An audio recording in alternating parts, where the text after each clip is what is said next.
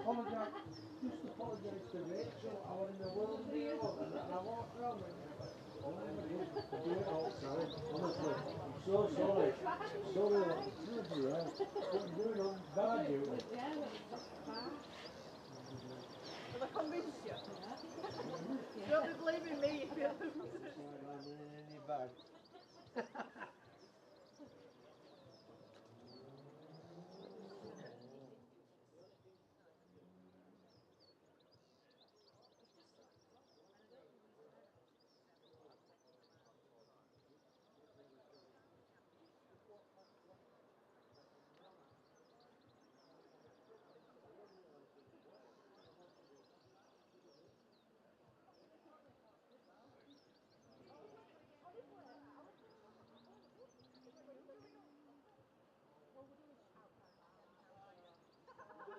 We'll be losing profit then later.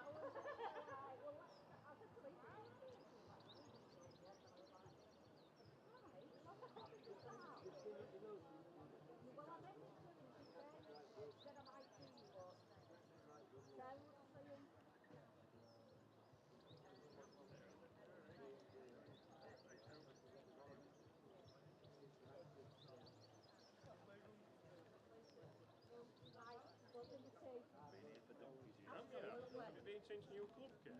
Maybe once. Right.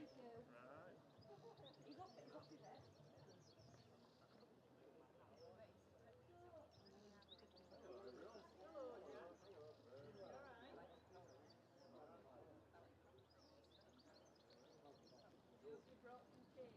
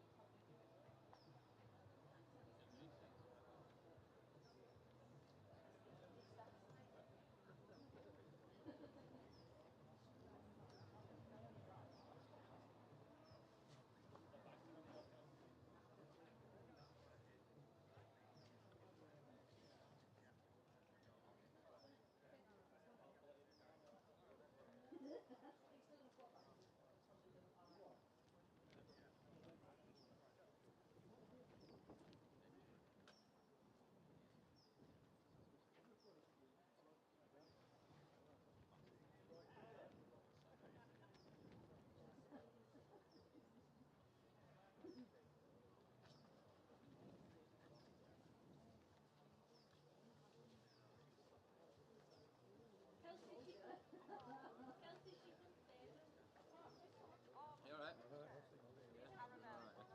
Keep it going, isn't it?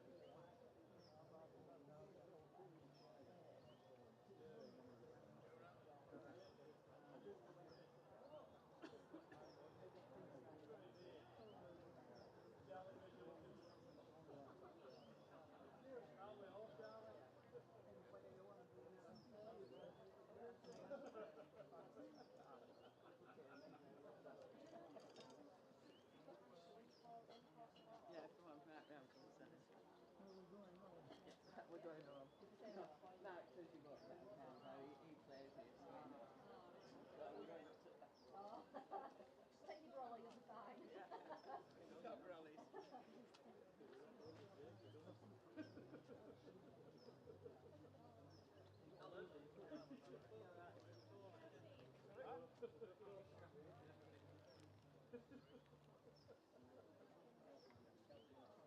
We have all players in the corner, please, for photograph.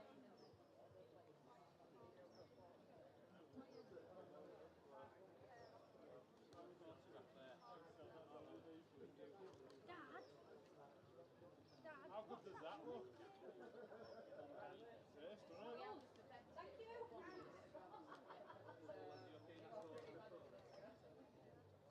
Sorry.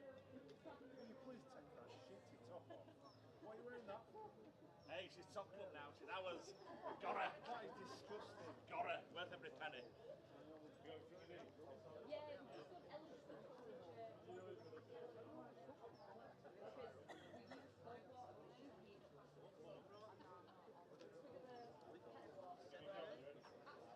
absolutely, yeah. Sound. I do.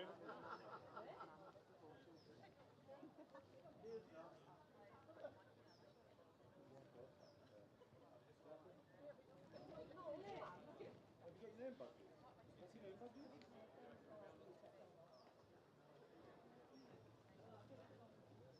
No.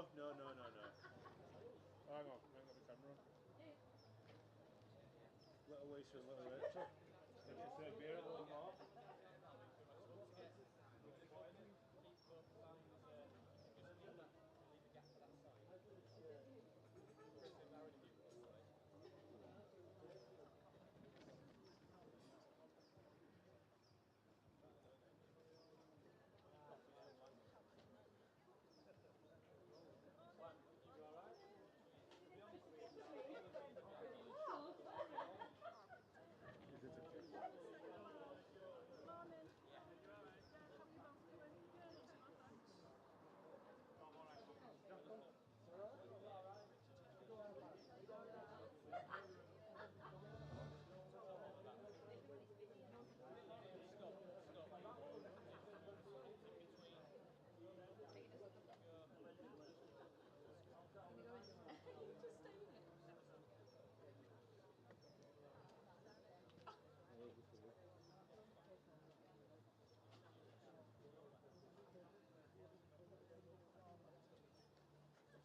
I got that's quite a good look. That literally just as I was like, that dropped it off.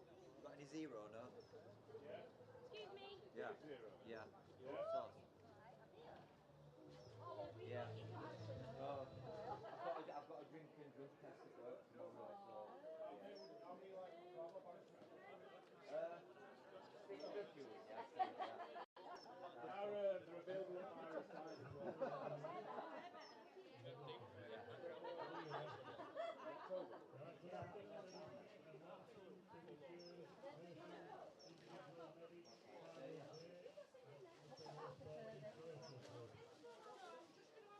Sponsored by Franklin Financial Management, Duncan Reeves from Phoenix Sport, Danny Ratcliffe from Ladders, Brown from Garden Service Facilities, this is the Host Club Football. The food and drink in the clubhouse. If you want to buy it, Duncan's pitched up down the side of the green, as we can see. We'll crack on now. And can we have all hosts, by the way, giving 3, 2, 1. So everyone who is a home bowler starting in the programme is off -3 for the first round. In the red So corner. can we have the first 2 players to the green, please? Charlie Ripley and Gareth Coates. Marcus to the ball.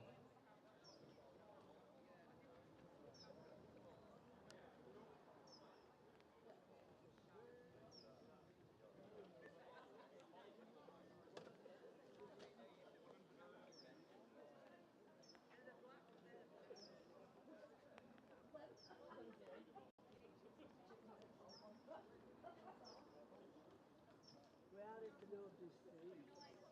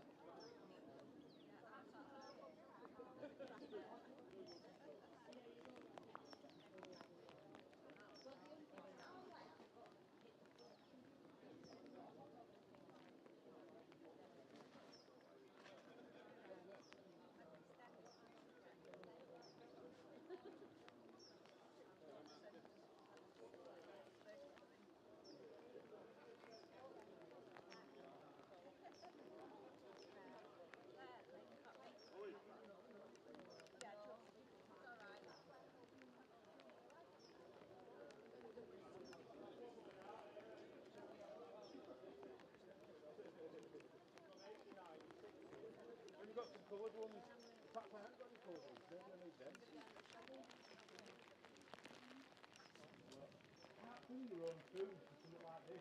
Buy some chips.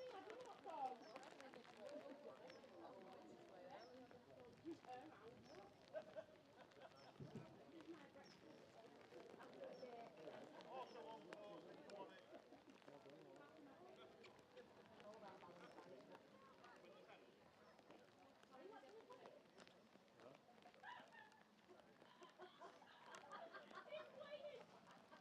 Don't keep listening to her, she's a contract.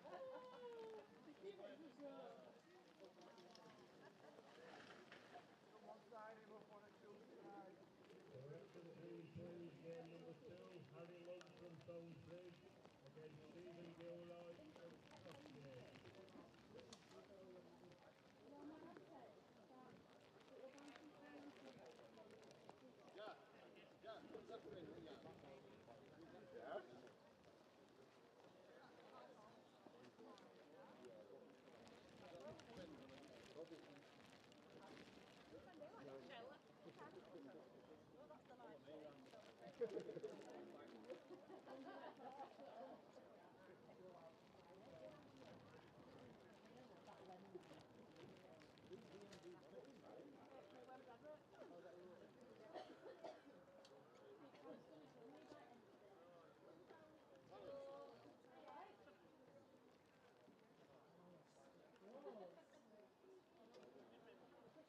Yes, what? Just talking to her.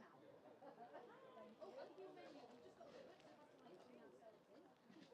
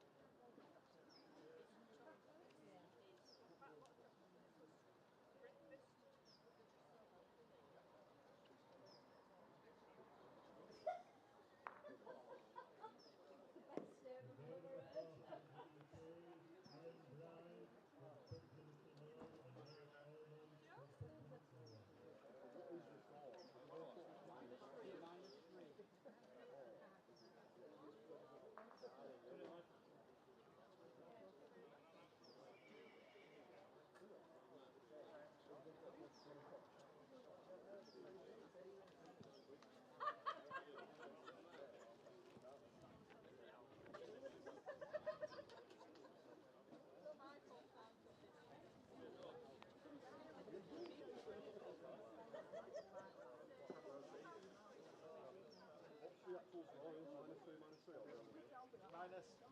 Is it? Yeah. Have you got minus from the scoreboard?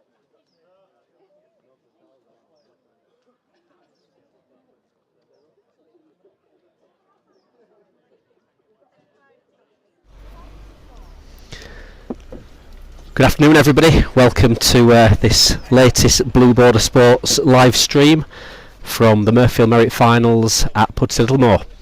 We've got 16 local players from across the West Yorkshire region, including a few homesters today in the competition.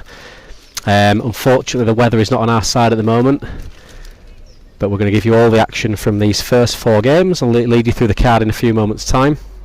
Today's competition in the Mirfield Merit is sponsored by Frankland Financial Management, Phoenix Sport, Radders Maintenance and Pudsey-Littlemore. So as always, we thank our sponsors for donating generously to our funds to keep these competitions up and running and giving us a great prize fund payout. Today we'll be paying out over £1,400, winner £400, runner up £250, so a good purse to play for on this slightly drizzly, damp day in Pudsey. You'll see as the action pans around the green that the green has greened up nicely over the last few days. It was playing here a couple of weeks ago. It was a bit patchy, a bit brown in places, but they've done a good job with trying to keep some grass on it, and it should allow for some really close bowling. You'll notice a couple of homesters in the field today. It's part of the Mirfield rules, so the final venue is selected at the start of the season, and homesters can still enter the competition. But should they qualify for the final 16, they play from -3 in the first round, -2 in the next round, and -1 in their third match. But lots of green knowledge on our green today at Littlemore from players, both obviously the homesters and those that are not members at Pudsey.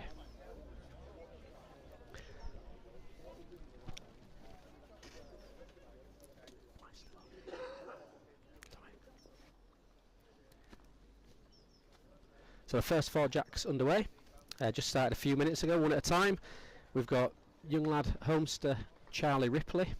A very tough opening match against one of Yorkshire's finest and probably most seasoned competition players at the moment, Gareth Coates. On the back of his maybe fortuitous last end at Brighouse to qualify on Friday night, make it to the final 16 there.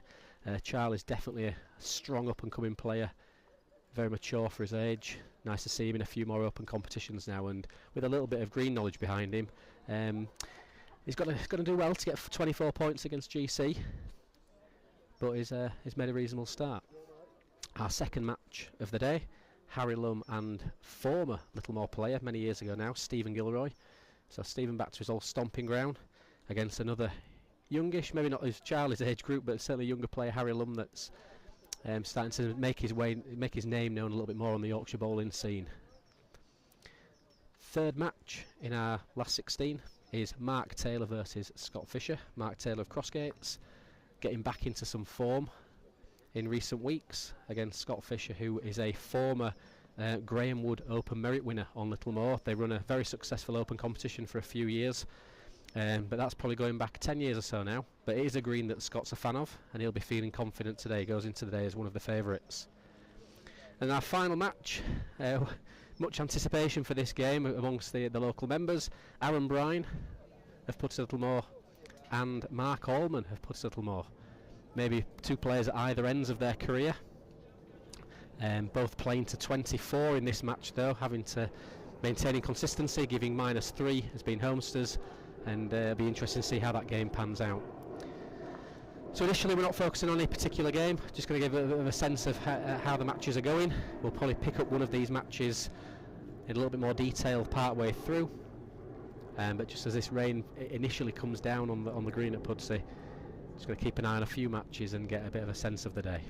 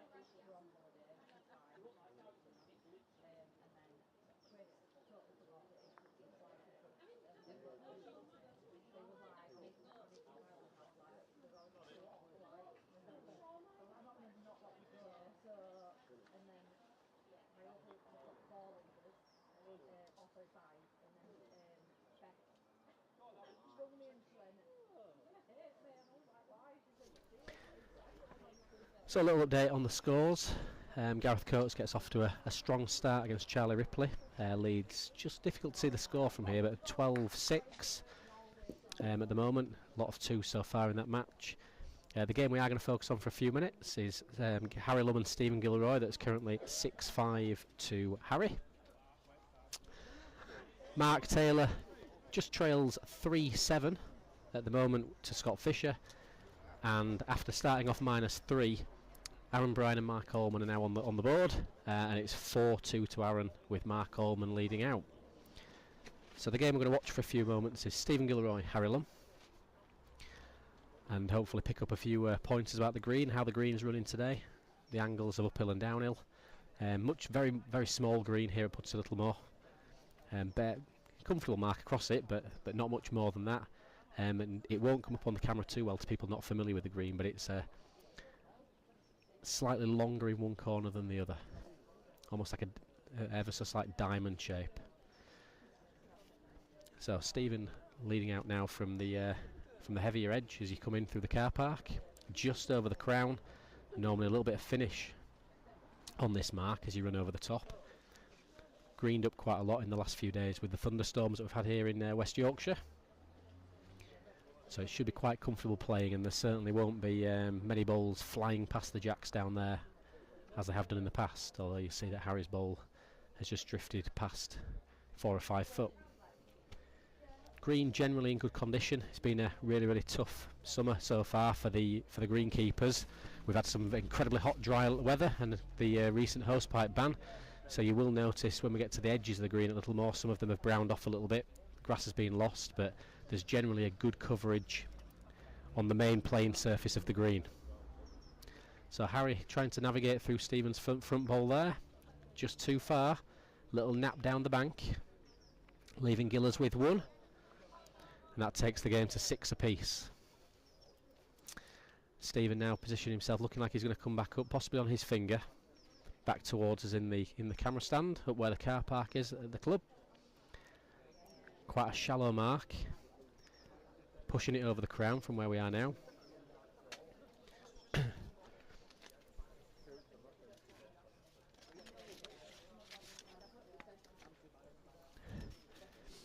And not a mark where you can get outside on.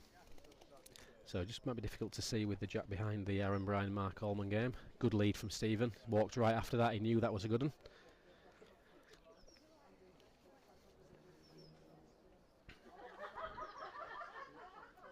I think Stephen was a comfortable favourite on the heat, and playing well again this year, done well in a few competitions, going to a few finals days.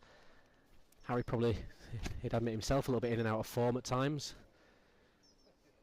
and won't really know this green compared to Stephen, who's come for lots of years as a homester many years ago, and in recent years just as a league player for Crossgates in a couple of leagues. Giller's line 2, preventing the strike. Harry turned over with his first, I think.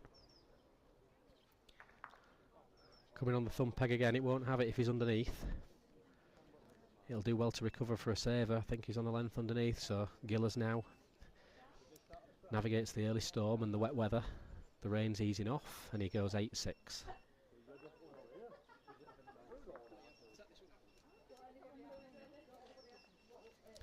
a great effort by Pudsey Littlemore. You'll notice as the camera pans around, we've got lots of gazebos and canopies up. We've got some outside caterers in, providing some wonderful street food. We've got a bottle bar. The green's immaculate. A lot of work's gone into the green over the last 18 months. And it's fantastic to see a crowd beginning to form. Hopefully the weather doesn't put people off this afternoon. There's lots of bowling on. Parks matches on. Final at Holdsworth in Manchester tonight, so we might not get too many people travelling too far for us, but hopefully supported by the locals. And I'll no doubt mention his name throughout the day. Adam Wyde has been a real driving force behind this competition. When we got in touch with him at the start of the year to host the Mirfield Merit, and he says yes, we'll make things happen, and a lot of the hard work in the recent days leading up to this have gone down to Adam Wyder, who's drifting into the club now with a big tub of street food. But we'll no doubt be having a chat with him later on as the afternoon progresses.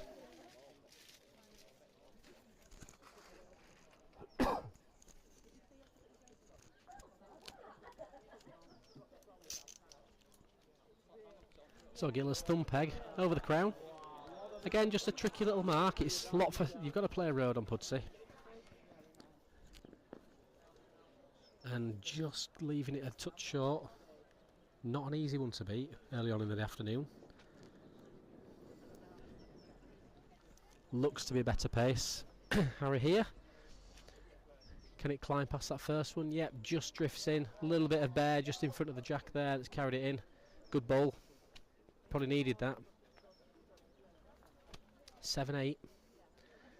What we'll notice this afternoon is probably a lot of players maybe having to have a good think about the jack positioning when they do get in, because it's easy to, particularly from the middle of green, or the middle of the long edges, as we look, which is the right hand middle and the left hand middle, you do become very restricted and very limited with where you can go with the jack. As soon as you're playing up and down the green, it opens up a little bit more. But when you're in the middle of one of the long edges, you end up getting drawn into one of the corners. It does mean that you can play quite repetitive marks throughout the afternoon. So there we go, jack up. Not a surprise again. A tight green.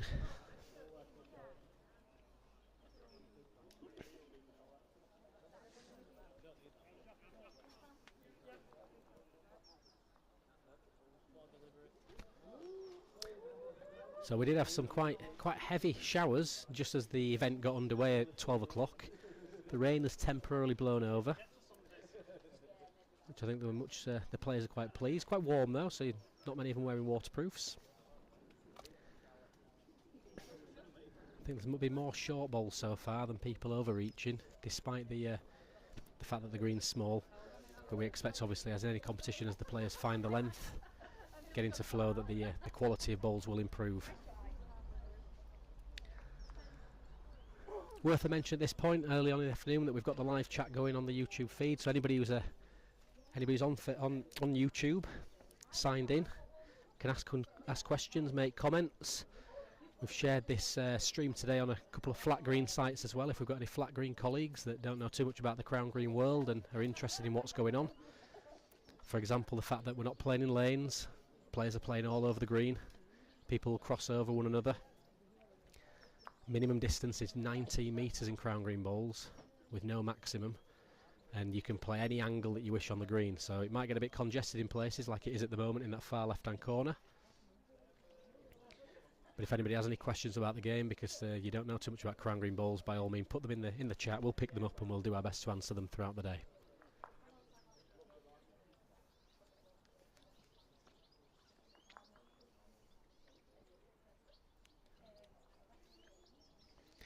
So Aaron Bryan goes 9-4 up with Mark Allman in the Battle of the Homesters. Harry Lumb brings it to 8 apiece. Same for Mark Taylor and Scott Fisher now, 8 apiece. It's a green that Mark Taylor will be fond of. He likes to play a short mark, little round pegs, little marks just drifting off the crown. And then at the moment, Gareth Coates has put himself in a very convincing position against the young player Charlie Ripley, one of our junior contingent in Yorkshire. Got a lot of time on his side. Tough opening game for him, despite being a homester. He's only relatively new to Littlemore. It's not a green that he's been brought up on. A very tough start against Gareth Coates.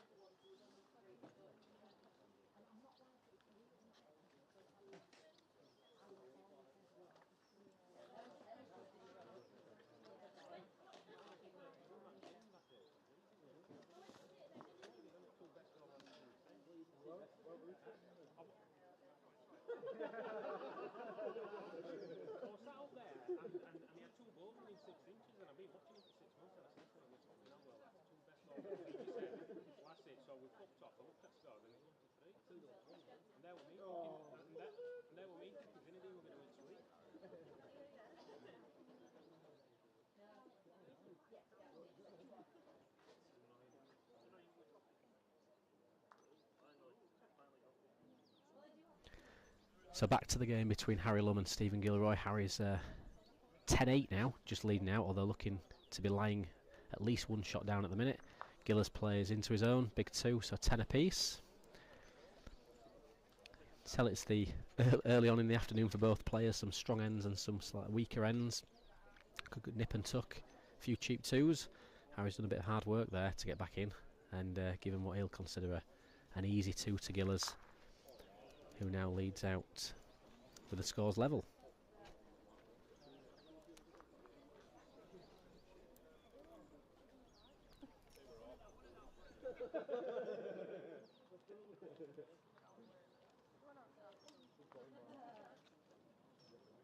Yeah, go on in, that's good. Yeah, go on.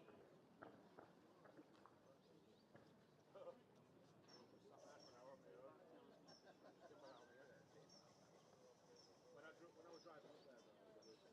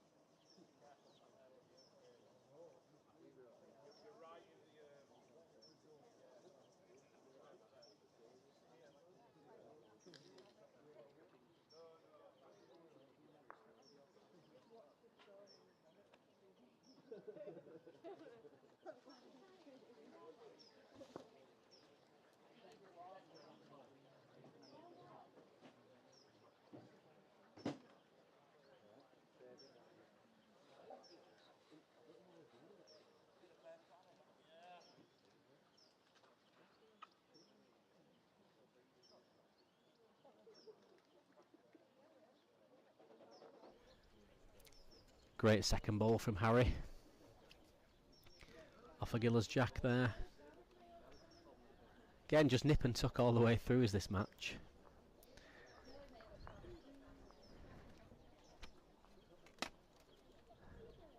Just inviting Nathan Dobson into the commentary box for a few moments, if he can find his way around. Have a little chat with Nathan, who's recently got his first cap for Yorkshire, home strong Littlemore. Won the Cowcliff Classic for the first time this year, so we'll have a little chat about Nathan's early thoughts on this afternoon. Gives a moment to get him set up.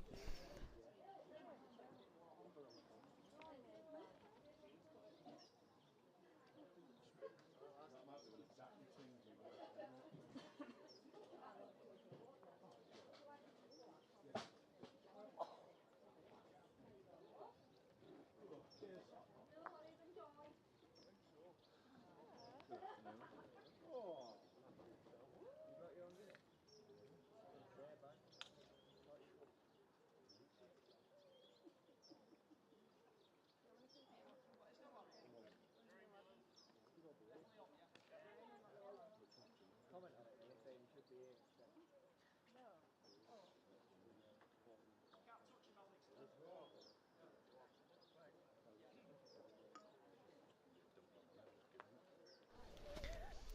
So we're all wired up again. Got Nathan with us for a little bit of a chat about the games again. Focusing at the minute on the Harry Lumb and Stephen Gilroy match. That's just both sharing each other's jack. Other than Nathan, you won't have played with Gillers in the same team. It's a bit before your time that Gillers was a member here. But what are your thoughts on looking at the final field this afternoon? You've got a few lads in a bit of interest. Yeah, obviously you've got Gillers who used to play, I think it is close games far, I think it's 11 across looking at the cards. Yep. Obviously you've got the two homes currently on at the moment, Ollers and Tuna. I think Tuna is quite a few in front, he's playing well. I don't think Mark's managed to fully get going yet, but just pulling up short into this corner a few times or nipping it round the corner. Yeah, he'd admit it himself, wouldn't he, Mark? He's been a bit in and out this year. He's just struggling with a little bit of rhythm, and I think he knows himself where he's, where his games that he has been struggling this year. I think he'll tell everyone that, but I think he's trying to fire himself up a bit, but it's just not working for him at the moment so far. I think obviously for myself, you've got Mark Armitage and Stuart King's game. I think the winner of that takes the full lot really. Obviously both ex-homesters. Mark will love it when it's like this, he don't like it too fast. But obviously you can never write off Kingy, obviously next to Ormsor, and just a class act all round. Yeah, that's the game that we'll be focusing on in the second set of Jacks. That'll be starting in probably a few minutes, looking at a couple of these scores. But Mark's got to start off -3. Yeah. So he's got to get 24, and Stuart is probably playing as well as anybody at the moment across the Yorkshire area. Yeah, certainly. Obviously we've got, like I say, Mark Armitage will love it when the green's lights. He don't like it too fast. This is perfect conditions for Mark, really. But like I say, Stuart, the class act he is, obviously Mark's got to score 3 more chalks, which doesn't sound a lot, but it's big overall. So yeah, for me that takes all. Well, I think that's how the bookmaker today, Duncan's, priced it up. I think he had Gareth Coates and Scott Fisher as looking his favourites for the semi-final in the top half, and then I think he did have Stuart King just slight favourite over Mark. Probably that giving him 3. It is big, even as a homester. Kingy does know this green, doesn't he? He used to play here years ago himself. Kind of brought up on here as a young man. Yeah, I think, well, from the first half, I mean, the outside of, well, I won't say outside, but Scott Fisher's a fair price. Obviously, you've got Gareth Coates, obviously another class act going around, but I think Scott Fisher, I believe he's 4-1 today, is a fair price all round. Yeah. Plays his green well when he comes here in the Mirfield. We mentioned that he'd won the Graham Wood Trophy when it used to be an open competition. I know you run that as an internal competition at the minute, but there was I think it was 4 or 5 years that it was run as an open comp. Yeah. And Scott was one of the early winners of that. Yeah, I think last couple of years, Paul Jakes. Yeah. Paul Jakes. Oh, Jakes. Well, Jakes, he takes some shifting on. It takes some shifting on the screen as Paul Jakes. Very good player on here, Paul Jakes. Absolutely, yeah. Coates has just finished his game. Come off. Yeah, he'll be disappointing, will Charlie. I mean, probably with the weather against him a little bit. It's a very tough opening game. And again, Charlie's not. Although he says a homester, he's not a true homester, is he? I think he plays here, once or twice every month or so. Yeah. On top of that, you've got to give Gareth Coates free start. Absolutely. Which yeah. Doesn't help the cause, but. No, it's like I say for Charlie, obviously just coming out of juniors, it's an experience for him. Yeah, it's really good to see because he is on the up, isn't he? He's getting better, and I generally, when I've seen him, really like his mindset, his personality. What he wants to win, but he's not kind of throwing the balls around, kicking things in, striking at everything. He's quite controlled, isn't he, in his manner. Charlie just takes every game as it comes. When he's got his on, he's an hard person to beat with his daft swing. Yeah. His big right hand swoop. Obviously with Coatsy as well, having that left hand, are a big difference. But obviously I think Coatsy, with the calibre of player he is, he's probably just used more experience. But there's not to say Charlie in a few years' time, once he's got more game time under his belt, can't do the same sort of thing. And I think for Charlie, what he's going to have to do, and I know that Josh Brown has done this. I know Jack Dyson has done this. And I think back to Paul Sigsworth, that Paul will be before your time, had the ability to really use the delivery on his own jack, but then straighten up somewhat when you're playing against the jack. Yeah. If you're not leading out, you've got to. I mean, it's maybe different when you're playing on a green with a bit of knowledge, but you have to be able to get on somebody else's road, and that's maybe what the game that Charlie will have to learn. Oh, of course. In the next few years. I played obviously Jack Dyson quite a few times. Yeah, I don't think I've ever beat him, but I played in the Super Bowl quite a fair way up against Jack, and then once he's got in his used his delivery against me over a spine on Howleywood, and game over. Came right back and just picked me at the end. But no, I think if you've got someone that knows how to use the delivery properly, it's such a massive advantage to your personal game. Well, you mentioned Jack Dyson, and give him a little shout out. We won't see him at the minute. He's currently inside with a scorecard and a microphone. He's helping out. He's one of the members of the Mirfield Executive Committee, volunteering today to get the games on the green. There's another one of our recent executive members, Andy Mitchell, stood just behind Harry Lumb in the corner. Good to see Andy in better health after some recent troubles. But yeah, good support today from Littlemore. Your club are doing themselves proud, Nathan. Yeah, we've 90% of it, and is down to Adam Wider himself. To be honest, he's organised a hell of a lot for the club, and he's just chucked himself into it. He's enjoyed what he's done. Even getting all the sponsors on the boards at the bottom, he's obtained every single one of them. Setting up the gazebos, organising the food, the parking, he's done the full lot. So it won't be a day like today without Adam and what he's been doing really. No, it's been fantastic. I know people might not necessarily know my role as being involved with the Mirfield as the league and competition secretary, but it's far more helpful for me when clubs are actively promoting it and being involved themselves. I've had to do very little down here today in terms of getting everything set up. Adam's organised the food, the the canopies, the gazebos. He's got everybody involved at the club, and it's a credit to him and to Littlemore. And hopefully the sun will kind of shine, maybe not shine, but as long as it stays dry, that's what we'll be hoping for this afternoon. Yeah, I was speaking to Adam yesterday about obviously what has been done, and he's, like I say, he's chucked himself in the deep end. He enjoys what he's doing. He's put on a phenomenal effort all round, and it's paid off. Obviously, the gazebo's going up. The shelter just in case the rain comes. Yep. in. It's not come as of yet when it was forecast, but like I say, just in case it does rain, it is there to help. And like I say, I think without Adam, it wouldn't be like this. Yeah. He certainly played a massive part in doing a big event for the club. I think a fair few years ago we did have a Yorkshire game on here, but like I say, since then I don't think we've had anything like this. And maybe going forward we might see a few more. And we are. It's a league merit final. It's not an open competition. It's £7 entry. And we've got a big prize fund thanks to some wonderful sponsors, particularly this year Franklin Financial Management putting a few £100s in. Radders Maintenance, we'll see Danny Radcliffe on the green in a few minutes. Duncan puts in every year for the betting side of things, Phoenix Sport, and obviously a little more chipping in, which is fantastic. But just for those people that aren't familiar, the Mirfield League is a league in West Yorkshire, played a little bit beyond that now. And we still think it's one of the best leagues in the country. Obviously we're biased and say it will be the best league, but a lot of people do travel into it from outside to play. But it's really highly competitive, but the merit is up there as a prestigious competition for maybe the more local bowlers. But it's not something maybe a lot of people have heard of other than hearing of the Mirfield League. Yeah, I think definitely the Mirfield League is one that everybody wants to play. Top flight of it, seen as the pinnacle around here, and probably is maybe from other counties people do travel far and wide to play in the league, just to play at really high standard level.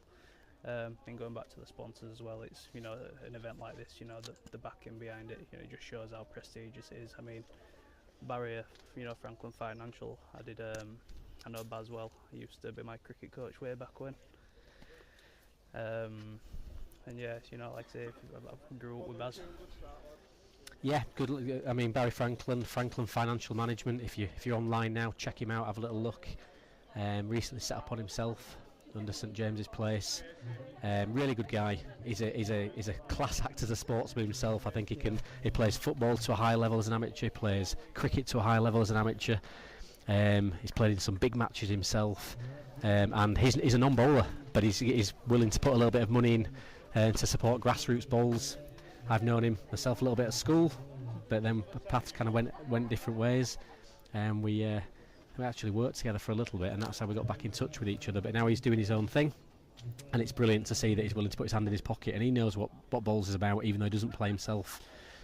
Yeah, well, like I said, I think last year we were up at Golka. I did go on the green after with Bazzy. He's willing to give anything a try. Just a really nice bloke all around. Like I say, I grew up for a fair few years, just playing cricket around Bazzy always, the coach, and like I say, I just know every sport he takes is usually half decent at. Obviously with the amateur football, it won't surprise me if one day he does take up the ball side of things.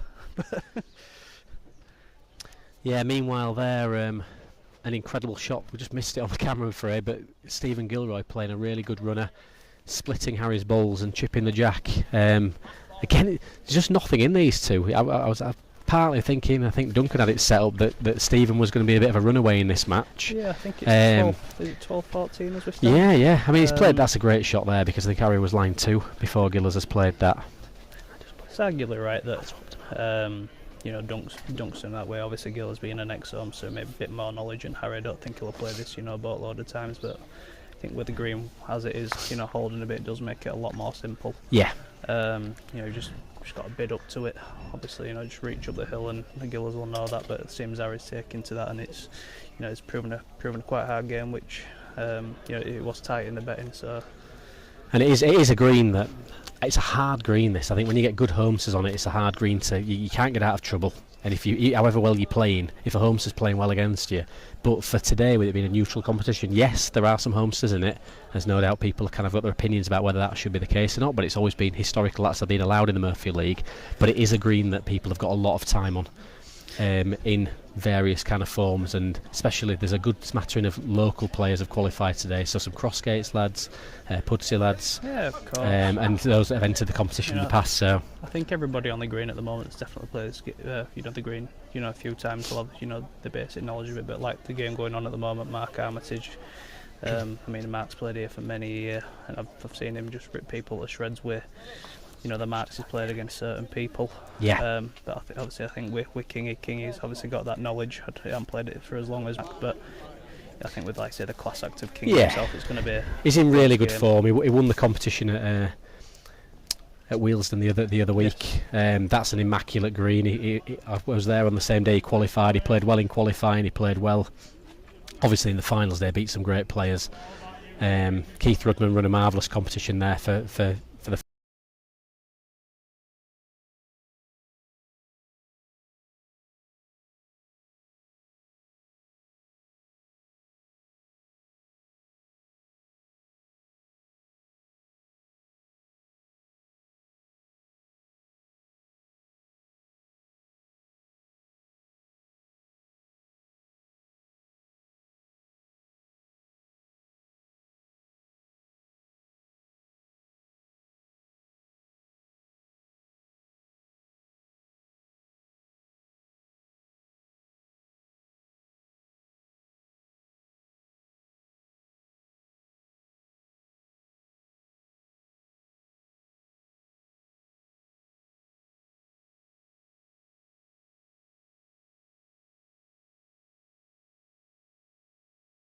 He's leaving. I mean, if it's two to mark the first end, we're very much straight into that.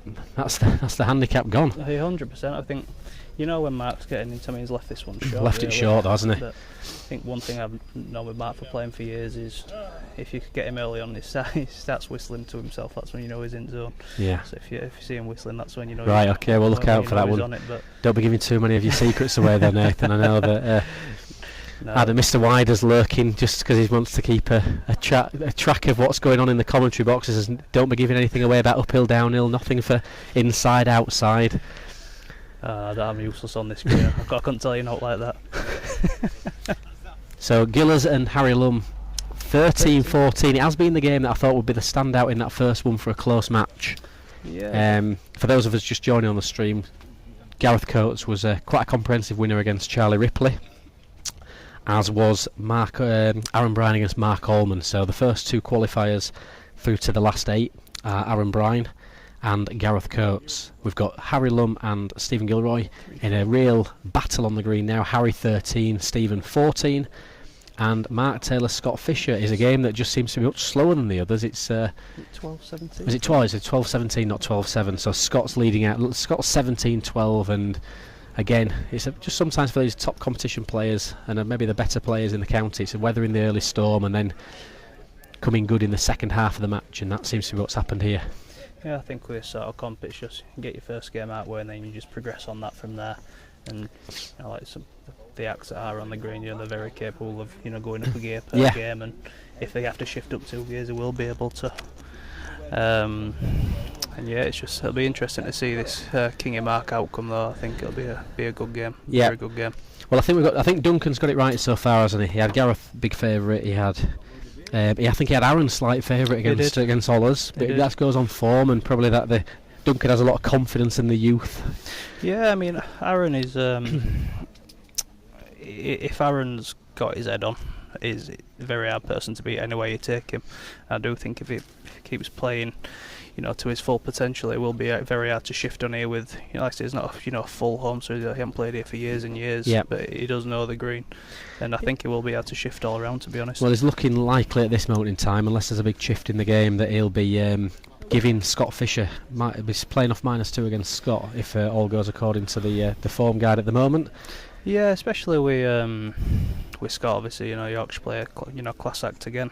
But again, we tune a bit more home knowledge. Like I say, I do know that Scott plays his screen well when it comes, but again, if Tuna gets out with traps early and plays how we can, I think that'll be a closer game than some people might think, really. Yeah. So Stuart with an excellent lead in as probably the longest. It's not the longest mark you can get on here. I think the longest mark is going up into that far left hand corner as we look at the green. But this is a long mark. It's, definitely. It's like I say, on the thumb. I mean, you cannot get big because it won't do it. But yeah, he's giving it. I think he's outside here. Might just be canning into that front one. Yeah, just catching that front ball. Yeah. So Kingy gets getting a couple of points there, and I think Mark scored at the first end. It'll say 0 on the scoreboard, but that is on -2. So it's 2 minus 2 minus 2. Kingy's 2, so it's 4 points in front. 2 minus 2 as it stands. And Harry Lumb in the other game that we've started on, and we don't want to kind of dip between the matches too much for those of you tracking on your screens at home. So we do want to focus on the Stuart King Mark Armitage game. However, we've got 14 apiece with Stephen Gilroy and Harry Lumb. Giller's currently on.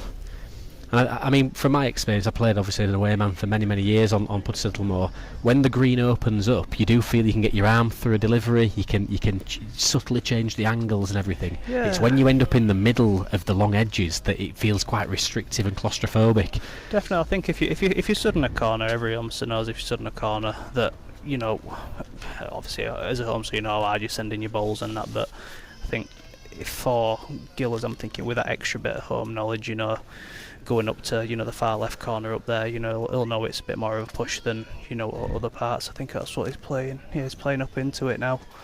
Like I say, it's just a reach. It's just a big reach and mark. You've got to be on a road. You know, you cannot get underneath really. Like I say, just left it a tad short now. So very easily done. So our cameras are on Stuart King trying to beat this side nodder that he nearly has done. What a marvellous ball that is from Stuart King.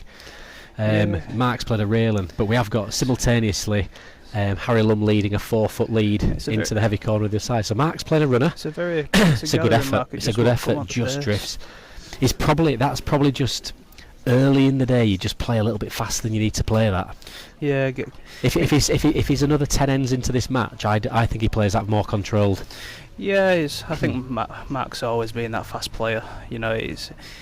Later, like I say, though, later stages in the game, it might take that extra second. Yeah, I'm thinking more about the pace he's played the shot. All right, okay. You know, just like he's feeling for a length. He doesn't want to be short. He's played a bit of a big attack there. I think if he's playing 10 ends, like he says, further into this match, he's found his length a bit more. I think that might be more a control weight, and he looks to just move things around. Yeah, the way it was set, obviously, he could use his own or used, you know, King's ball, just play for a spring. There'd have been multiple connections. Obviously, not knowing which way it would come out. Yeah. But he's left some room here though, Stuart, coming up to the car park corner. He's got a 4-foot lead at the side arm. He's played a decent ball.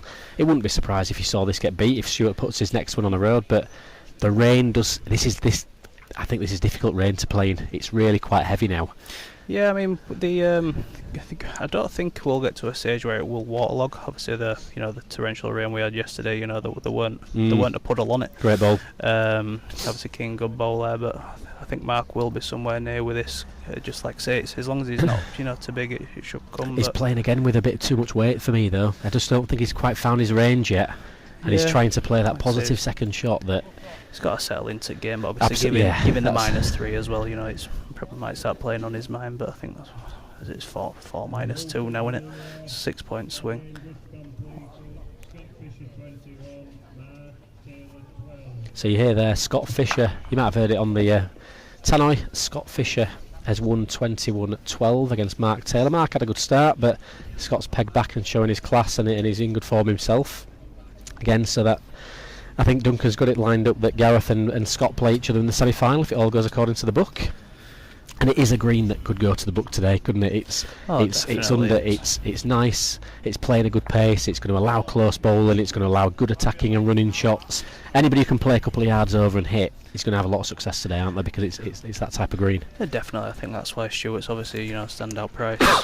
You know, very good at, you know, playing that yard over, or, you know, bringing out the full amateur, you know, absolutely destroy the end with the home knowledge, you know, and his, you know, firing abilities. He'll be able to pull himself out of situations he probably won't want to be in. Yeah, definitely. And it probably levels it a bit with the drizzle in the air as well.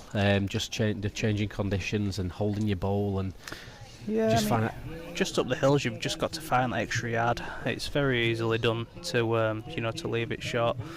Like I say, going up to the, you know, the far left corners, so easy to leave it short. It's a great effort by Mark into what was traditionally the fast corner. I think it'll just nip out, might have just fallen out for me. Yeah. Just and I think Stewart's played a sensible second ball there, just almost leaving it, if he's played them that way round. Didn't see actually which way round they played them, but leaving one short, not building a target. Mark's played a good second look ball, really. You do rely on a little bit of luck down there, don't you, at times? Yeah, I think the way it is, obviously, the bigger you get, the straighter it gets. If you are on the, if you're on the tighter side, it will hold for a while. So a couple of weeks ago, they weren't staying down there, though, I bet. No, it's like I say, it's traditionally is the fastest corner, but like I say, with some work sort of we've had done on the green has changed a bit. But like I say, it's still fast down there with the with the weather we've had. It has been hard to keep them on. I think Max turned over first bowl. He's just going to stay big. Yeah, but it's a good for. It's a great lead. It's a great lead. He's got a good second. Stewart's on. He probably knows. Just taking a moment to think what he's going to do with his second one. Yeah, I think it's a good ball from Mark. Really, turning over early on, just finding out his range. You've just got to play for one here, and hope you don't set up a set of cricket wickets. This could be a useful ball, even if it doesn't make one.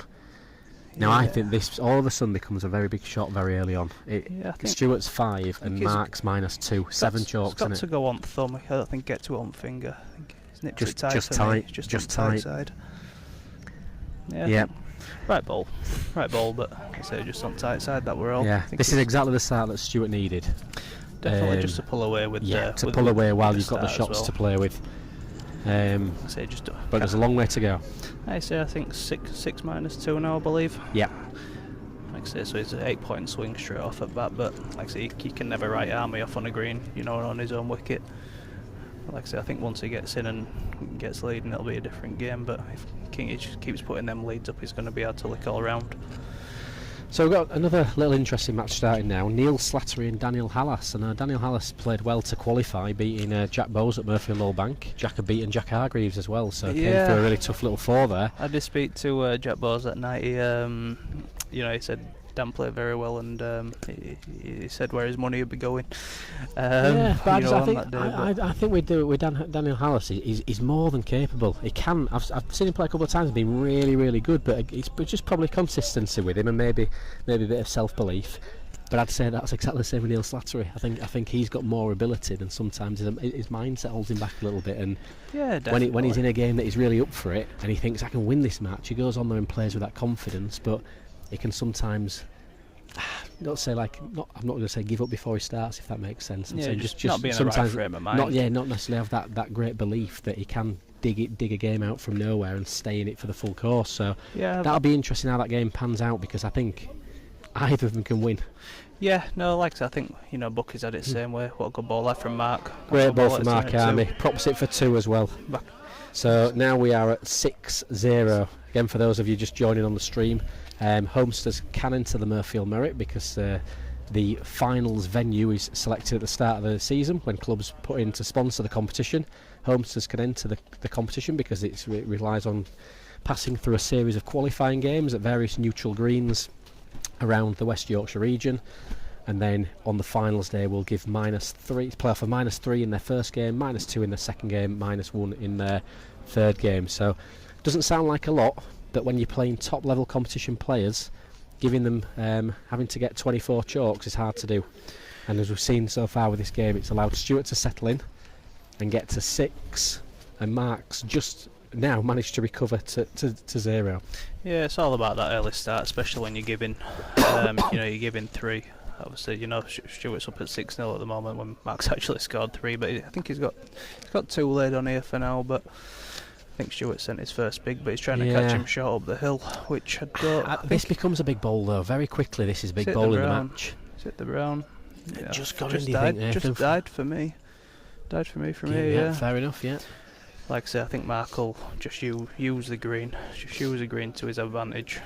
But like I say, I think it's hard to call really because King knows the green as well. So, but no, I think when Mark gets going, it'll be a lot closer. Even of the deficit, I think he's got onto the scorecard now. So I think it's how soon you're trying to protect your lead as well. Because when you've scored 6, you've still got to get 15, and you can't be worried about defending that lead. You've got to be thinking about getting the chalks. And I know King is a winner. He's just going to play to win. He's not trying to kind of conserve energy and that type of thing. But he just won't want Mark to catch him up too soon. But maybe that could be a good thing in many ways. Get to 6 apiece and scratch. Definitely. Stephen Gilroy is currently 18-15 up with Harry Lumb now, and he's got a good back bowl here, couple of inch behind the jack. They've played up. This is again the long edge. The cameras probably make it a little bit deceptive here, but the green is longer from where we see the club in front of us towards where we are positioned for the cameras. Yeah, from where they're coming, I think it's not a mark you can get, big on it. To be near, you've got to set it on a road. Like for me, this'll stick big for me. But I think he's anything. I mean, he's nearly gone for one here, hasn't he? But anything at the back was useful. Yeah, obviously, I think has his shot. He's got to play in it with his own, hasn't he? But he can't be too fast. Yeah. He can't be too fast at this stage of the game. Say 18-15, it's a big shot, really. Yes, at 18-15 down, you have to make something happen. Do you gamble? Do you just biff your own?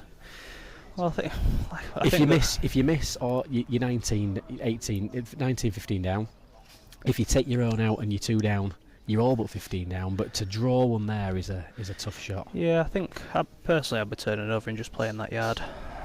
I think he has played. I don't think this can do anything. No, it's to back. Won't come at pace there. I think that was very much a shot of not too sure. Yeah. Didn't want to be short. Didn't want to do any damage. But I think the ball is, turning over, playing a yard onto your rope, or a yard onto your own, just any connection. Of the best, and like say you won't want to leave it short and concede. You just got to be up to the end, which you were, but just a tad too big. I think unless I was still on the mat and felt I could play an absolute dead end there, I'd be tempted to maybe strike at that. And I know that would have been a gamble, but you're trying to just maybe kill the end, hit your own, kill the end. That's the way. I think the way it was obviously Harry's ball were, maybe 6 inch short at the end. If you've got it wrong, there's no connection. If you're a bit closer, I'd have been tempted for the the full hammer. Good lead by Gillers there. Mark Armitage scores again, so now that game's 2-6 with Mark leading out on I think what's an awkward little mark. Straight peg, you kind of got to stay on the road, up and over the middle, easy to nap you short, easy to get underneath. Definitely, so I've seen Mark play this a hell of a lot of times, mainly against the left-handers. Against the left-handers. That is a good ball though. Yeah, so like I say, it's very hard to be. Especially first ball there, he's got to bid up now, with a yard short ball. He don't want to, concede anymore from where he's at the moment. It's just underneath. It's so hard to get a road. So hard to get a road. Well, you'd fancy Stuart to pair it from where his first one landed. It's not an easy ball to, to pair up, but I think. Because I think this is what Mark wanted Stuart doing with his first. Gone over the other side. It's dribbled out for me, but it's close. Yeah, it's just not an easy mark to play around, but again, Mark knows these sort of pinching marks, but like I say, Stuart's just dropped on one there, so he's got himself back onto the scoreboard within a couple of ends, and I'll be hoping this is one, dependent on what Stuart says. Measures in the Harry Lumb Stephen Gilroy game. Harry Sarah is currently playing probably a close friend in Christian Walden. Don't play at the same club, but from that side of Leeds, but east side of Leeds, and both know each other really, really well. Harry seems to have had a bit of the jack to start with. It's not. I can see that somebody's on 6. I don't know if you can see the other score, Nathan. It's just this nearest card. 6. Whatever see it from here. No, I can't quite see. Gazebo in one. Yeah.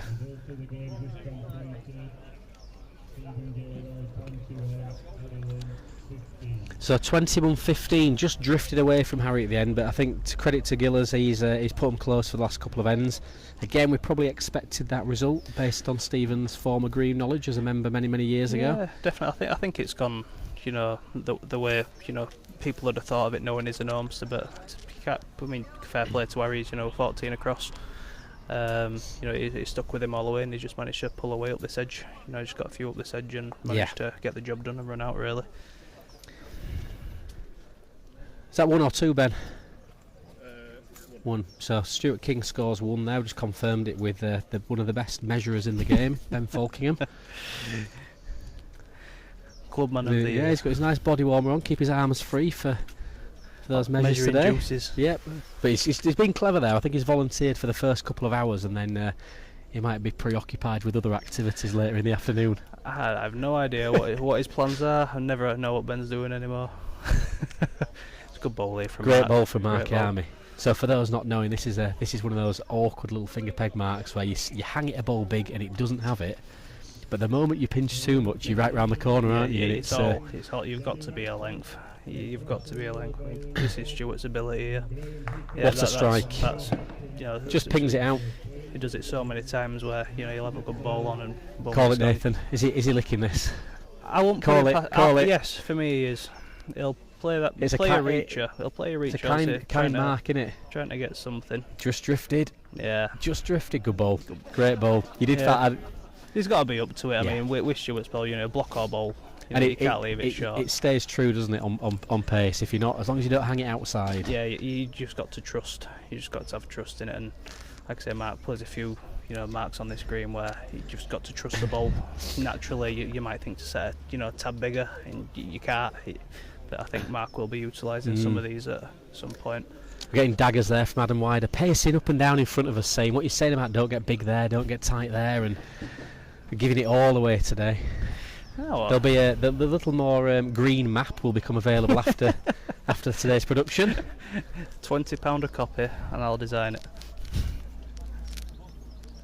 Yeah, Mark's go. You see, this it's not something that you usually see, but I think Mark's just got to try something different for where he is at the moment, and try get back. Try get a few points back. I mean, he's only 3-7 at the moment. He's got a good lead on. I think King is near with this. It might slutter back. It's just pulled up. Yeah, getting another hard ball to beat, but say if Mark gets going and he's on his way, then I think it will be a lot closer game. Yeah, so I mean, it might look on the camera that some of these browner patches, if you like, show the green in poor condition. It's not as bad as it might look from there. Really, it's just where they've just burnt off a little bit in the dry weather, isn't it? On the steep edges. Yeah, it's not bumpy as such.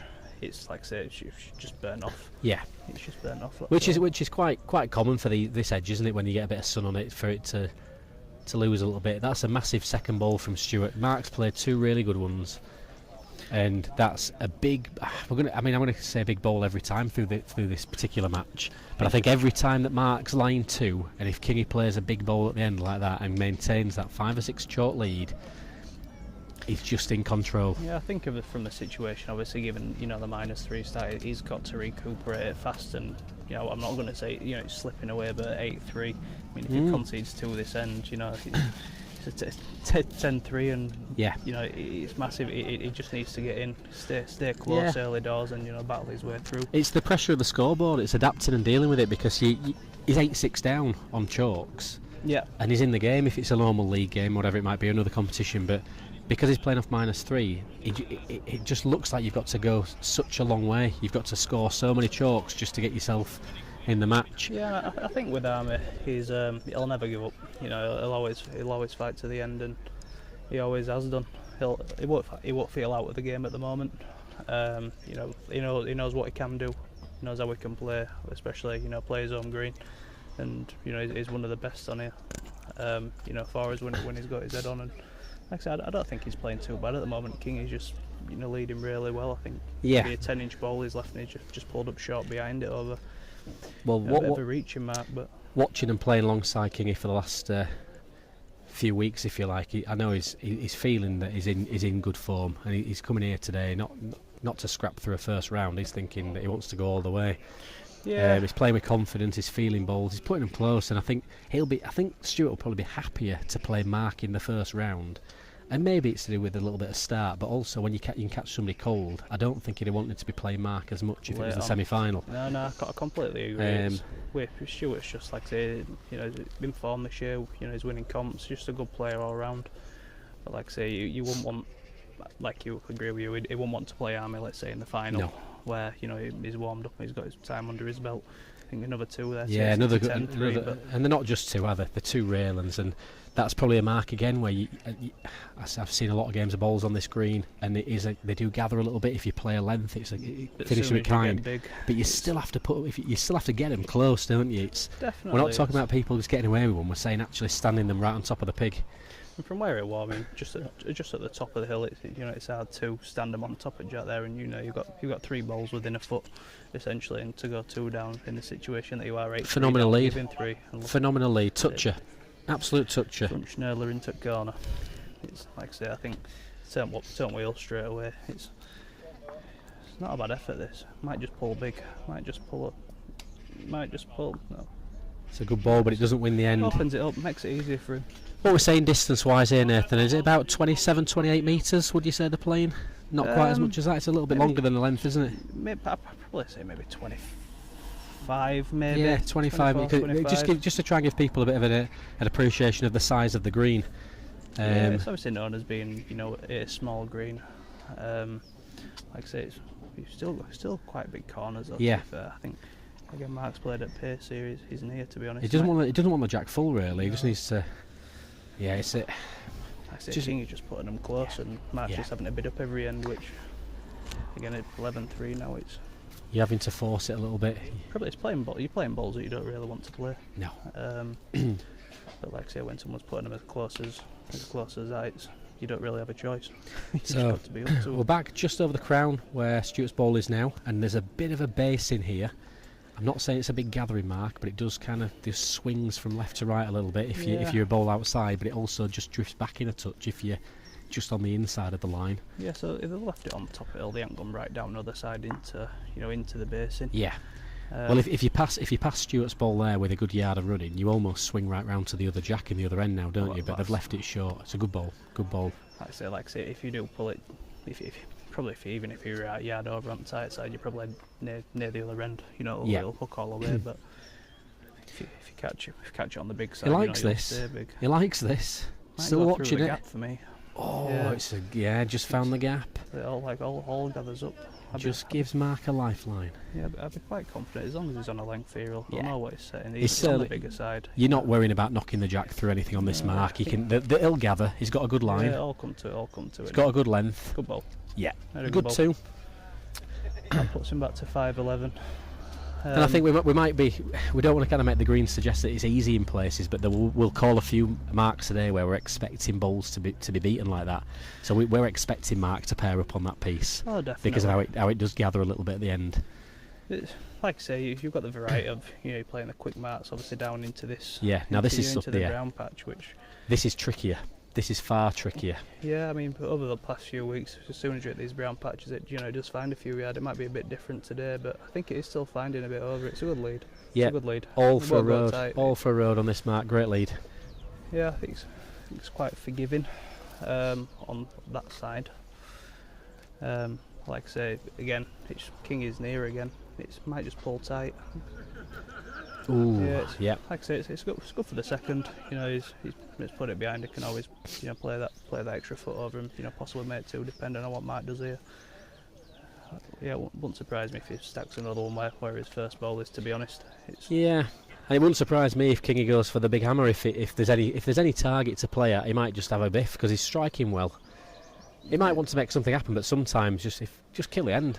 I think when King is playing with confidence, once he's striking, he rarely misses.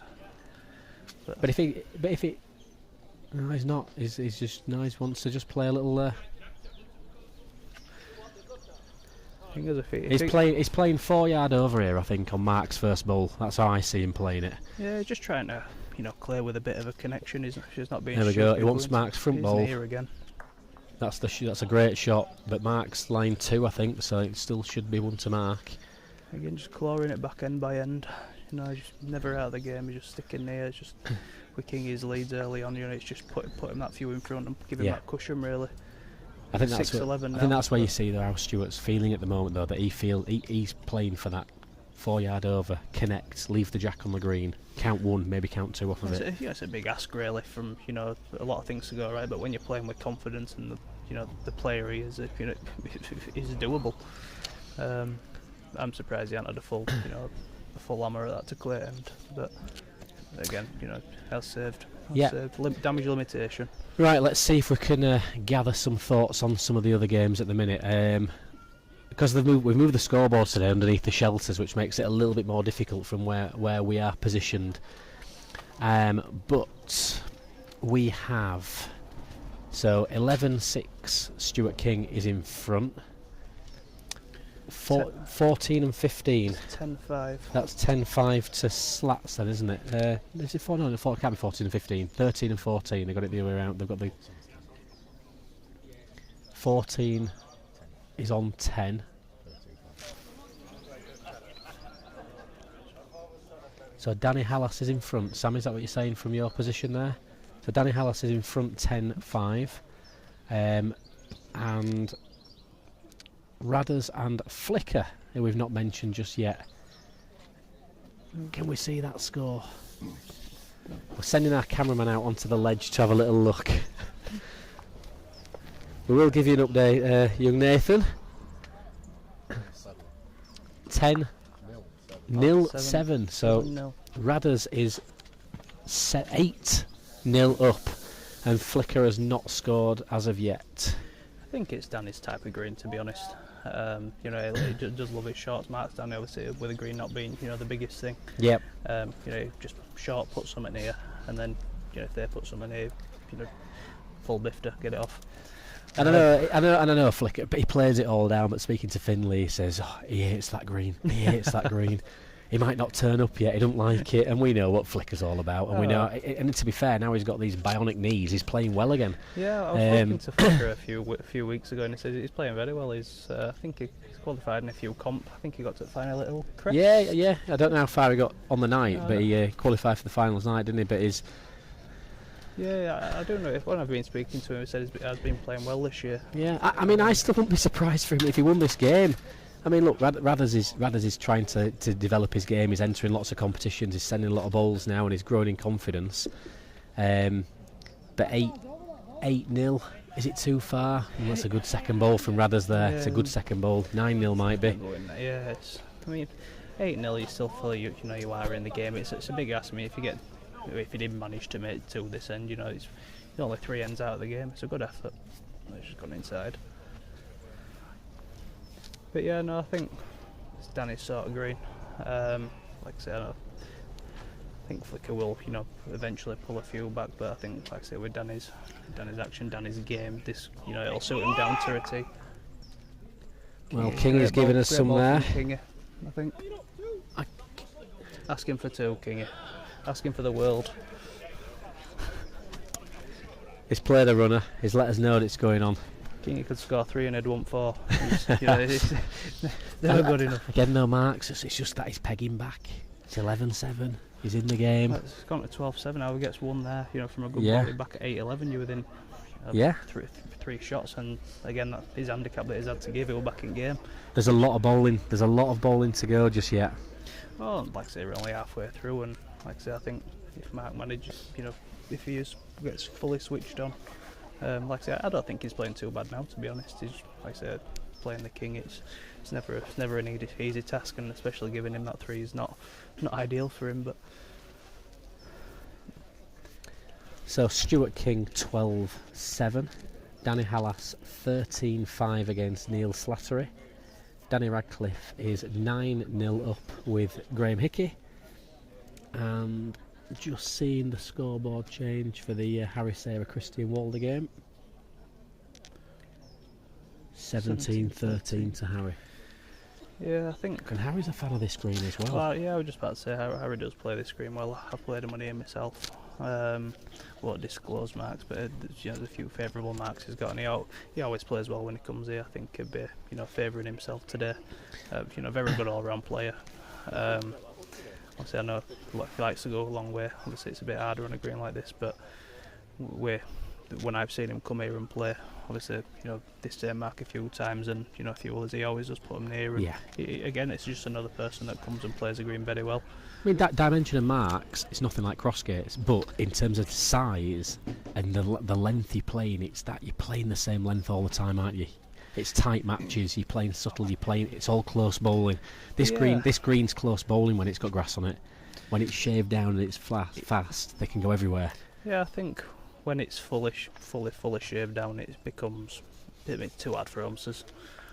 You know, to be honest with you, you do need a bit of grass in it to, you know, be near playing. I think we played a Bradford game on here about five years ago, and I think after about an hour my game we're about 12 across. It's just, you know, you can't keep them on, but when it's holding a bit like this, you know, it is near playing. Like I say, I mean, Slats' end, you know, up there, it's just 4 balls within 18 inch. Well, all the Flicker fans out there, and the many people watching, he has scored now 2-9, but it looks like Radders might have got the first one in at this next end, so That was a very short interval from Graham rather than it being a resurgence. Where it's I'd like to think it made two. Yeah, dribbling for another one, I think. Yeah, so that goes maybe. Meanwhile, Kingy and Mark are having probably the worst end they've had so far. Off the lead, Kingy men's with improving by 3 feet. Yeah, I think Mark's obviously got to play a save here. I mean, he's got a yard of room to save. I see him winning the end here. Yeah, he's playing a runner. He's playing a reach.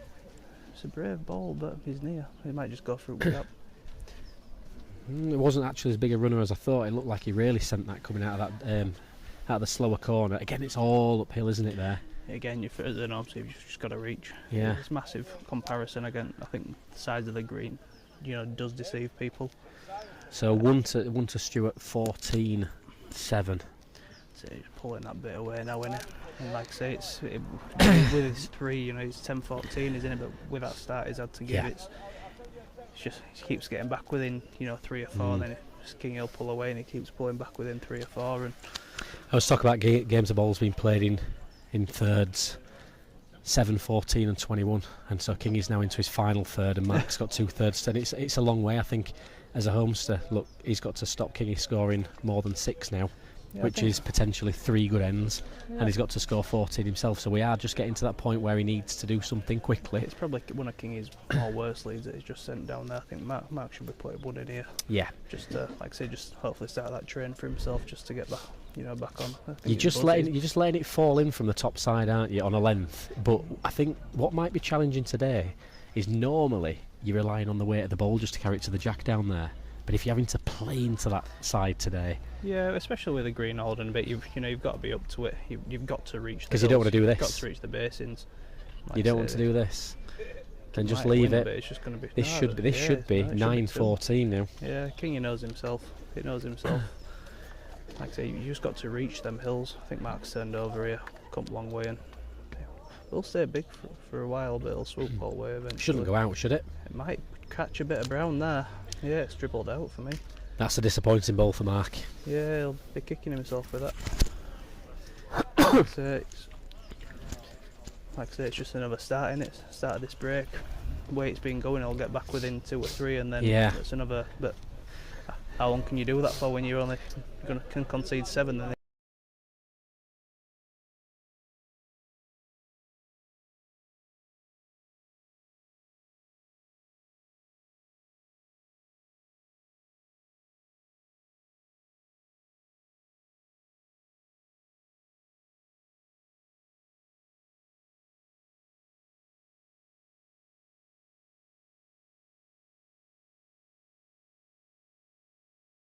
strong enough lead, is it? We've just got to reach up to this side. Obviously, it's skating the top of the brown, but we're hoping to catch him short. But I think he's caught himself short. You can easily push him out here. He might get to. It's going to be a good length. It'll come our way. Good ball. It's, like I say, very beatable.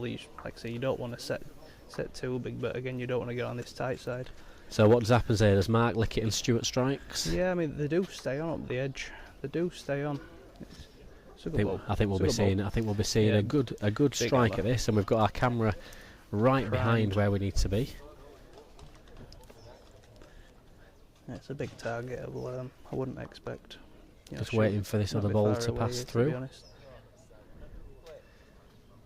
Just looks top side for me. Just misses it over the top, and it's another lifeline for Mark. 9-14. Mark just saying where to go, where to play him. So I think with him playing the next home series, just thinking where can he catch him out. Yeah. Where if it was someone that don't know green as much, he'll know exactly what he's doing. It's probably an element of now though, just like don't worry about catching him out, just put him close. Yeah, I think try and just stand a couple on the jack if you can, even if it is into the basin and it's playing against what you'd normally do. Just think, right, I need to just stand one on the jack, and if he knocks it off, he knocks it off. I think in the stage of the game now, you getting later on with Mark's situation, you just got to put him near. Like I say, just put him near and just hope for the best. Because King is not on a finish yet. He's still a long way off. So 7 chalks to get, and if he's looking at touches and never having to strike, I mean, Mark's played a really good lead, and he, like it says, just put one close, just bowl one close. Yeah, I mean, where he's playing, it's again another favourable mark. King should be close here. It will fall back, but Don't think he's there. Just not reached up. Just to not, it. just not sent it. I think Mark here wants something counting, but just in front. He definitely needs to make another. I won't be bothered about putting back balls in a row like that. He just needs to make one note for best, which he has done for me. It's a good ball. It's made a bit of a target. To be fair, Kingy could count from this. If he gets front ball and then wicks onto the side ball, I won't be surprised. Yeah, I won't be surprised if Kingy hits this. He could. Probably, I think he's just gonna biff at these. Yeah, I think he'll play it big armour, but there's a chance he'll count rather than kill, and it's just how it all lands.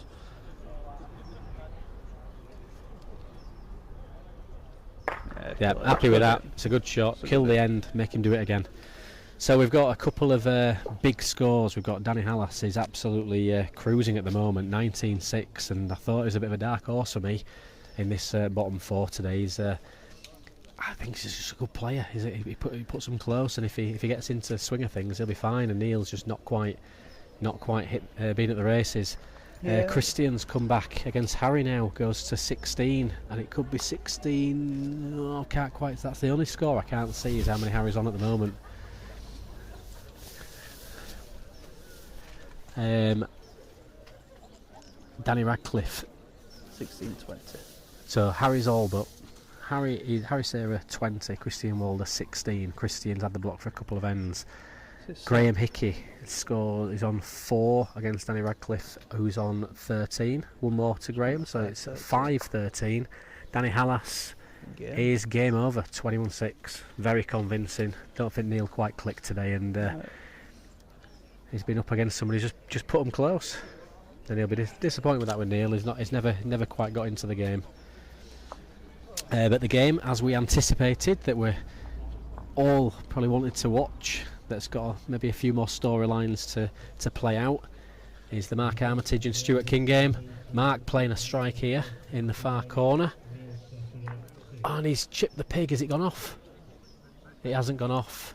That's unfortunate. That is unfortunate. When it's not going for you, it's not going for you. Yeah, great strike at the last end by King. He kills the end. Mark leads out into this far corner, a good yard, 4 foot short. Kingy's played a front toucher.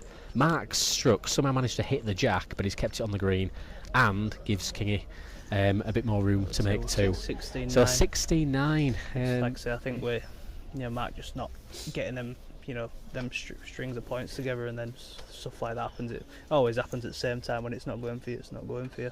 Like I say, Kingy's playing well. Kingy's playing very well. It was, for me, it was always going to be won and lost. I'm not writing Mark off by any stretch at the moment. He's 7 at the back, and he's 3 ends away from being in it. But I think for Kingy to win, he had to get off to a good start, and that's what he's done. I think if Mark pulled that 3 chalks back and got some momentum, I think that Mark would have taken some stopping today. So the game is going according to Kingy's plan perfectly as it stands. Yeah, definitely. Because all he has to do is just kind of just keep dealing with. Yeah, he just kept him at distance every time, and he knows he won't relax. Relax off one bit, but he knows he's got that bit of a cushion if he needs it, and he's just not allowing Mark back into the game by a long shot. Good ball for Mark. Good reply to it's just gone around the corner a couple of foot, but good reply to a poor lead from Stuart. Yeah. This is a Mark. I think from the hand, you stand on the jack and you just daren't, as an away man, throw it big enough. Yeah, it's easy to just push one inside round the corner. But like I say, you've got to reach. Yeah, that's another part to it. But it's a good ball there. But I think Stuart there though is a touch short and a touch tight, and you get away with it. Whereas if you play a true length, you do need to be bigger, don't you? Yeah. What an effort this is from Arif again. He's taken them both, but not enough. Only one. We're just keeping an eye on a game that's beneath our feet. So 19, Christian Walder leads out. We might just switch that game for the last few moments. Kingy's scored again, so that's gone 17-9. So we've got Christian Walder leading out now along this long edge. Yeah, he's had a bit of a break-up. It's just Christian, I think, with left and right hand. It's I think Harry's going this way. He's been getting on the top side, which you can't do. You can't do. But Christian has been putting them near, and we might just be mindful for a minute that we are stood behind them and just let them play out.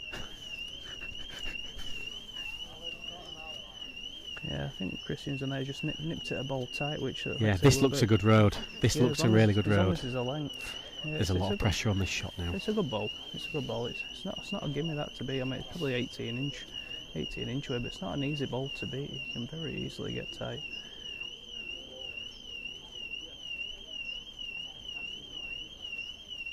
But on the other hand, if you do get to back, He's roaded well. is he a length? He's roaded well. It's all on his length, Nathan. Chance, is this? It's a good chance. It's just going to tuck in. That's ball. it. Yeah, I think. Well, he doesn't want to. He can see his own, can't he? Yeah, I think I'd be switching. Yeah, this is like just Is go it? one. No, it's got a chance as this. It will look up at the end. It will look up at the end. What a Good ball! What Good a ball that is! He's read that absolutely perfectly. That's a great shot. Yeah, I think it went in the sensible way, didn't it? Rather than going on the big side. Yeah, and, but still, catching his own. still, he had to read it. That's to turn over there, and what probably helped him there was he could have hit his own if he struck. Yeah. I think he might have wanted to even have a strike, but it's forced him into playing that because he knew that he couldn't take his own out. Yeah, he just So- play that sensible yard 2 yard over. Harry Sarah wins 21-19 in the end. He was looking more comfortable than that at one point. He'll be playing the victor of the Stuart King and Mark Armitage game, which 19-9 at the moment. Stuart King's gone 19-9 and been. He just turned it on a bit. I think Yeah. he's king of this back end at game. He's just been really solid. Mark had an iffy start, but Mark can't come off and say he played badly. He's not really allowed Mark to No, play. yeah, He's hasn't forced been. Mark into playing balls that he probably don't want to play at times. And like, he's got one lead here, but again, it's one of them marks where I'd expect King, to find one as long as there's a length. He's going to be somewhere near. I would say he's on the bigger side. Yeah. It's a good ball. Graham Hickey 6-17 versus Danny Radcliffe, leading out, just scrapping a few points. Danny Hallis already through, having beaten Neil Slattery fairly convincingly. So we've got the first game now going on of the last 8, which sees Gareth Coates and Stephen Gilroy. Another interesting prospect in that match. Should be a good game. It'll be Scott Fisher versus Aaron Bryan. Aaron Bryan will be playing off -2. Then we have Harry Sarah has just nipped out against Christian Walder. He'll play the winner of Stuart King, Mark Armitage. It's looking like Stuart King, who's currently 20 points to 9 in front. And then Daniel Hallas is waiting for, as it stands, for Danny Radcliffe to scrap over the line. But we'll see if Flicker's got with the rain beginning to fall again. Is there a lifeline for Flicker? He always finds a way, does the Flick. He's got to find a long way back though in this game, I think. Yeah, it's a good ball here. Won't go far. Yeah. Won't go far. So that's 18-6 now. Is Danny Radcliffe? Yeah, I think King here, 10-inch lead. He's sticking them near. Again, Mark's just going to have to be up to it. You don't want to be short really, which.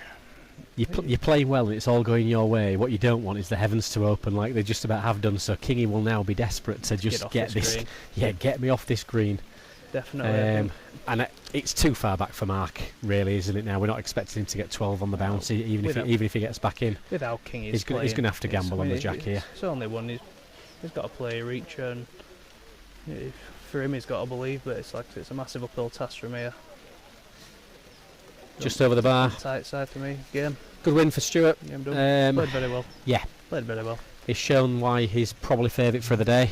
Yeah, definitely. He's from that result, he's my pick for the day personally. It was going to be the winner of that game, but the way he's played there, he's put him near. He's played the right balls when he's had to, stripping it a few out and just playing with confidence at the moment. So that's all he's doing. It's going well for him. So. Well, as the rain falls and a couple of games come to their conclusions, I think we might leave it there for a few minutes, Nathan. Thank you for your time. Let you get back to your... is it Lucas Aid this afternoon? Lucas Aid driving this afternoon, unfortunately. Fair enough. But yeah, and we'll just... so the sound's going to go off for a couple of minutes just from our microphones. We're just going to take a short breather. Danny Radcliffe's looking ever so likely now to win the game. He's 19 points to 6 up. We will, if that game changes... quickly, we will dip back in and tell you what's going on there, but just as these last 8 games get off to a scratch, we'll have a couple of minutes.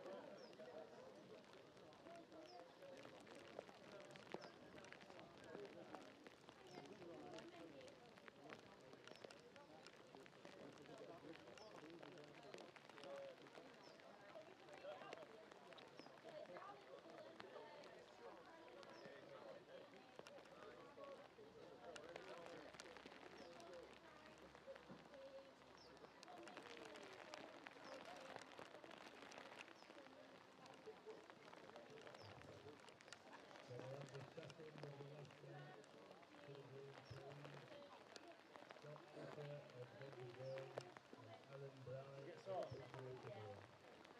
Mr. Harris to the marking board, please. Looking for the ball.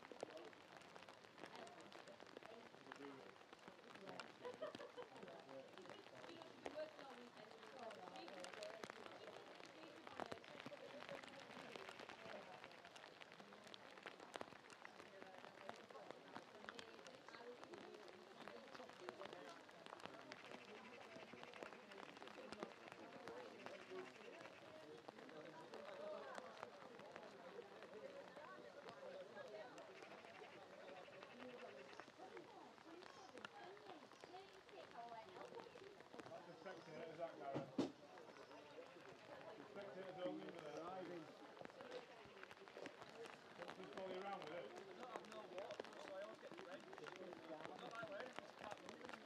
You play more balls than anybody I know. I think you buy a jacket. Don't mind. Oh, he's milking the life out of that.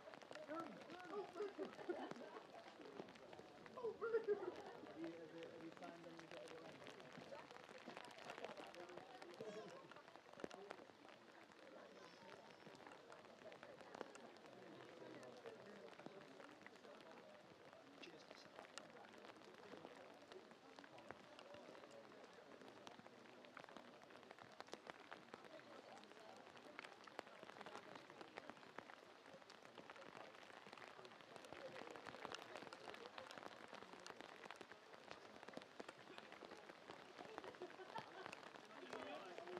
Oh, that's it, Tommy. You alright? Same ground with there.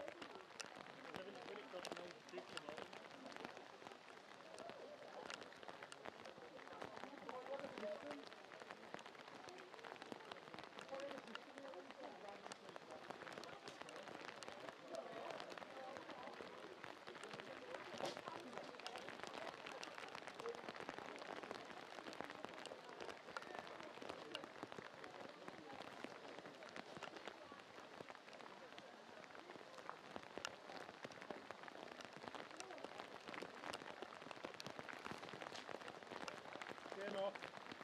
No good.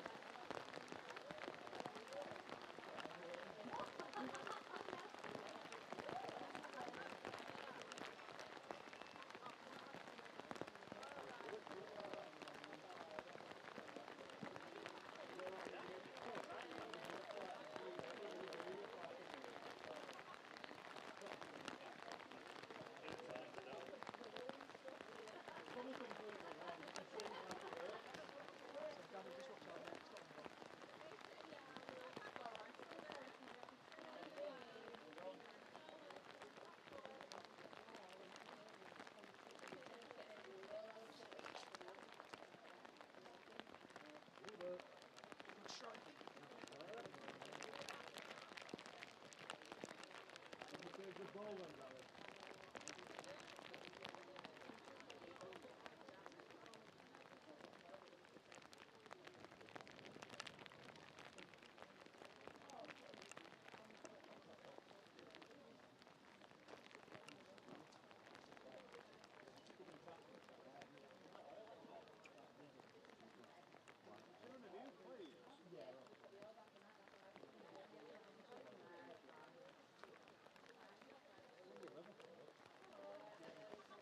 Do it for you, sorry.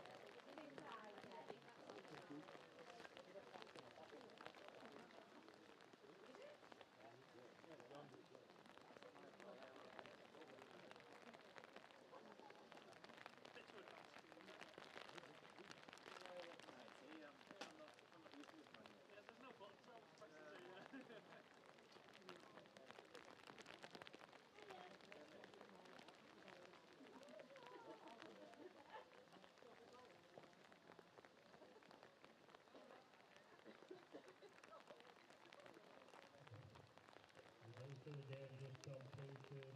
Danny Ratcliffe 21, Graham Hickey 11.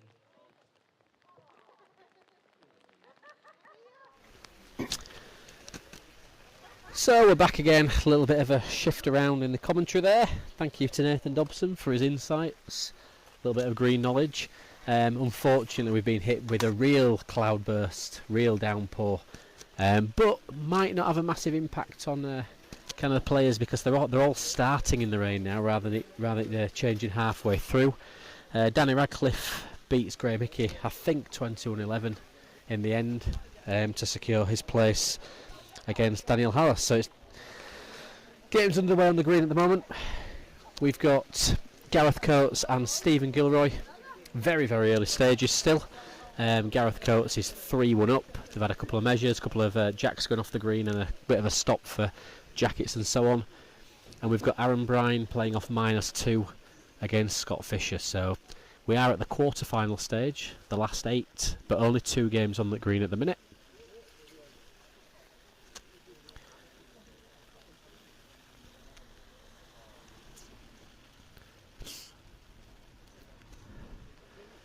So we can probably see both ends at the moment. Give you a little bit of information about both. So Aaron Bryan's there playing finger peg out of traditionally the fast corner up towards the car park. Hangs out a little bit bare just in front of the jack, so it will finish if you're on a length. Scott just short, and Gareth Coates leading his finger, which would be a right-hander's thumb peg, just over the crown towards the faster mark. But again, there's not much run down the hill today.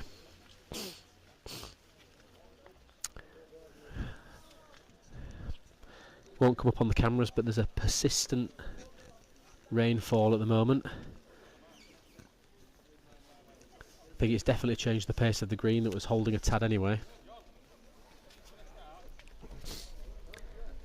Stuart King and Harry Sarah quickly back on the green. Stuart convincing in his win there against Mark Armitage. Harry looking comfortable all the way through until Christian had a late resurgence with him, but just dipped out with a marvellous last shot. Those of you watching a few minutes ago will have seen Harry turning over and propping him out to win 22-19.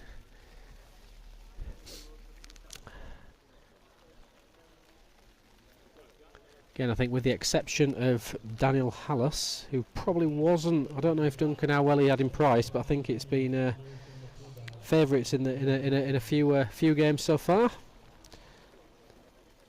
I think he'll have a flicker, maybe slight favourite with Danny Radcliffe, who's bowled well, put him close. So running down the card at the moment, we've got in the last 8, Gareth Coates plays Stephen Gilroy, Scott Fisher plays Homester Aaron Bryan, playing off -2. Harry Sarah plays Stuart King, and yet to go on the green is Daniel Hallis versus Danny Radcliffe.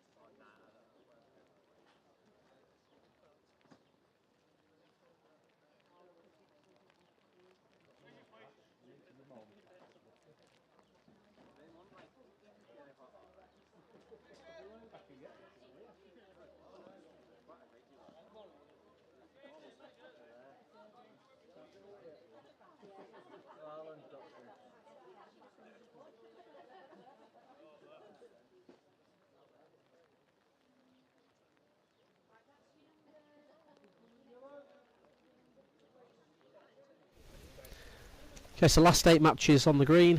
I'm just going to spend a little bit of time watching Homestead Aaron Bryan against former Graham Wood competition winner Scott Fisher.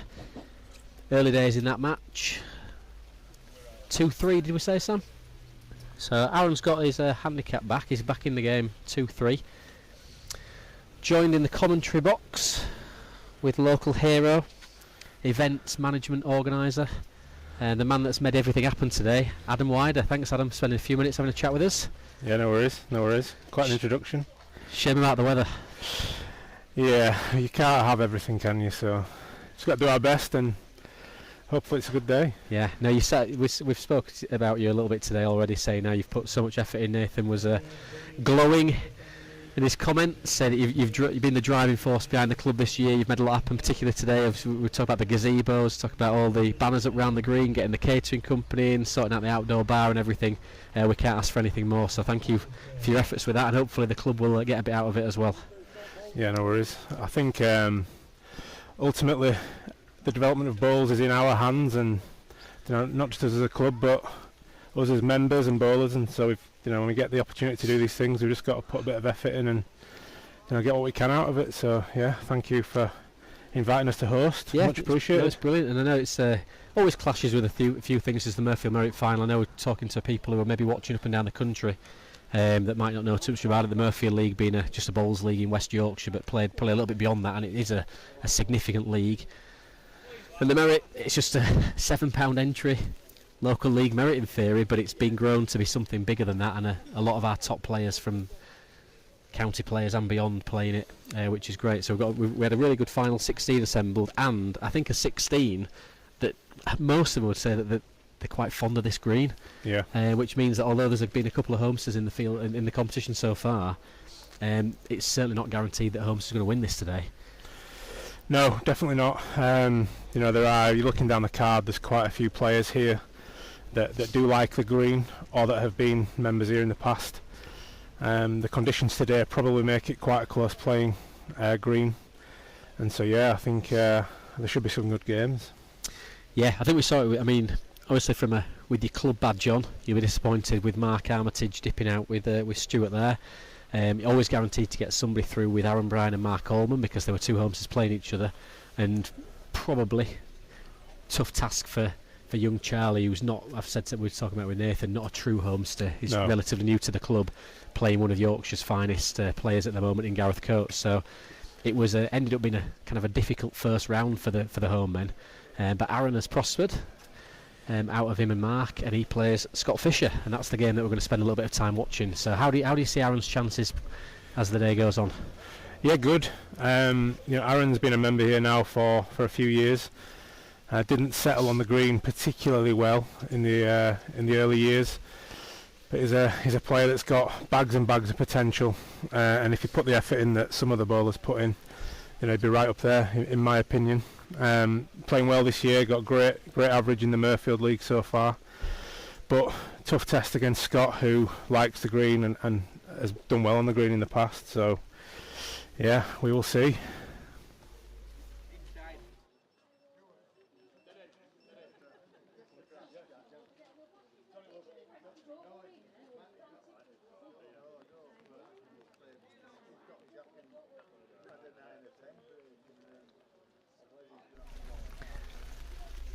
So Aaron leading out from what would normally be the quicker corner, but today certainly not. 4 apiece. So started off -2 there, so he's actually got his nose in front, which you'll be pleased with. We were just saying in the last game with Stuart King and Mark Armitage, the issue for Mark is he never clawed the start back quickly enough. No. He ended up 8-9 chalks behind before he'd even really got going. I think that he was fighting the scoreboard all the way through. Aaron, on the other hand, has quickly got that start back. And 4 apiece, it's very much game on. But the rain is coming down now. It's quite torrential. Just some of the brown bits might start to glaze up, although I keep hearing that it does take the water quite well. Yeah, we were here yesterday putting the gazebos up and stuff, and we had a few ends back end of the day. Been raining all day, and the green was still in good nick. It's a shame though. I spoke to Scott Fisher partway through his first game.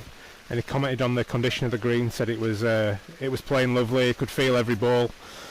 So it's a shame that it's starting to come down now, but providing it stops eventually, we should be okay. I mean, one player I'd say today, if it does get heavier and heavier and it stays wet, would be Danny Radcliffe. I think his odds shorten quite significantly because I've played with him a bit over the winter at the Griffin, and he does like to send them. Plays with big 211 balls. I think he used to play with some sort of like 211 low density previously. So if it gets heavy and it's just about reaching and bidding up, he'll fancy his chances today, and I don't think it's going to favour Daniel Hallas, who's had a really good opening round against Neil in the drier weather, and now suddenly the conditions change.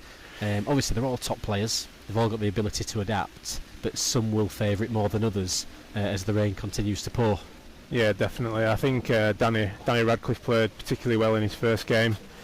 He signs up as one of the Mirfield League sponsors, and so he'll be keen to do well today, I'm sure. Yeah, well, if he wins this game, he'll have his money back. So that might be something that's giving him the extra incentive.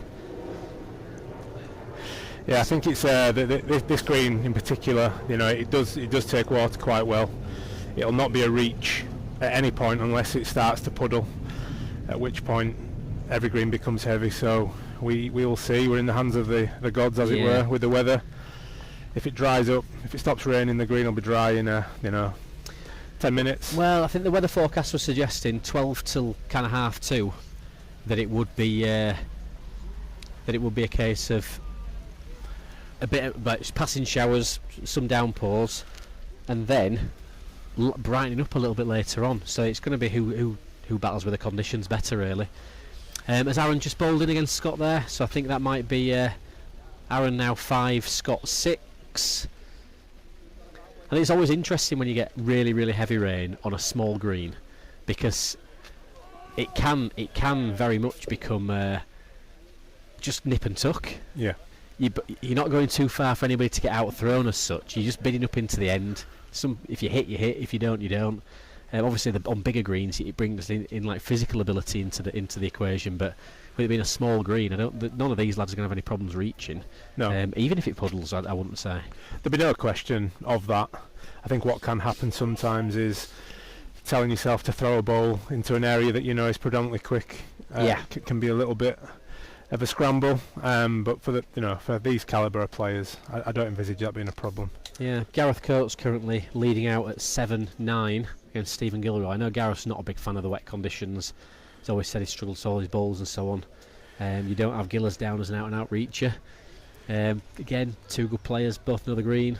Giller's got a bit of probably more green knowledge, but you can't split I don't think you can split them, really, in that match. I mean, Giller's former home bowler, played here for a number of years, so we'll know the green. However, it's been a while and the green's changed, I dare say, quite a lot. So, yeah, I think it's about who plays better in this game. Both started well. Yep. Scott scores again there. It's just coming quite a little bit dull as well. It's nearly the lights on, isn't it? Look, don't think it'll get that dark, but it's definitely a heavy cloud and quite consistent rainfall now. Hopefully it does its worst now and then stops, and we'll take that. Yeah.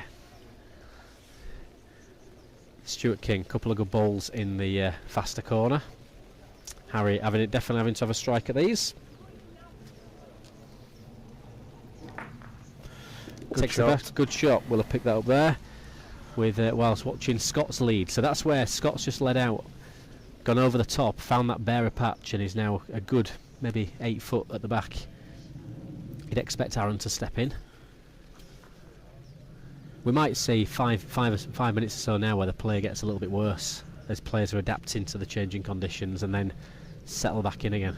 I think Scott's overreached there for that reason. Does he get this time, Adam? I'm tipping it as giving up.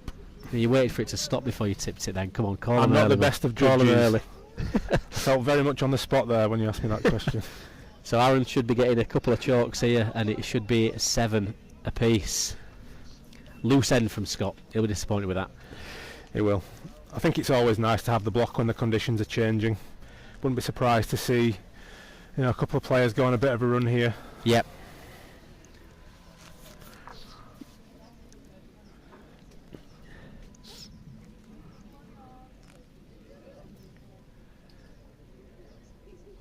I think it's very interesting when you see competition play on a small green.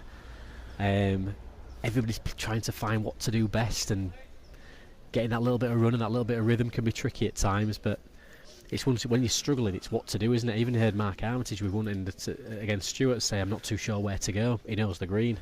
It's obviously a nice pace. Yeah. So what do you think when you, as a home man who plays on smaller green, if you're in a bit of trouble, what do you rely on to get yourself out of jail?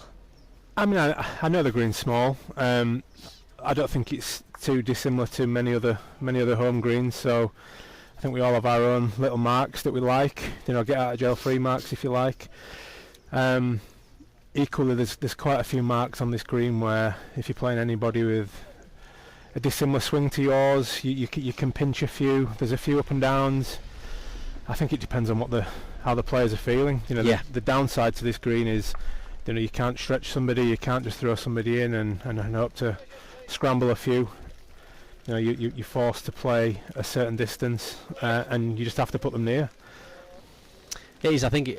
I know, coming as an away man for lots of years, when the home man's playing well against you, you don't know what to do. You don't really know where to go. You end up a bit trapped. Whatever angle you look at, you know that they're playing a good length well.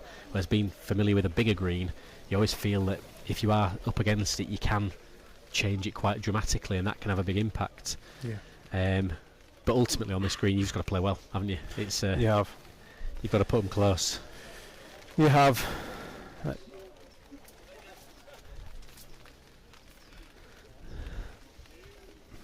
So Aaron just starting to find a better length now. Settled into this match. Goes 8-7 in front.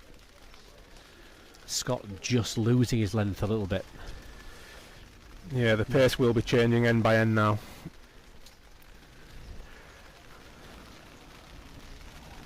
Nips around the corner. So Aaron currently lying and holding shot is what we say, isn't it? Holding shot. He'd have preferred for a better second bowl, I think. Now Scott's known for his little runners. If that hasn't made one, Scott plays the reach on Aaron's bowl here. Aaron's not sure. Has he said anything? Scott's playing a dead one, so he must have got one. Good effort. Just shy. Might save if he's lucky. I can only assume he was 2 down when he sent that ball. Yeah, looking like it, wasn't it?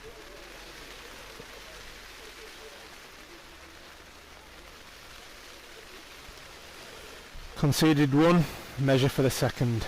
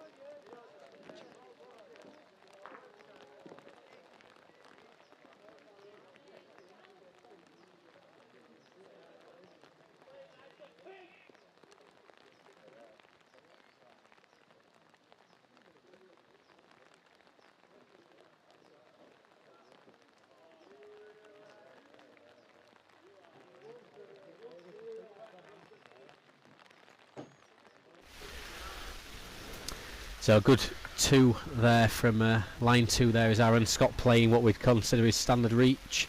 Leaves another 2. Aaron goes 12-7 up now. I think Scott's playing a little bit hopeful with some of these shots. Always been part of Scott's game though for the years I've known him, that he will go for the attack. He does play the gamble, so to speak. Yeah, I think it's the right ball, especially if you're struggling for a length. But Bryony will be he'll be taking confidence from this. I expect his lead to keep getting tighter and tighter. And he's got the jack for a good run at a difficult kind of changing conditions now. Absolutely. Again, whether it comes across too well on people's screens, but it's very, very persistent, is this rainfall now, and it has been so for the last 20 minutes. Green's holding up well. His led one here is Bryony. Great lead.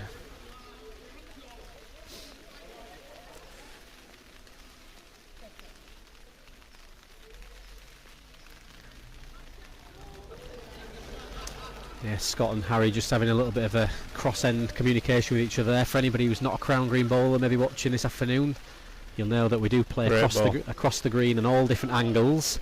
You can go wherever you like, don't bowl into somebody's feet, but then there's always etiquette between the players who sometimes just look at each other and see who's going to bowl first, and that's what happened just there. So Scott's had a chance to set himself up. It's a great second shot from Aaron. Great shot, just as Scott's taken a moment, set himself up, and played an absolute remarkable second ball against Aaron's lead. But what a shot from Aaron that is. Playing a runner, cannoning the jack into Scott's bowl and leaving himself on. Scott playing the reach now. Needs to pick something up. Looks inside. Just slips by. Big shot from Aaron. Yeah, very good ball. 13-7. 13-7. He's looking like he's growing into confidence, and there are a few calls from the Littlemore contingent stood underneath the clubhouse there. Doesn't take much to excite those guys. How many points is that then? Just 2? They'll not be too deep just yet. No, just growing into the day. A few beers and a few bets, and they're anybody's, this lot.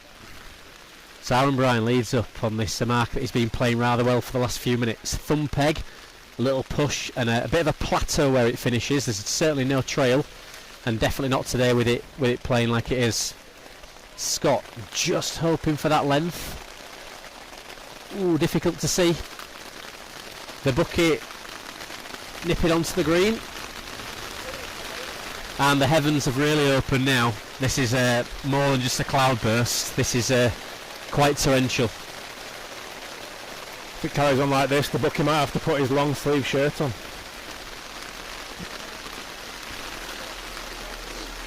Just failed.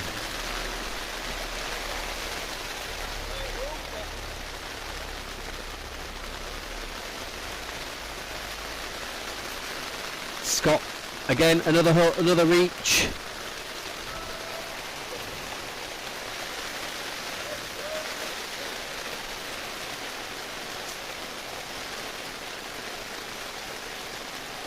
Just tickled his own and probably knocked it out there as Scott.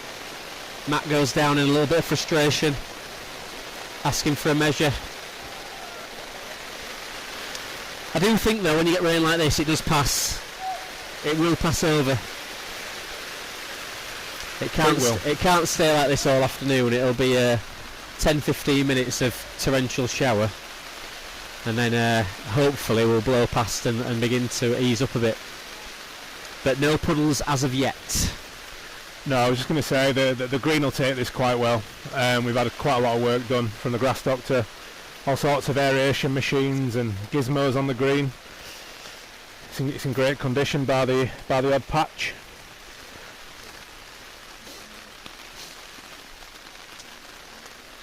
Important measure this really, particularly for Scott. Yeah, I don't think Scott's liking his though, to be fair. Body language tells me he's not on. Short, blue ball. 14-7, Bryony blocking hand. And a little pause in play whilst the rains come down heavier. It might even be coming up on the microphones now. You can hear it against our tarpaulin that it is absolutely lashing it down. It couldn't be heavier, really.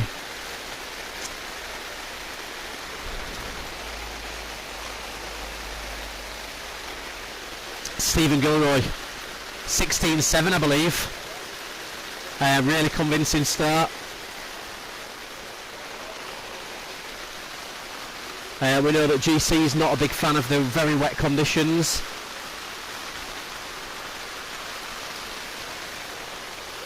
So look at those balls though. That tells you how the green's changing. Yep. Harry and Stuart King have dipped off for a couple of minutes. Danny Radcliffe grows into this for me. I think the happiest man here today is Danny Radcliffe. He'll be delighted. If it becomes a bit of a slugging match, he'll have no problem. I do feel a bit for Daniel Hallis, who played well in his opening round and just he seems to have lost his length a little bit. So Danny Radcliffe is 10-2 at the moment, 10-2 in front against Daniel Hallis, and he's just, look at him, he's running after his bowls, and he's quite enjoying himself. Loves it. I think Scott's on here, isn't he? Can I just see a little bit of orange on the top of that right hand bowl? So this is asking a question of Aaron now. Without the jack, if Scott can string a couple of leads together, can he keep himself in this dominant position? 14-8 to Aaron Bryan. Bearing in mind that he was on -2 as well, so he's scored 16 chalks. Scott's attacking the corner. I think this is where the lead ball is particularly important. It's obviously always important, but when Scott's been on the receiving end for a few ends, good lead here, puts him in good shape. Yeah, good ball. And I'll be really interested to see where Aaron's first ball ends up here, because it's a good 10 yards further than the previous end they've been playing, and it's suddenly reading it without the jack. So there we go, look, he's napped him short. Very easily done. Very easy done. And Scott Groves, if he gets two here, he's geeing himself up getting after a couple. He's running after it. You can hear the squelching under Scott's feet, and we can see it shining up a little bit where the water's sitting in the surface. Aaron didn't see it. I don't know if he sent that much further. Oh, he did. He's got that one out better. This has a chance. That's a really good second bowl. Stays in. It's a big bowl. 15-9. Really good second bowl, that. Just caught Scott out of the corner of my eye, give me a little head shake, which I'm not sure is to do with the weather, or whether he's not quite playing so well as he would like. Probably needed to improve on his lead there, this Scott. That's what I'll be more disappointed with. He's not bettered his first when he's had the jack and he's read the length, and he just gave Aaron probably that extra foot of room, and yeah, he's played a good ball. Daniel Hallis has won the jack back for the first time in several ends, so again he'll be needing to string a few balls together, a few leads together if he's going to come back in. Gareth Coates has taken Gillers back in the corners and scored a few. It's just a jacker's green now. Can you keep hold of it? Good lead from Daniel Hallis. Kingy with a great lead.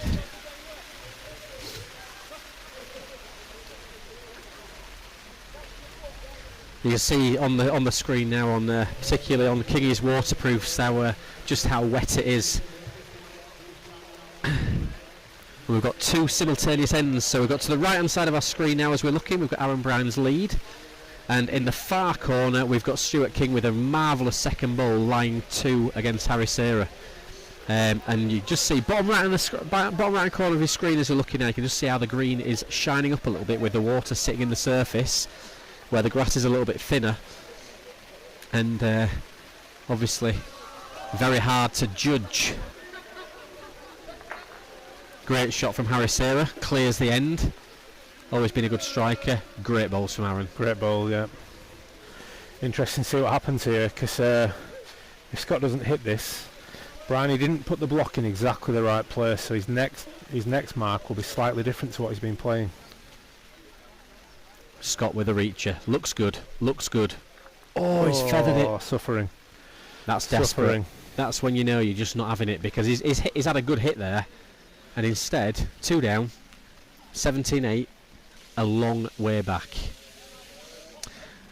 The tarpaulins are being lifted in the distance. I think somebody's got drenched with a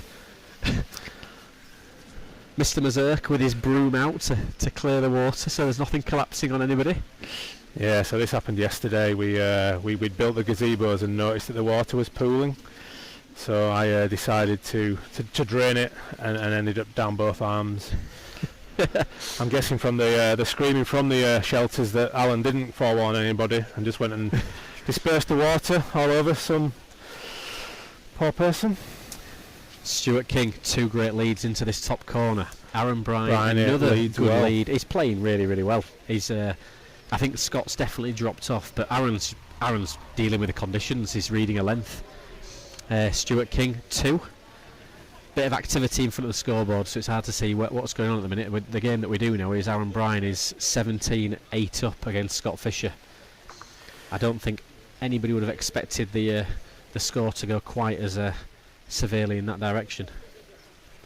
Danny Radcliffe playing well. I think I said earlier with Bryony, you know, he's got a lot of potential. He's also got a fantastic temperament. Doesn't matter whether he's winning, losing, doesn't matter who's on the other side of the mat. He just plays his game, and if he's allowed to, he'll put them very close. 18-8. One last chance for Scott, maybe. One last chance. If he wins the jack this end and has a good 5 minutes. 12, 13, 18. Might look a little bit better for him, but it is a long way back. It is, but you know, we all know how good Scott Fisher is. You know, if he does get in and he gets on a run with that block, could very, very easily get out of this game. So, you know, it's important for Bryony that he doesn't switch off. He keeps banging these leads on. Slightly poorer lead here than he has been playing. Can Scott get in? Giller's just losing out a little bit to Gareth Coates. Had a bit of a spell in the corners. King is still in the corners, and Harry's failing to reach now with a few consecutive bowls. Great reply from Scott, though. Yeah, fully punished. What can Bryony do? Well, he's definitely reached, hasn't he? He's definitely played for one here. Yep, he's feeling shots. He's seeing him, feeling them.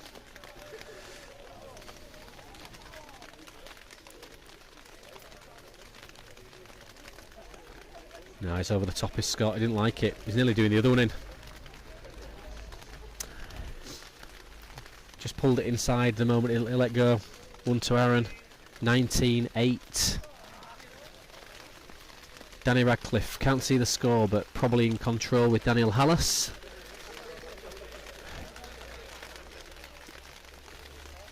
I think Gareth Coates has come back and gone in front against Stephen Gilroy, if the scores are the right way around. 16-13 Gareth Coates against Stephen Gilroy. I think Gareth certainly had a few ends in these corners now. He has.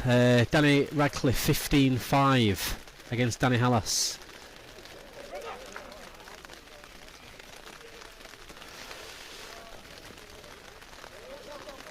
I'm just trying to see if we can get Stuart King's score, but I can't see the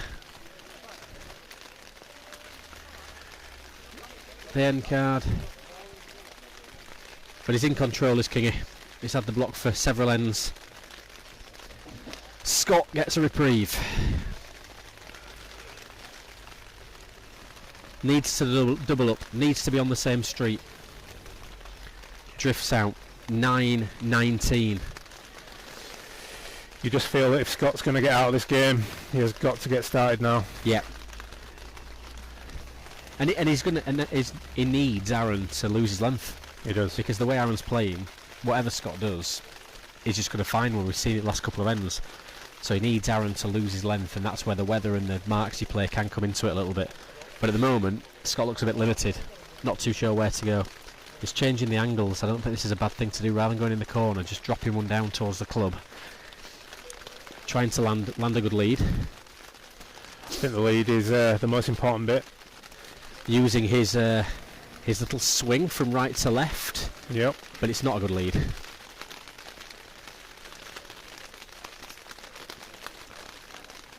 Left some room. Aaron on the inside. Back of the neck.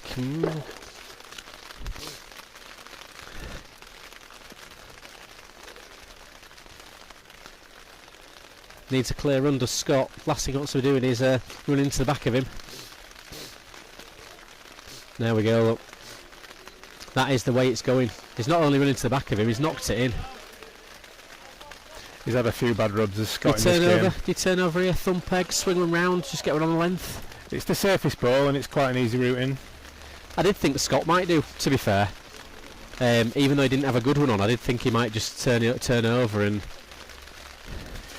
It's very easy to do that though when the conditions are like this. It's a bit further thumb peg.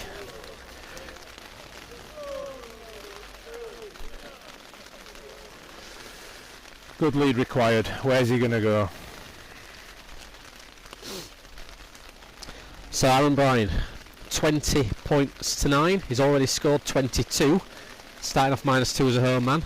No home advantage today as the conditions as they are, though, to be fair. It's it's underwater now. No puddles on it, but it's squelching underfoot. Gareth Coates having a really good spell in the corners against Gillers. Oh, they must have that. They must have that board the other way around then. If the card's the right way around there, they must have Gareth Coates is 16 apiece. I had him in front earlier, but he must have been behind with Gillers and he's pegging back. So the mark that Gareth's playing here is not very forgiving left v right. Quite a clever mark for Gareth to play, and if he's putting him near, they'll be difficult to beat. Scott's caught a big puddle there. Even if it passes everything, it's not going to get there. That's game over, I think. Yeah, Bryony wins. Well done. 21-9, strong win. Scott will be disappointed with the conditions, but it's the same for both players.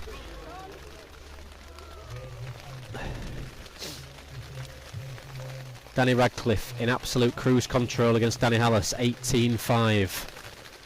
Stephen Gilroy, Gareth Coates, 16 apiece. Gillers was in front. Coates is coming right back.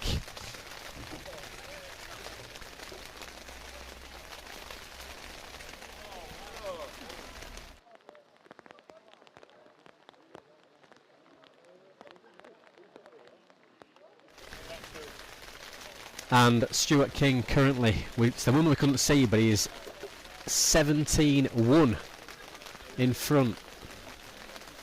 18-1 in front with Harry Sarah, and he's played well as King, but Harry's just lost his length. It's just one of those, you can't do anything about it. It's just the weather's changed massively. He didn't have the jack and he's never got the jack. So 18-1 Stuart King against Harry Sarah. Yeah, I think as a bit of an outsider, Harry Sarah would have been my choice. Loves the green, plays it very, very well. For a number of years I've been into his ribs to try and get him to come and play here, but he's quite happy at cross gates. Yep. But yeah, plays the green as well as anybody that comes as an away player. Gareth Coates comes back from nowhere, now leading out at 18-16. Absolutely full in, couldn't get further into that far corner. Oh, it shouldn't have stayed on, it didn't. I'm going to say it can't stay on. Yeah, I think they've had those scoreboards, the markers turned the score around, probably so it suits him on the card with Gareth being on the left of the card. Some people like to do that, so we've been reading that score the wrong way. Gareth was actually quite a lot behind early on in this match and has probably had maybe a 7 or 8, maybe even more of a break. More. Yeah. Gillers is counting now, 4 yards short, but it's on the green. Gareth has definitely reached. Definitely reached. If this stays on, it's a railing. What a ball! What a great ball! You can barely see that from the camera. It is right behind the jack. Full. They couldn't be further in. Maybe a yard to play with behind where the mat is. Gillers has one big shot here to give himself an opportunity to get out. He's underneath. 19 to Gareth. 19-16. Well, apparently he can't play in the rain, can't Gareth? But he's proving that wrong today, isn't he? Can play anywhere, can Gareth? He's a great player. Probably our #1 comp man in Yorkshire at the moment. Plays in a lot of comp.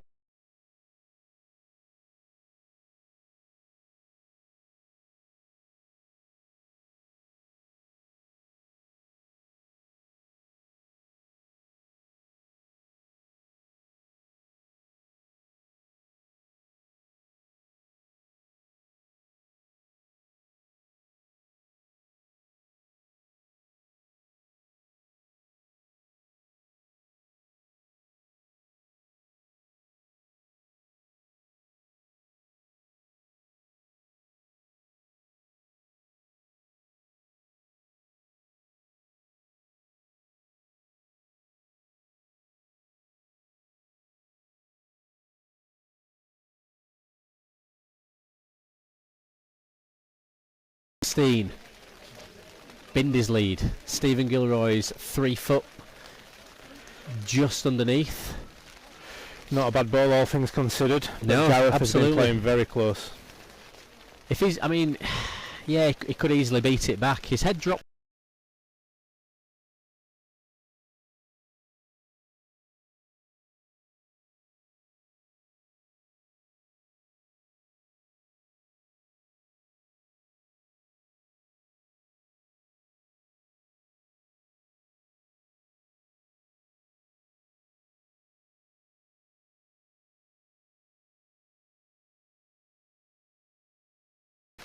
I'm going to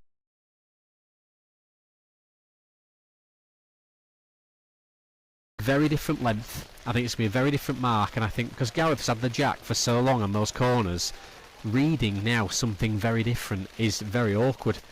So I'm just going to call it. I might be wrong. I mean, Gill has played very well in his first game. I just think he just needs to go like a bit of a, I'm going to say like a funny distance, a bit quite short. I think this is like the perfect type of length. Danny Radcliffe, very convincing, 21-6 against Danny Hallis. He's probably going to suffer. Hallis similar to Harry Serra, just the weather's cost him there. Well, you called it earlier, Danny loves the water. Yeah, a Griffin man. Soon, if it snows, if it monsoons, he's happy. He just wants to be reaching to the moon. His colleague Terry Brook, last year's winner at Golka Libs, so he'll be looking to take the trophy back to the far side of Huddersfield. Let this be a message to any prospective sponsors out there. Radders loves it wet, and here we are, it's raining.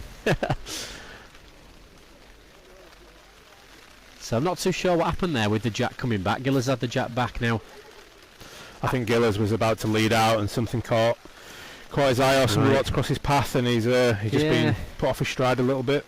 See, I think he's now played just a bit further than where he set his first jack, quite considerably further, and it's not a great lead.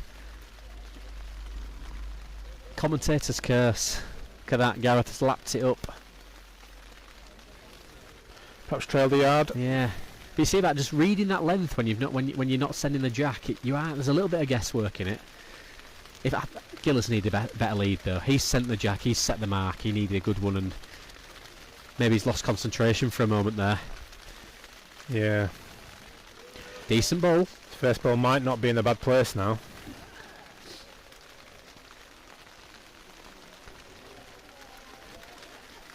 Well, he seems to scent this. He's playing the runner. He's playing the runner. Oh, he's chipped it. Not enough.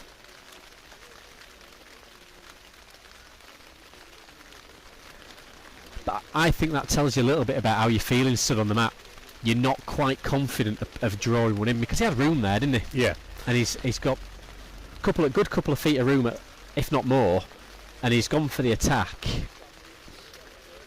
It's a very, very hard thing to bowl a length. You know, he's got a yard to get in and win, but it's not easy. Measures. Not sure who's giving away who they think's on here. I'm going to call it now, based on Giller's body language. Giller's is on. I think he's down. No, I'm not sure. I think he's having chats with it. He's not. Gareth looks more subdued. And Gareth called for the measures. And it's often the man who calls the measures isn't on. Let's see. Let's see.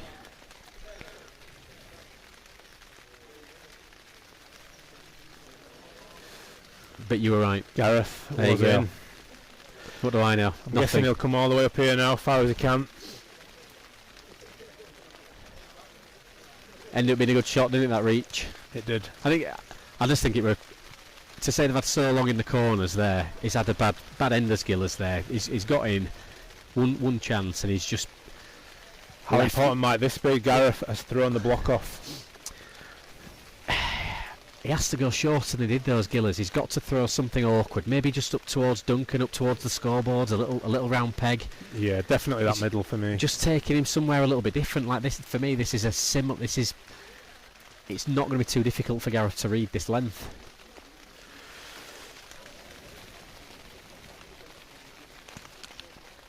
It's interesting. The what people decide to do under the pressure of it in the game. He's got Gareth big. He's got him scooping one out. Got to step in here as Gillers. Very shallow mark this. Nothing for drifting them big. Decent reply, not great. If Gareth doesn't lick this though, we're going to look at 20 apiece.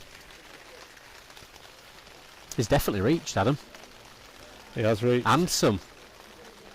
Well, maybe Giller's using his ex-Greens to Hope knowledge has pinched one there. It's definitely one of the pinching parts of the green. Wasn't so sure in these conditions. I just think he was going to nip one just up to the scoreboards, but he's overreached himself nearly. It shouldn't go off. Just stays in. 20 apiece. One ball shootout. But he doesn't have the same. Does he have the same pinch going back? Where do you go now? Because there's a lot of green to play into, isn't there? I think left v right would be my thought process here. Wouldn't be worried about the length. Back to where they've come from. But a little bit deeper. Got to lead here. Has got to lead. Definitely got it out. He's stalking it. It looked good, but is it going to carry? 18-inch. It's a good ball. Decent lead is that. He'll be happy with that. Giller's in his usual attire, shorts and t-shirt. Doesn't matter if it's snowing, raining, 30 degrees. No, a message is coming through yesterday, hoping that Gillers were thinking, will it get called off? Will it get called off if it's raining? Now that is a great ball. If that's won it, nobody's quick to get on the green. Christian's going to go have a look. It's a better length, but has it just gone round the corner? He's going up anyway as Gillers.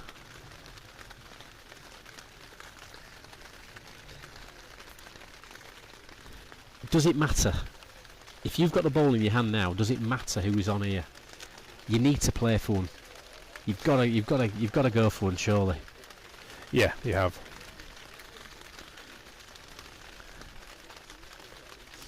Asking teammate Gazlali.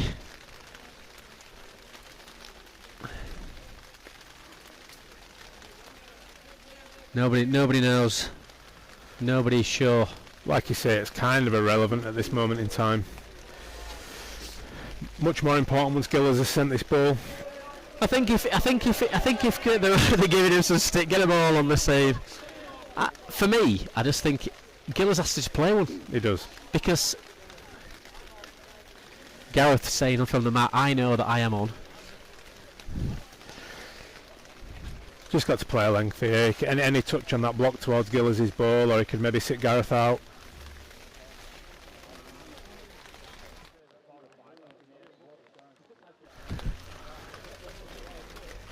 Just hesitates on the delivery. I'm never a big fan of going and looking yourself. Granted, I'm not the calibre of these players, but I like to stay on the mat. It is. I think it really is a preference. I mean, I've always I like going up sometimes and just sometimes reminding myself like what I need to do and looking at the head a little bit. And I mean, look at this. What a ball! Exactly. What a ball that is! Fantastic ball. But there is a shot. There's a couple of shots. That block goes to Gareth now. If he plays just over a length, I feel he might be a long way too far here.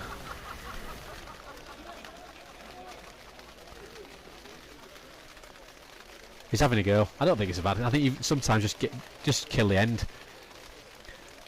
What do you think Gillers leads ball's going to count here? He hits this, the jack stays on the green, Gillers leads ball counts. Nope, cleared the end. What a shot. Good shot, Gareth. Big pressure shot. That's a great end of balls.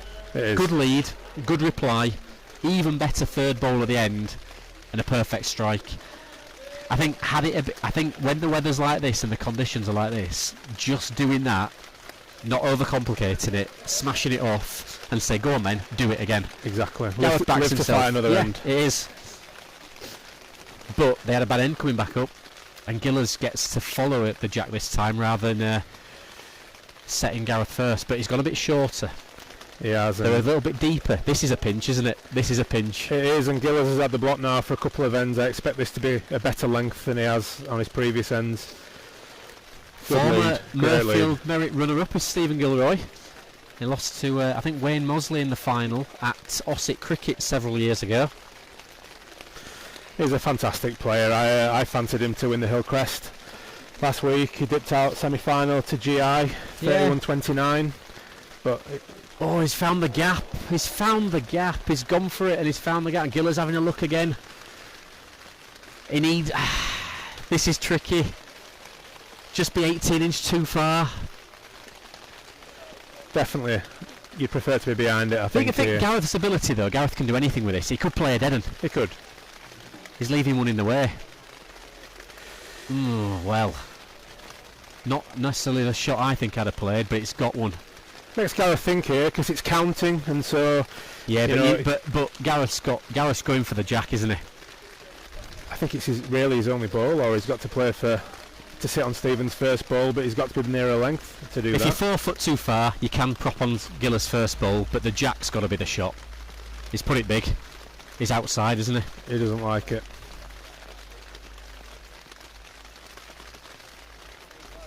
Well Good done, win. Gillers. I did call that one. You did. Just getting in at the right time. Right, we'll take a little break now before the semi-finals, just to update you what's going on. Gareth Coates has just dipped out there to Stephen Gilroy, 21-20. So Stephen Gilroy will play homes to Aaron Bryan, who'll be playing off -1. Aaron Bryan beating Scott Fisher in the last 8. And we have Stuart King, after a very comprehensive win of 21-1 against Harry Sarah, will play Griffin's finest and all-round out-and-out reacher Danny Radcliffe in the semi-finals. So, Stephen Gilroy versus Aaron Bryan, Stuart King versus Danny Radcliffe. They'll be the semi-finals coming soon.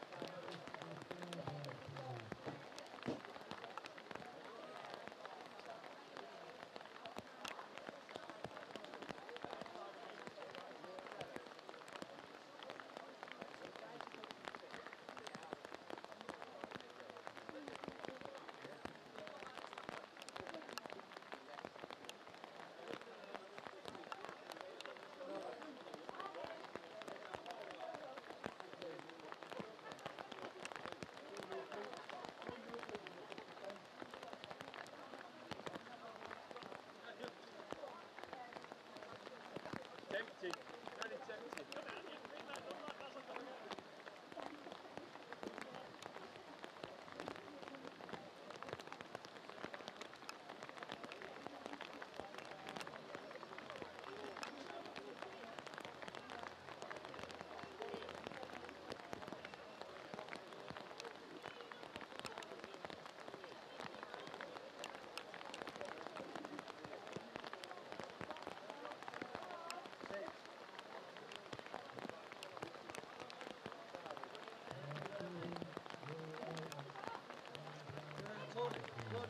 cast off and where?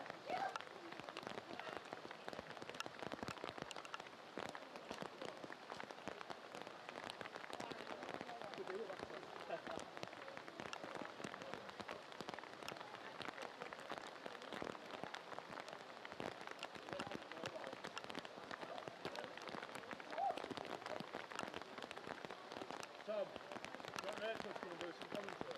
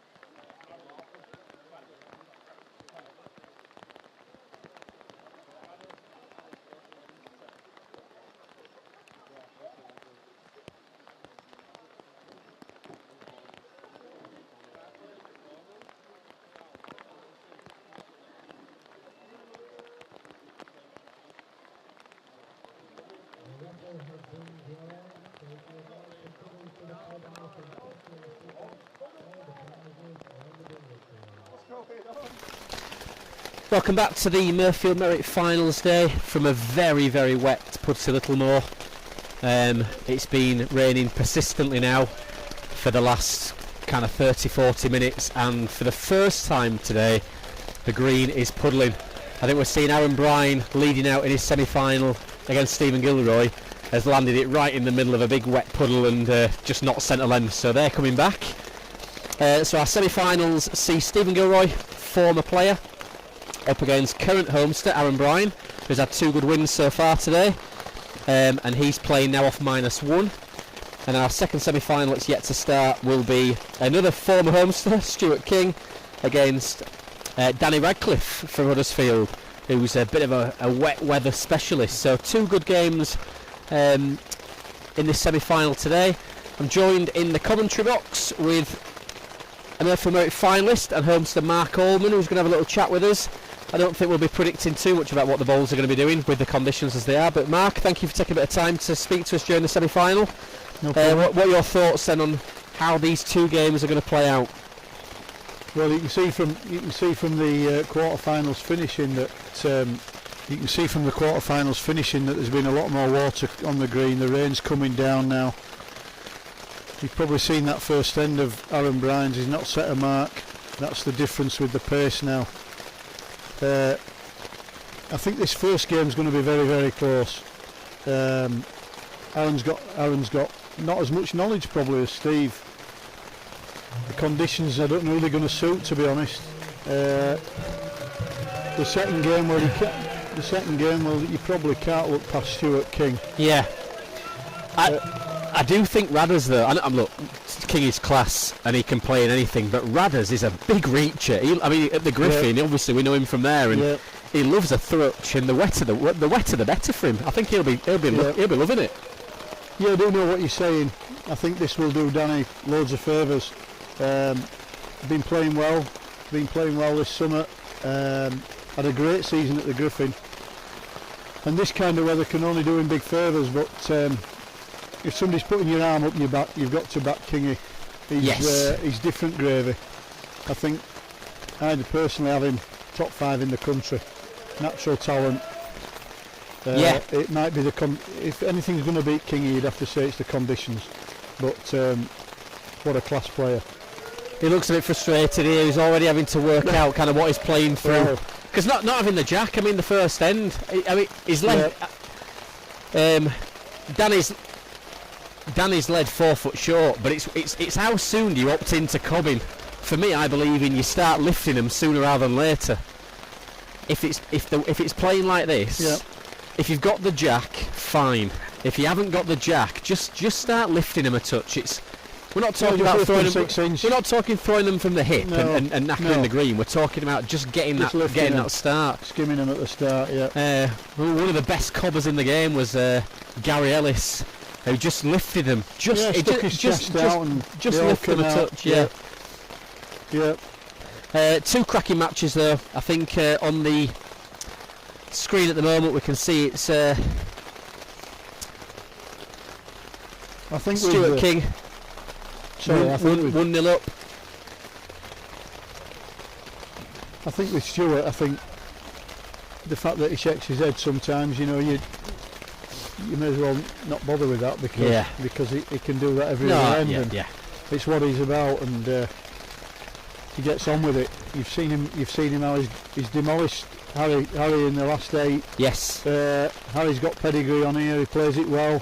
I've never seen anybody do that to Harry. Very good performance. All on the conditions, and there is nothing more important than when it's like this than having the jack. Yep. It's not such a big green either, so it's not going to be it's still not going to be a massive effort. It's not like Pudsey Bowling Club. Yeah, I know. In this kind of weather, it's a full-on cobbing job in the corners. It's not a matter. It's not about physical abilities. It's about controlling what you have to do, and that's right. They're all still bowling at the minute. Nobody's just about, aren't they? Yeah. They're all playing like a big full-arm swing. Great balls from Kingy. Great balls from Kingy. Just winning the jack at the first end's huge. Yeah. Gillers has got in quickly, and he's playing.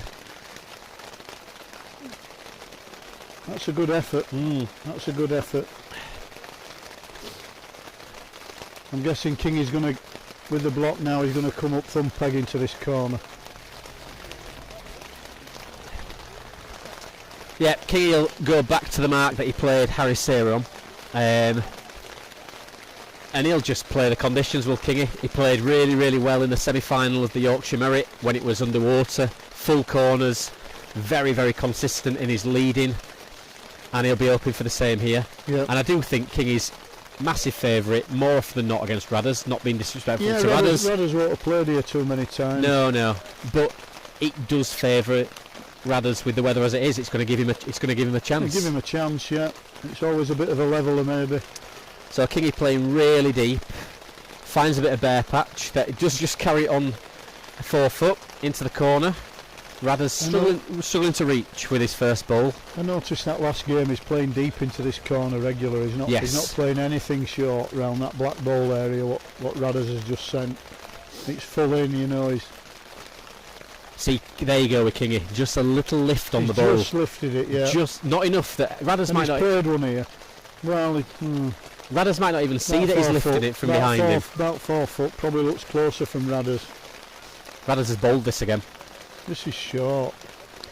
But there's the difference, you see. That's the difference, that subtle lift. Yeah, and I don't think when you're stood behind the man, you don't see that. No, you don't. But it's enough just to give him that extra yard of running.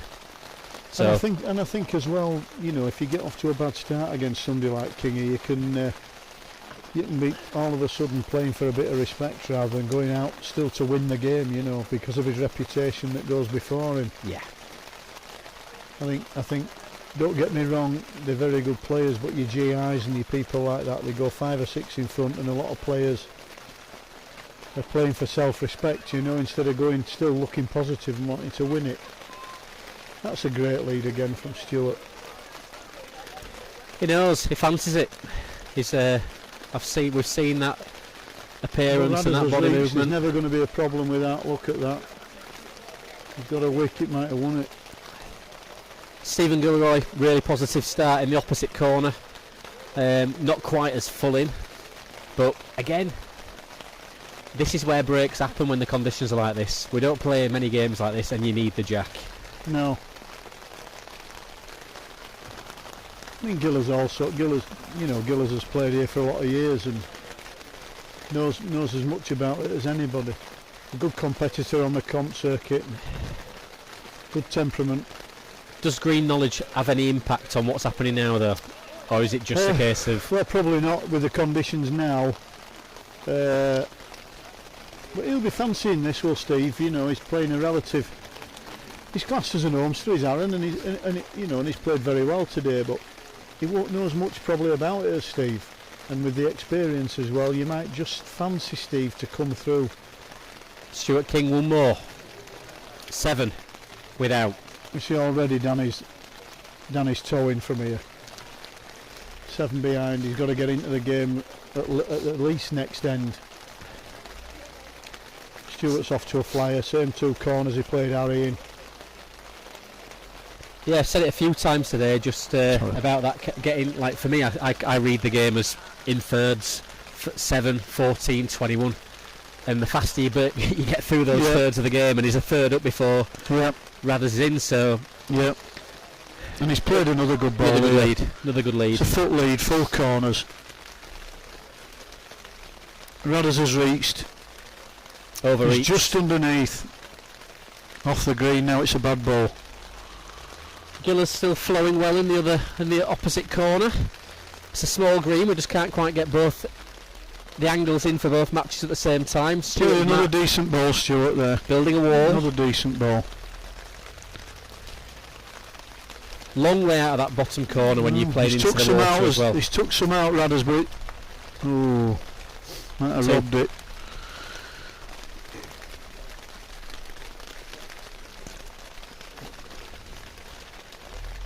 Nice smile for the commentators there from Stuart. He's in a good place. He's quite happy at the moment, isn't he? Yes, he's in a good place.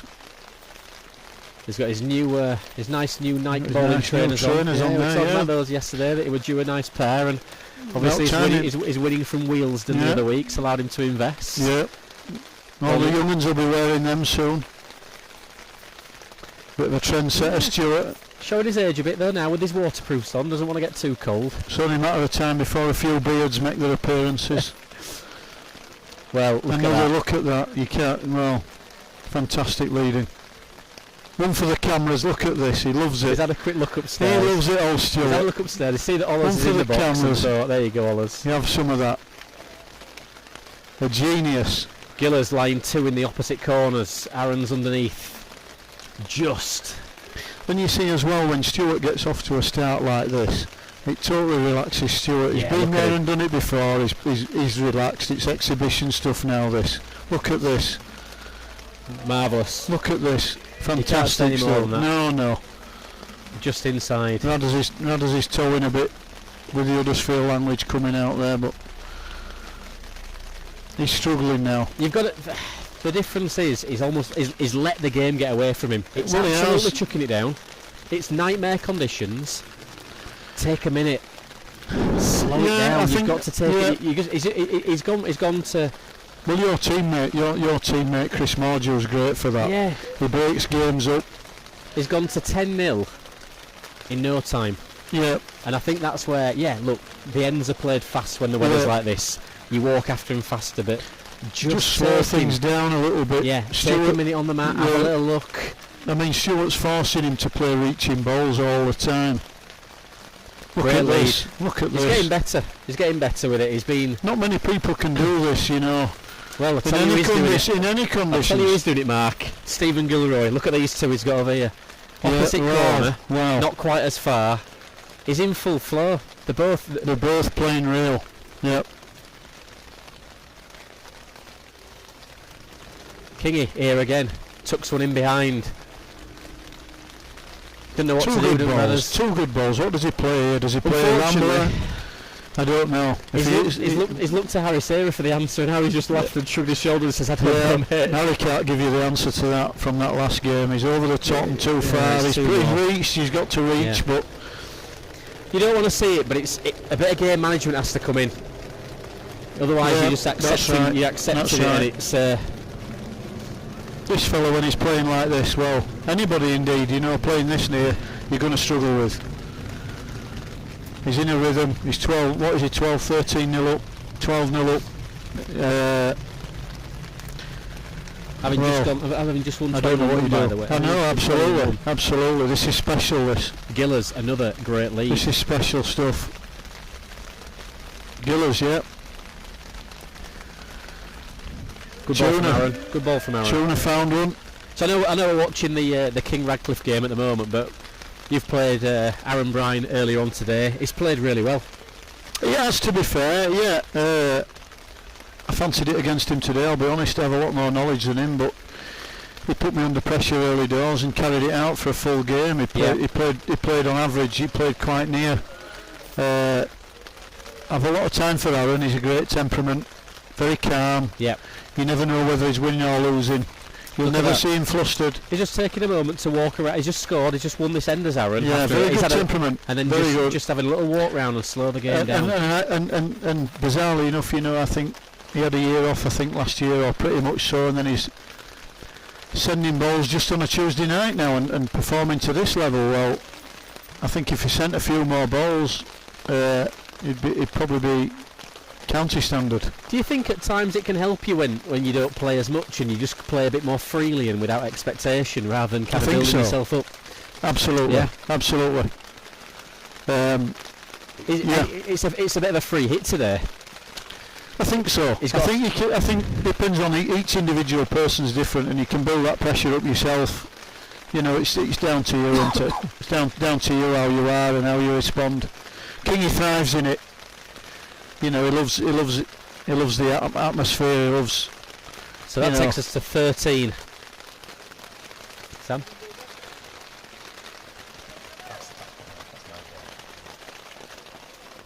So Kingy 13, nil at the moment. Obviously, it's not something we like to see. Somebody's obviously played another good ball here. Great ball, great lead. He's in full control of this, Jack. And every lead's been winning. He's having a look here, though. Oh, that's what you don't need at 13-0. Yeah. Good effort, but you don't win anything for that. You have it. Radders is rightly so. He's having to be a bit hopeful. He's just bid up and he's doing the right thing. Really, you can't knock that. He's giving it a go, but Gillers has won the end back again. So Gillers again makes another this. It's not a great ball, but makes another. Probably looks about 6 inch off from where Radders is.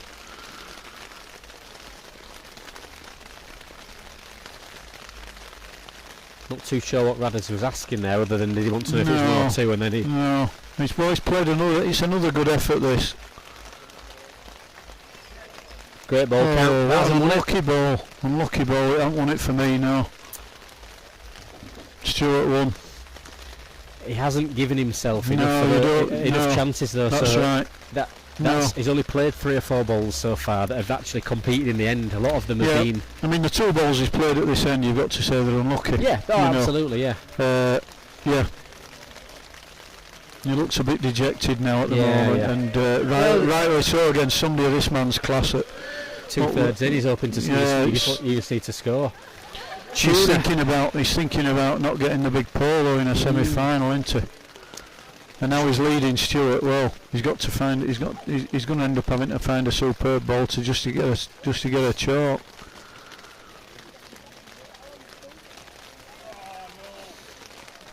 I said there's something wrong with this, Stewart. I think he's buzzed it. Yes, now then, Danny. He's having a stand back. He's having a look. Yeah, bide your time a little bit now. That's what he's got to do. Can all change 5 or 10 minutes with the jack himself. Played one here. Likes it. He's after it. Yeah, good ball.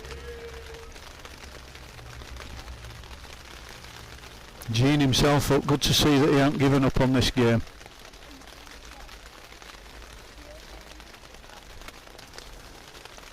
Stewart's reached. Loves it. Likes it. He's after it. Underneath, I think, with the pace. Oh, good effort. Crikey, what an effort that is. Well, he's off the mark, and that's what people want to see. Yeah. No. Yeah, we don't want none of that, do we? No, absolutely. 2. Team games are different. Off the mark with a double. When it's a merit.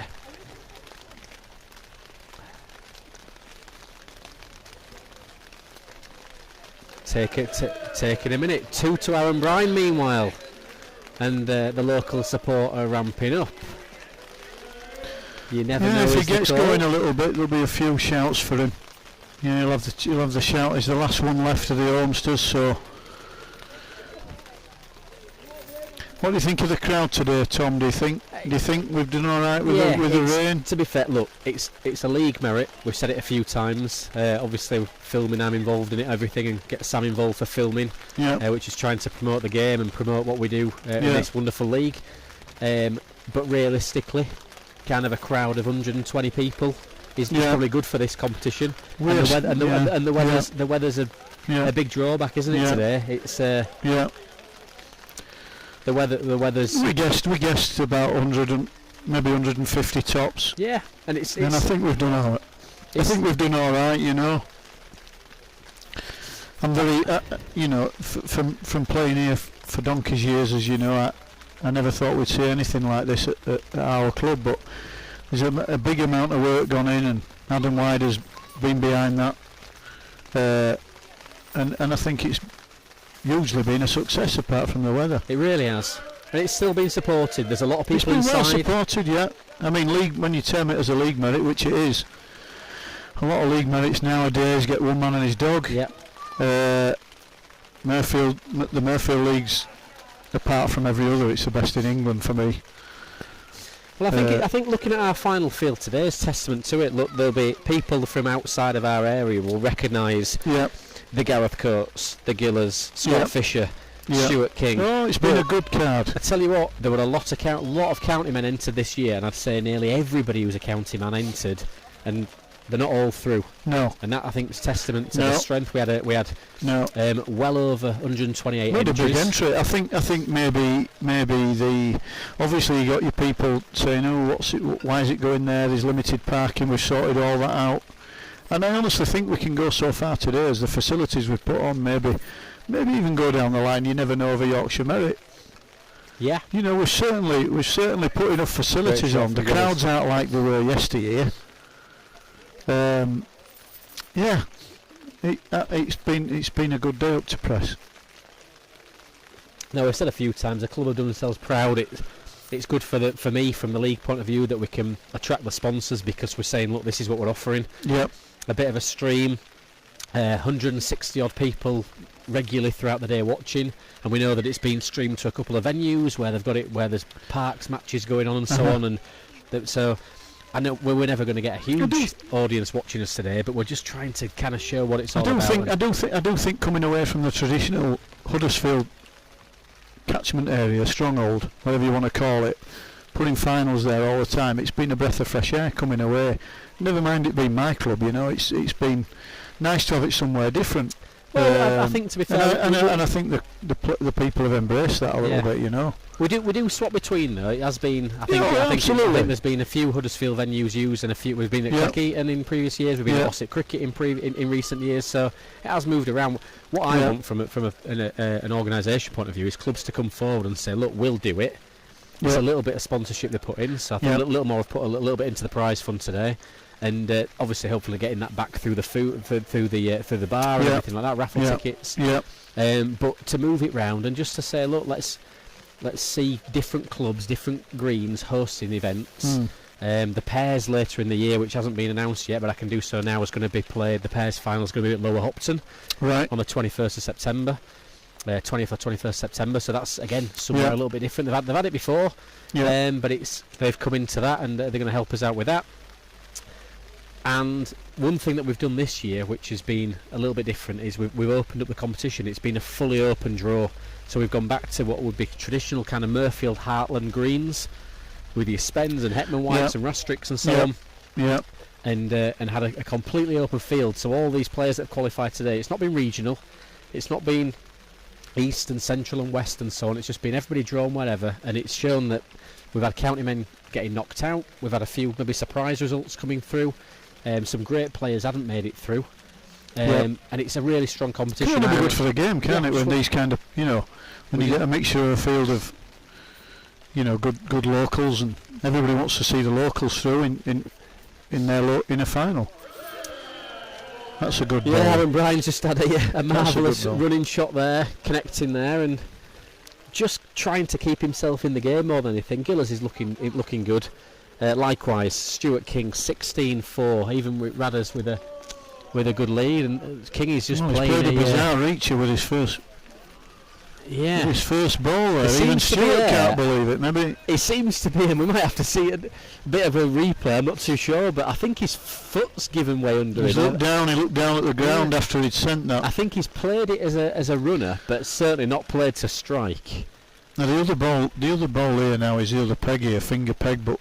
Do you not think you're running into both of these as a runner and trying to split them? Well, he's playing that ball. He's unlucky. Leaves them both. He's unlucky, but he's got a bit. He has got some breathing space. Danny will go back over to the club windows now. I would have thought on a mark he's played all afternoon. But the thing with this green is.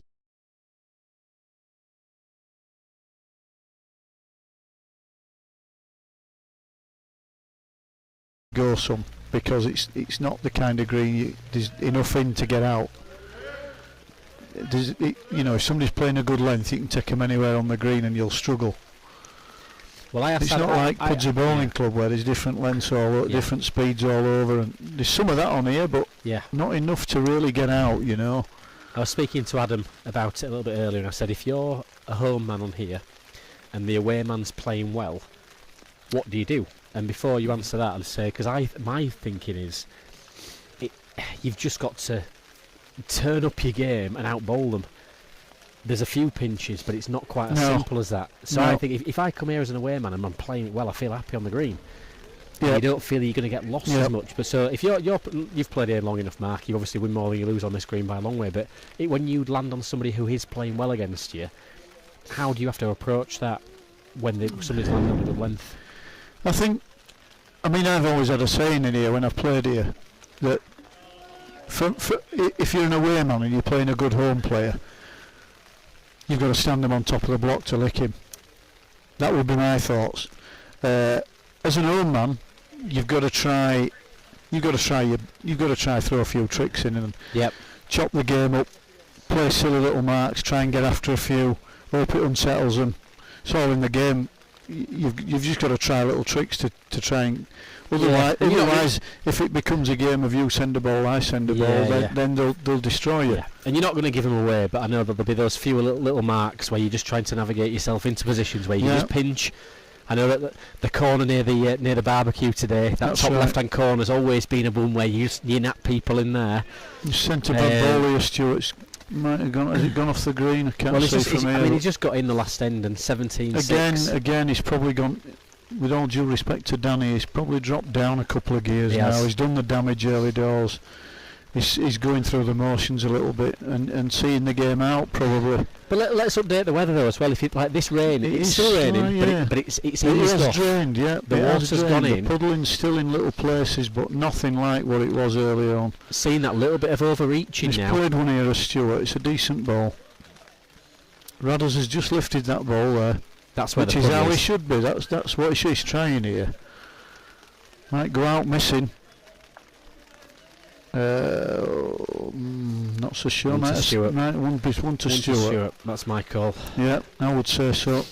Whether it falls or not. He's having a look. He's let him get in up, and then he'll have a signal. He knows this Kingy. He'll have a signal. That's the way. He knows. Look, we've all been there and known that one. Let him come up and have a look and stick my hand up. Good old look at him. He loves it, Stuart.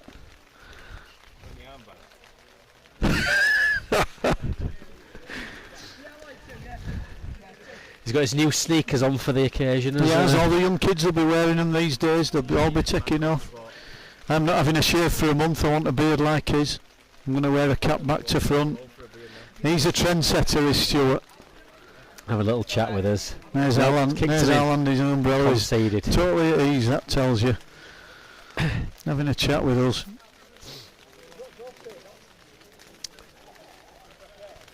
Back into his corner now, thumb peg. Playing right into both as well. When it's dry, then that jack's right on a ridge and anything past it will go.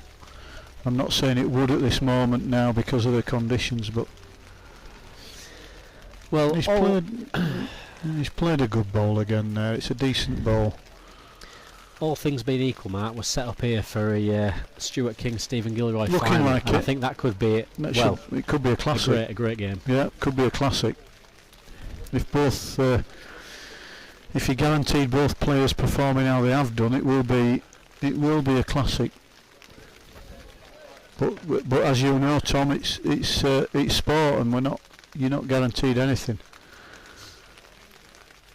Another great lead from Giller's side toucher.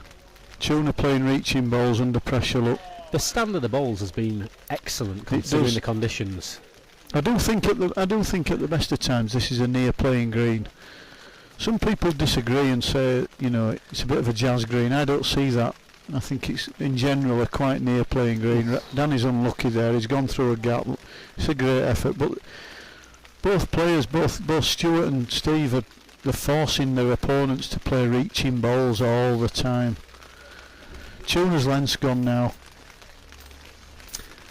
Really, well, maybe he could have been serving with that. It's easy to criticise, isn't it? Yeah, I think it's there's an element with any, but they look at the scoreboard and it's probably in one part of you do want to score some, and then the other part of you is you've resigned yourself to thinking just drag me off the screen now, sort of thing. And it can become a bit an embarrassment feeling. You just want to get off. You know the game's gone. I mean, Stuart's landed the block again right in this corner. I mean, Aaron's now experiencing exactly what Scott experienced against him. Absolutely. Aaron's played really, really well. Couldn't do anything Not wrong. reached Stuart. Scott struggled because of it, and now it's gone the other way. But I do think. But that's competition balls, isn't it? You know, you can play one good game, then next game you're all over the place, and you're feeling how your last opponent did. We've had a balanced card today. It's not been top heavy or bottom heavy, so we are going to see the two best players on the day in the final. I would think so. And to be fair, we know Gareth's been in it. It's not gone yet. It's gone. We know Gareth's been in it, and Gareth's a big comp winner up and down the country. You've got to respect the class of the man. This is off the green as well. Yep, gone. But for pedigree on this green, you've got the two best players, and that includes the Homesteads. You've got two decent players on the green. Well, King is finished. What's going to be interesting here is, again, I don't want to write Aaron off before the game's complete. However, if it is Kingy versus Gillers, they've both got Yep. they'll end up with a similar history. They've both been at the club many years ago. Yep. previous players. They've gone on to different clubs at different times. They've both had very successful careers, both in competitions and probably more so team-wise. Played with some really good teams. It'll be a very, very. It should be a very good final. Yeah, yeah, it should be. Aaron could put a spanner in the works. Yeah, he's not off the green. With Stewart, you've seen him the last 2 rounds. Well, indeed, against Mark Armitage, he's imposed himself on the game in the first half of the game. And it's how the other person's mentality works from there on in. Yeah. Whether they make it a game or try and make it a game or just roll over. I think if Danny should to watch this back and reflect on it, and I think I always say when I'm doing the commentary for various things and young players coming through, is it's just sometimes about what can you do to not take the mick and slow the game down and walk off and keep going off every minute for a drink, but just you try and control the pace of the game when it's going against you. Find a way, and you do have to. Oh yeah, you have to find big balls. You have to. Ultimately, it comes down to you've got to play big balls. Oh, you've got to play the balls, yeah. But I think that's where Danny very, very quickly that game got away from him. And if he reflects on that, and I think what'll be interesting in the final, whoever Stewart plays in the first 15 minutes of the game, if he doesn't get his own way, when he's he's been dominant all afternoon. If he doesn't get his own way in the final for the first 20 minutes, then how does he respond? Correct. It's going to take a bit more. I mean, I'm not questioning him by any means, but it'd be interesting to see. He's dominated for the first 3 games.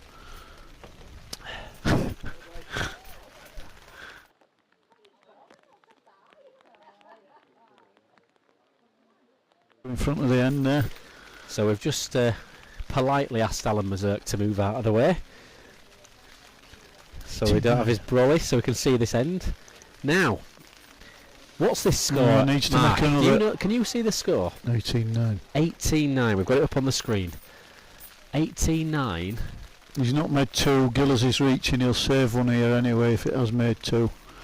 18-10 or 10-18 as we go. Again, Gillers has got a little bit of breathing space here. So yeah, you can just afford to play a bit more positive. He can play a few balls that he might not have played at 17 across or whatever.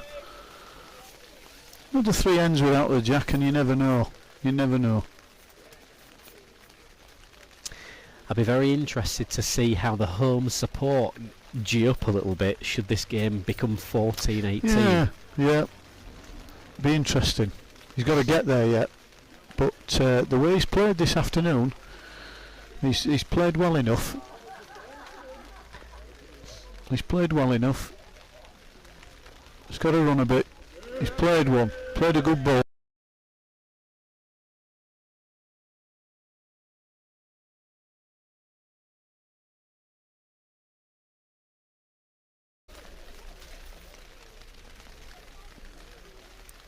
Coming for another tuner. No, he's short with this. He's not really got a shot to build it. He's going to build ahead otherwise. Steve's going to come from peg at this, I think, and he's going to play tight onto that short ball.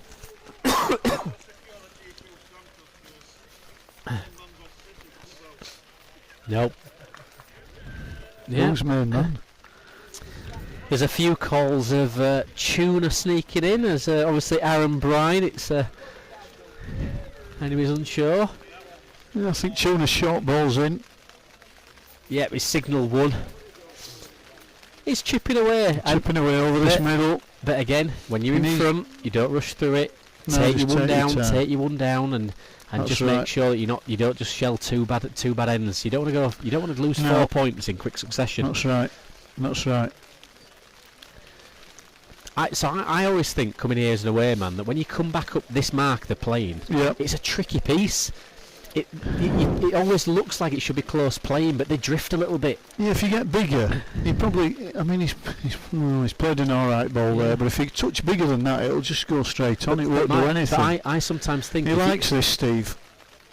He's a shade tight, and it'll start to go, but it wins it. But if you can put a ball on this mark within a dustbin lid of the jack, I think you've got a really good one. I think it's hard to get that close. I think you're right, and the other side of it is, I think you've a big job missing it. If it's a foot 15 inch short, I think you've a job on missing it. See, compared to all the other marks that we've seen on the green today, this is the mark where they just don't gather.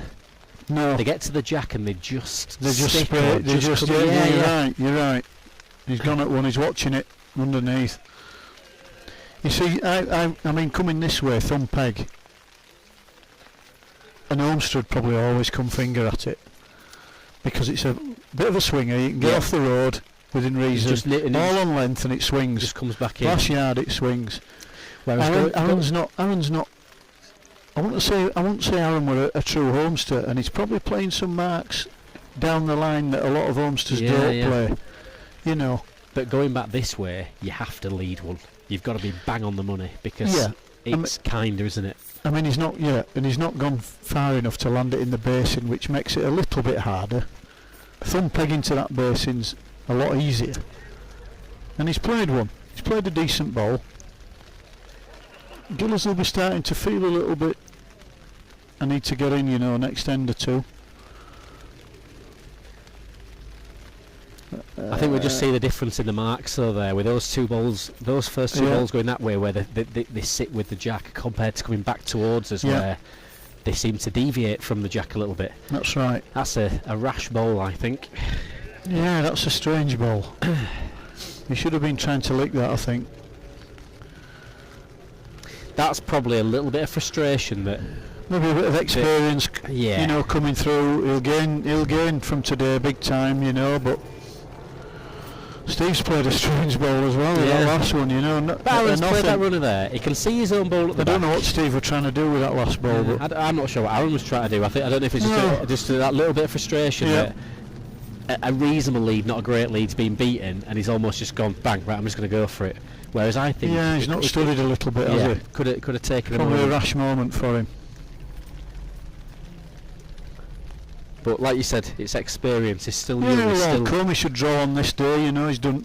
Even if it goes wrong for him this game, he's done well today.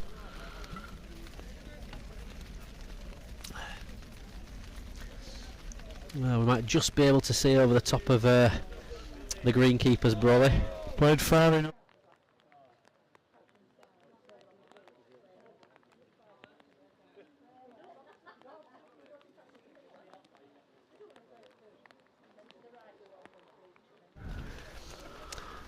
Played another irregulars, played a real ball. Politely moved Alan out of the way again. Good ball that. Fair play to I don't think he can lick that.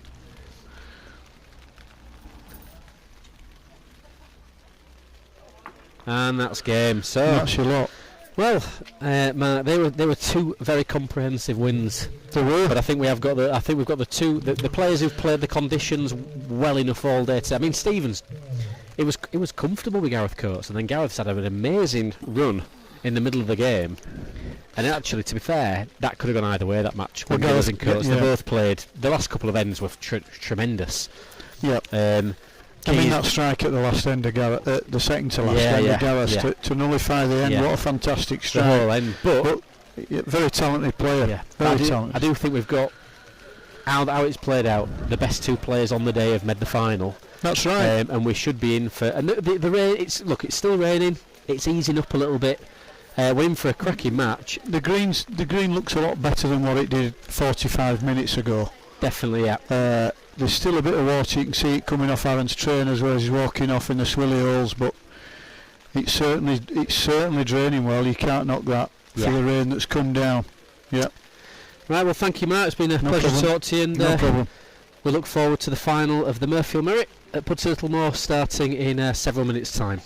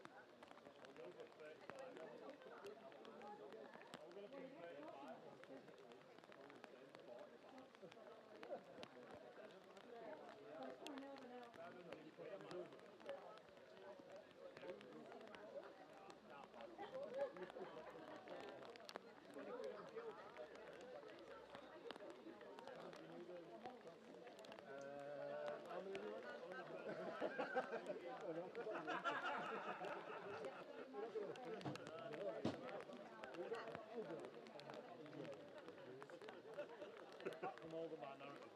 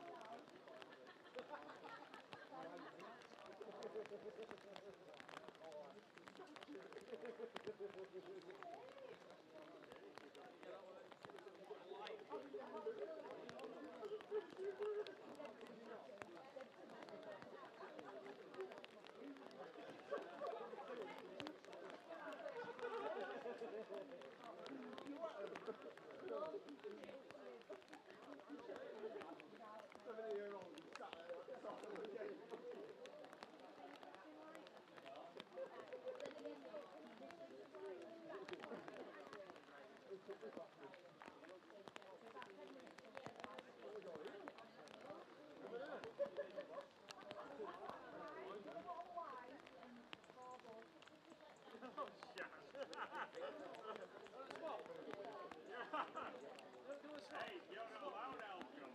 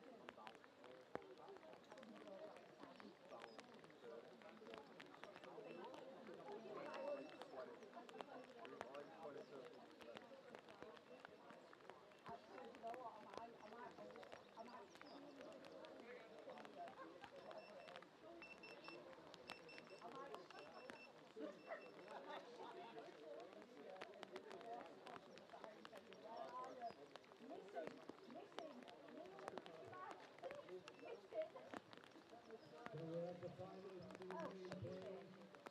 Stephen Dunbar from Crossgate and Gilroy from Quarterfinal.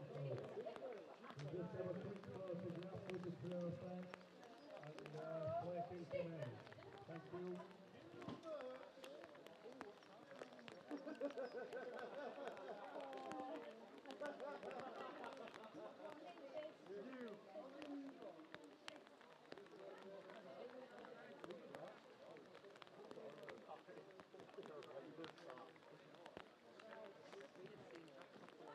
That is horrendous.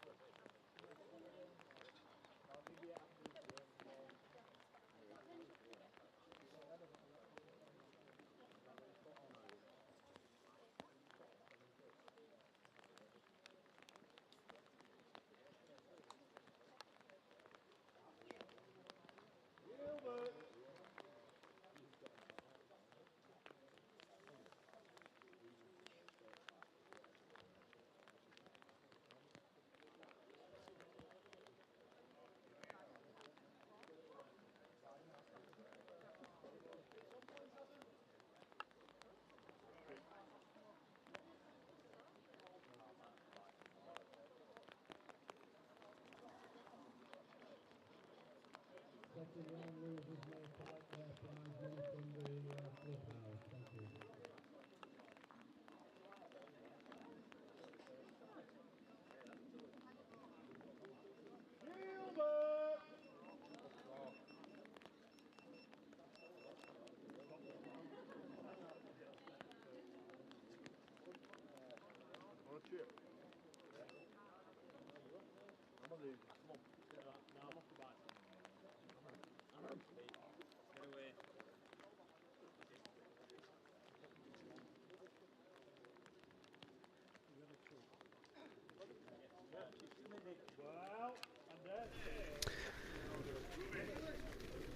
Welcome back to Puddle If you're just joining us for the final, as advertised on Facebook a few minutes ago, we have Stuart King versus Stephen Gilroy in the 2025 Mirfield Merit Final. Winner will take home £400 and the runner-up £250. Really exciting game in store for us this afternoon with two former Littlemore members, so they've both got some time on the green a few years back. Arguably the best two players who've come out of the field today. Been playing well despite the conditions. The rain subsided somewhat over the last 15-20 minutes, so much that Stuart King whizzed the jack off at the first end of the final. Still wet, but the puddles have now disappeared, and it's certainly not the cobbing match that it was several minutes ago. So early on, Stephen Gilroy with a promising start, and a couple of reaches there from Stuart sees him go behind probably for the first time today. 4-0 to Stephen Gilroy.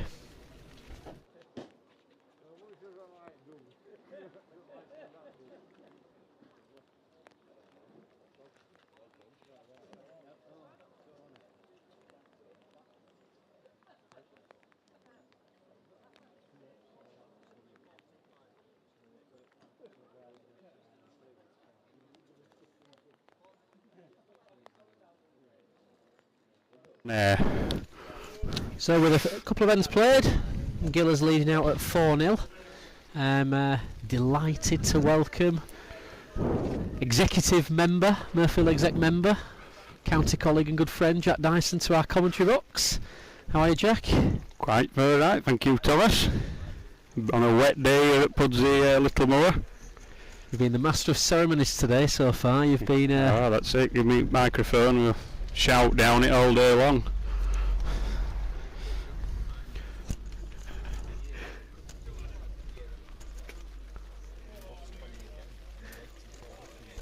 We're just being told by Scott Fisher, who happened to win the Graham Wood competition here many years ago, that he beat you 21-20 in the final. He Jack. did, yeah. And then apparently you got 20 the following year, I did, yeah. Right, 2011. We're just trying to work, but in a little interval there we're working out that they ran the comp. I don't know how many years they ran it for. About 5 or 6, was I should say. Yeah, it were a good comp at back end. I think it were back end at season. Yeah, it were a good comp. Bizarrely, I never remember playing in it at all. Right. I don't think I did. Yeah, I think it was 64. Yeah, it were good. Or were it back end? It might not be. It might just run through summer. But yeah, I'm not too sure. I don't remember, but it's.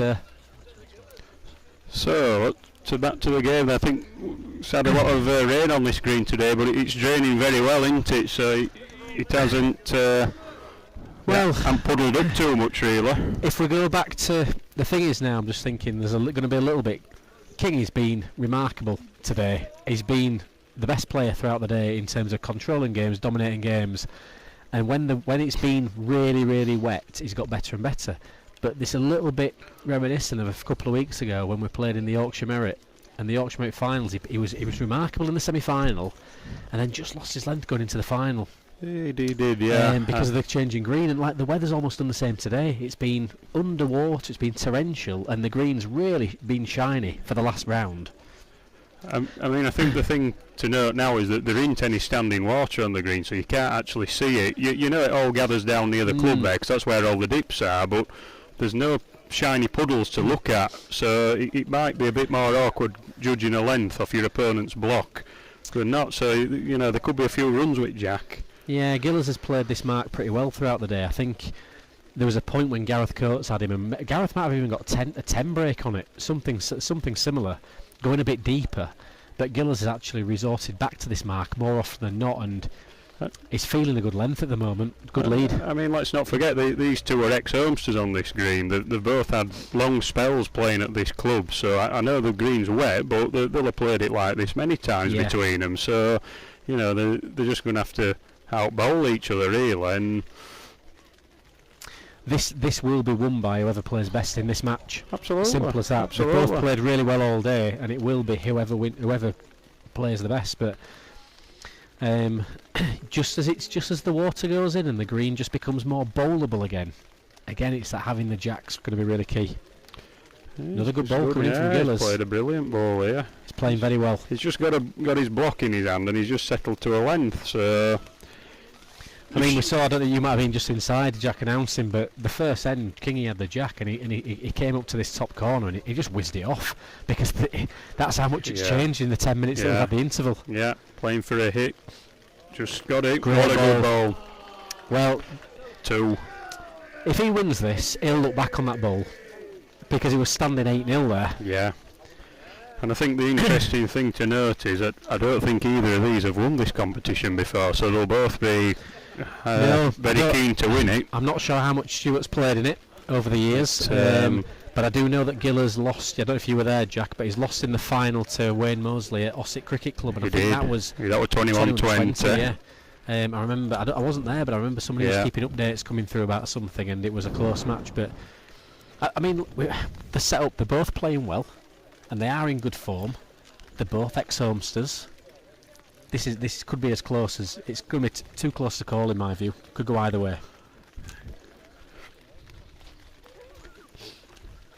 Yeah, I think it's made for both their games really, because they do like tittling about, pair of them really as a rule, and even the longer marks, they're not, you know, it's not a big green, is it? So no.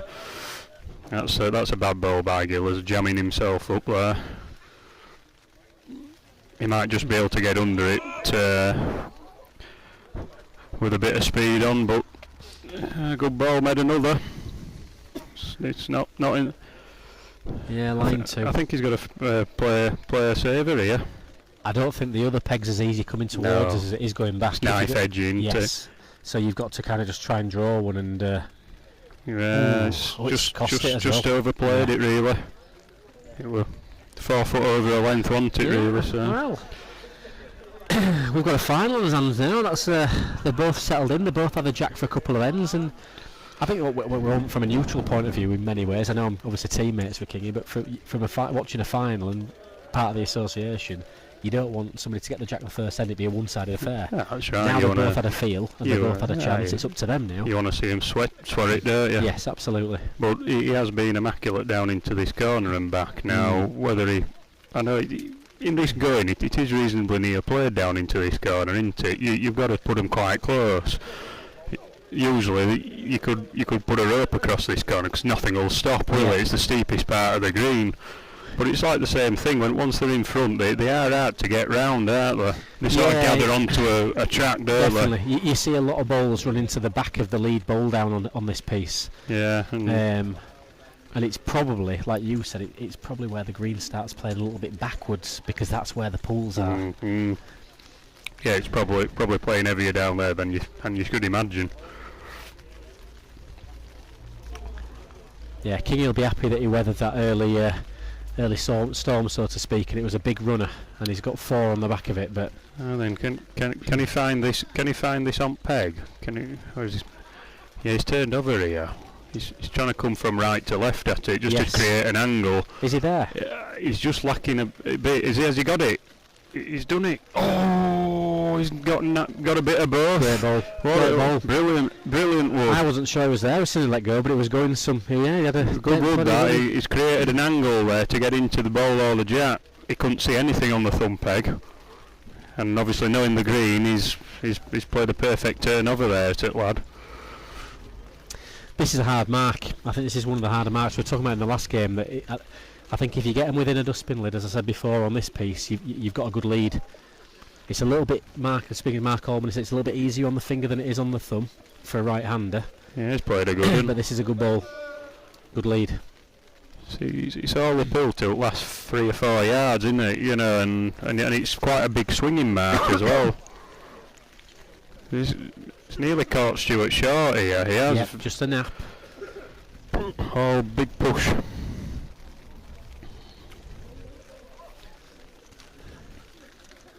He's reverted to it a couple of times throughout the day as Gillis. Not played it too much, but he's rammed another on you here. just remember, don't you? And Two great balls here. he's got to come big, even if his own's in the way. He's got to try and clear something. Yeah. Unless he can just jam and sit that length ball and stay in its place with about a yard of running, that's his only other option. Yeah. The way he's stepping across himself here suggests that he can't see a thing past his own ball. Well, I think it's note over a draw, then just play a couple of foot over and hope to rest that length ball, really. If you can't see the strike. So doing a bit of cross-legging. Yeah, he's cross-legging to strike. He got it his own. Yeah. Only a couple of inch, wasn't he? He what? 9-4. So will Gillis go back down into that left-hand corner now then? Is that where he's trying to go for? He has done. He has. I mean, Kingy's played the corner that we've just seen him play, and Gillis has played 3/4 the other way. But Gillis also had a little bit of a spell against Gareth Coates at the end of the game, going thumb peg into the fast corner and finger peg back up. So that's what he's doing. Look, he's going thumb peg into that. Yes, he is. Yes. So this is obviously a little bit of a plan B mark for Gillis. It's a bit of a gamble, knowing that Stuart's playing well into this corner, though, isn't it, as well? So he's obviously confident. Yeah, but obviously, I mean, to be fair, I think if you come back up to if you lose the end and come back up to the car park, I think it's tricky coming up here. But you always fancy yourself into the faster corner because they do gather a little bit. They do. He's narrowing off here. He's nowhere near a road with this. I know it squares back a touch, but it's like I say, I just think without there being any surface water on it now, it's quite difficult to judge the pace. This is the hardest it's probably been, especially as well. They've not grown into wet conditions. It's been a lot wetter than this. It's been a full reach. It's been almost like a. I think what they were doing quite well in the semi-finals with the jack, they were just lifting them. That's right. A fraction. Especially out to where it were puddly down there. And now you're just having to feel he's having a go at this, isn't he? Yeah, he's just let him off there, not pairing up, to be honest. Yeah, good hit. So now that's a great strike. Now the thumb peg up to here. Clean as a whistle. So not pairing there's, being a bit naughty really for Gillis. Yeah. As expected though, we're seeing big shots. They're keeping both players in contention. Can't see it scoreboard from here, can we? 'Cause John's tilted it round. Oh, it's on here, magic one. Alright. 9-5, very good. Yeah. So Stuart King leads out at 5-9. Stuart comes up thumb peg to the car park corner. This is what we've been it's all these gizmos, anticipating all day long. He's played this mark well. He played it incredibly well when the rain was coming down. He needs to run for this. He needs to run with this. Just keep still coming. It'll look a lot gainer on front Matt, but there is a lot of room. He's left it 4 foot short, and Gillis has definitely reached with this. This has reached. This goes off at board. Yeah, easy done. Tricky without the jack. Very, very tricky. So if he beats that by a yard, I think it'll be a real one.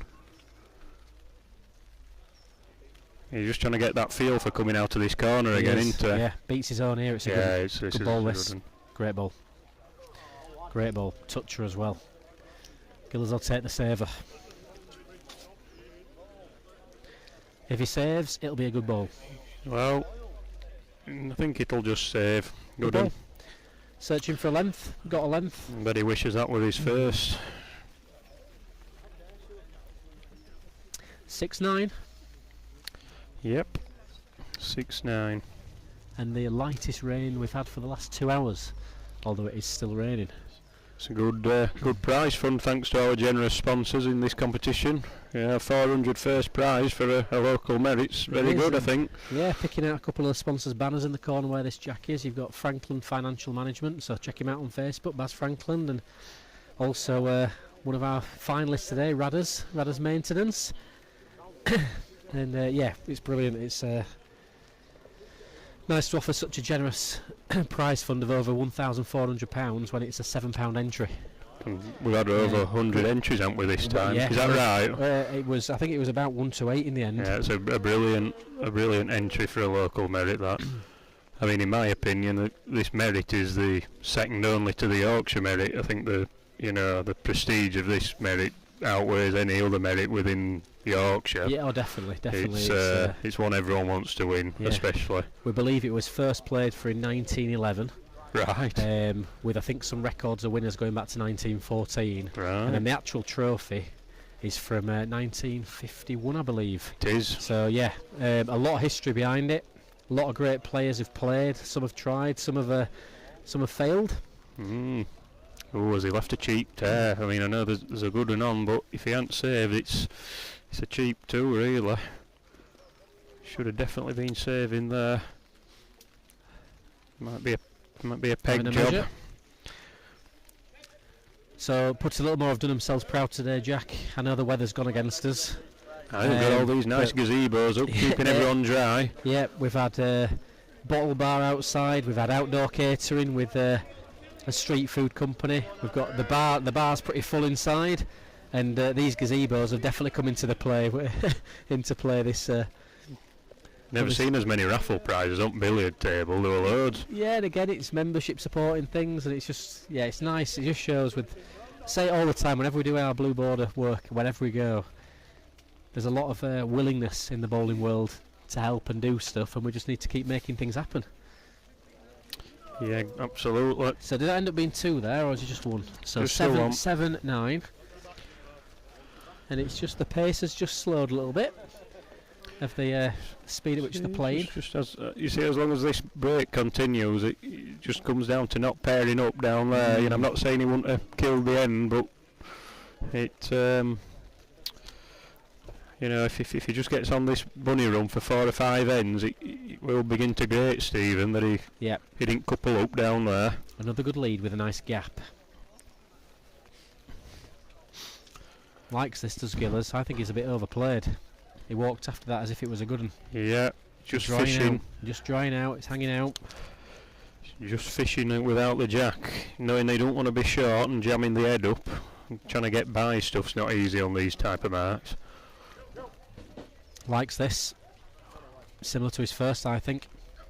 Yeah, good balls. He's got to play the dead, and there's nothing to it. It's a dead draw for me.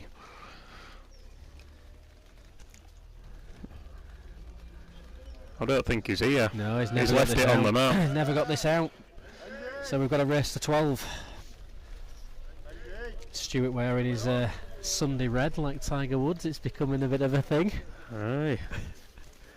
Hidden under waterproofs most of the day, but with 1 game to go, why not just get wet? Not sure if he's thinning out a bit on top, you know, Stuart, wearing that cap all the time.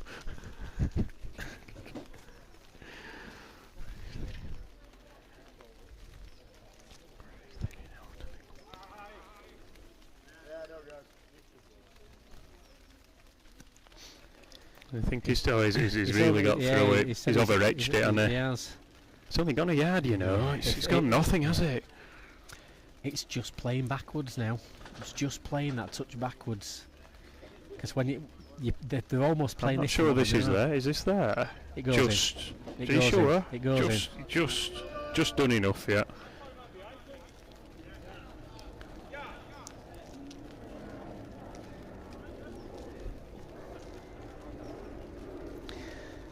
Just gonna lick it with dead and now, aren't I? Came out well, this. He has. It needs, I think it's to far again. It goes out again, this. Just same. Yeah, they're saying that Gillers is on. I think Gillers is closer than I think, you know. Yeah, he's only 18 inch, isn't it? 18 inch, yeah. Well, he's giving it a decent berth here. He's not hitting the jar. jar. On the length. Just gonna get one on the length. Oh, I'm not sure. Has it cut? I think 2. I think King is further than we think there. Well, we know where he's going. He's going finger peg up to the middle of the green, up towards us, type of thing. On round peg. And he played 2 superb balls there last time, so. He did. And I think they're in a similar position, so. He's just gone a touch further, actually, hasn't he? He's gone a touch wider and a touch further, I think, with this. He's not so shabby this, you know. Just hung back. You see what I mean about this mark? So it's tricky. It's hard to squares come back. close. It squares back a little bit, It's doesn't really it? but at the same time, there's nothing for just nipping inside No, the they're road. They start booming before you get there. Yeah. It's he's licked it. I think there'll be a few people watching today that will learn a thing or two about this Littlemore Green by just this mark alone. It's a finger peg out of that fast corner, coming up to the middle of the green. He's pinched a bit here, and he's going round corner now. You see what I mean? They won't have it. They don't have it at all. He's in. He's a king. It's a funny mark, that. And I think we've seen throughout the day, there's been close bowling everywhere, but whenever people have come up here, a good bowl is a good bowl on this mark. But I think with him going further, it's made it more knife-edged. It does. I think if you leave it shorter, it gathers more. Well, years back, when it used to be a bit of a lusher edge, and probably going back to the days of the old clubhouse, you could really get him into that underneath the window and you could play to the edge. Aye. Now it's dried out, it's a bit bare, but I think that if you play the jack further, it gets easier. If you get towards the edge of the green, it's a bit more forgiving, but just where he's put that jack there, I don't think I think he wants it there, it's just not led one. Now, this is an easy mark. You've got to stand them on it. Yeah, you have, yeah. You have. Thumb peg, get a length, just don't get inside, and it will come. He's left the jack shy of the big dip, so just behind the jack it really does skirt down that bank. It's so a good one, you really. see, I won't be surprised if this gets licked. If Gillis plays a length here, he beats that because it does come round nicely. It's just got to be a length. He needs to miss it now. It's just got to be a length. It's got to be a length, it's fine. Just goes out for me. Oof. Close. Well, I was close. thinking that had stayed in from where I can see. I'm only a foot to the lefty, but I just think it looked like that had stayed in. But again, I don't think it changes Kingy's bowl. No, it's gone out. Wrong again, Thomas. Ah, well, I'll take it. I don't mind that. Kingy's bowl must be better. I thought he was 18 in short one. He's pinching on land a bit. He needs to hit his own. No, he's all right again. He's all right. Done it? Yeah. Reeling. There's a bowl. There is a bowl to be had there. The way we look at this through the camera, the fact that we can see the jack tells you that you can get thumb peg, but he has to draw one. The moment he tries to play with weight, I don't think he can pass that front bowl and count. He can just air around it on a length, can't he? He's more or less playing what he did with his first. And he might not score. He could just lip the outside of King's nearest bowl, but I just think as soon as you put weight onto this sort of mate, it makes it an untrue mark, doesn't it? It's very true on a draw, isn't it?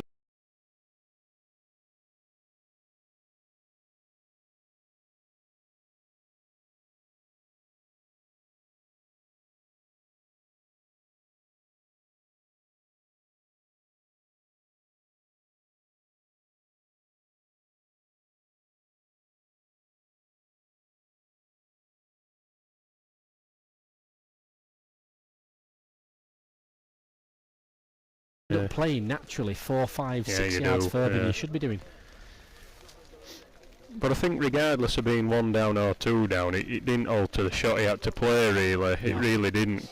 You know, and I think he were more in two minds, wasn't he, really? So, whether Stuart comes up here thumb peg or continues over the middle of the green, I don't know.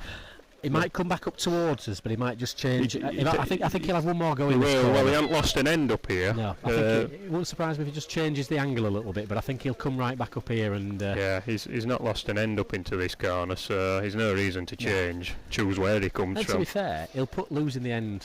If he wins here and goes into the fast corner, he'll put it down to just having he'll put it down to having one bad end rather than... It's not bad, but you'd fancy in a final. You fancy him licking it? Yeah, you have got to be licking these. If you're going to win these sorts of merits, you've got to be licking balls like this, and he hasn't done it, I don't think. If it gets in, it only just does. Oh, he's done well, actually. It's just... Not 100% Stuart here. Coop's having a look. Yeah, Coop thinks it's just limped in, that. Very confident Coop's must have a better angle than we've got, because Duncan's not sure, and I'm not sure. Well, Duncan's had about a gallon, so... To be fair, King he's not. He hasn't been told he's on and played that. Yeah, he's just got to play for one. Perfect road, anything in. It doesn't affect Gillis' ball, does it? Don't even need to know. Maybe it's just a little bit of like you don't want to walk up thinking you're on if you don't pair him, but this is all right. Yeah, needs to run. This is all right. 2 good balls. He's cocked up, but Stuart hasn't conceded them yet.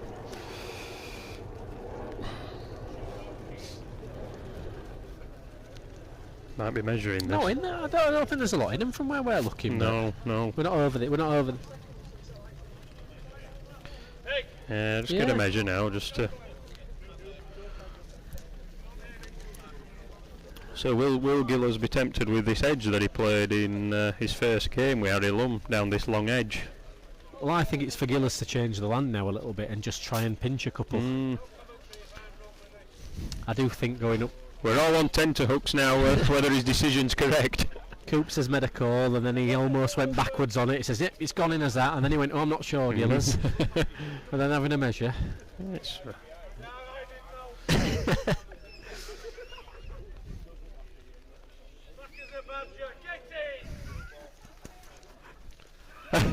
well done to Dave Cooper for being able to tell the measure.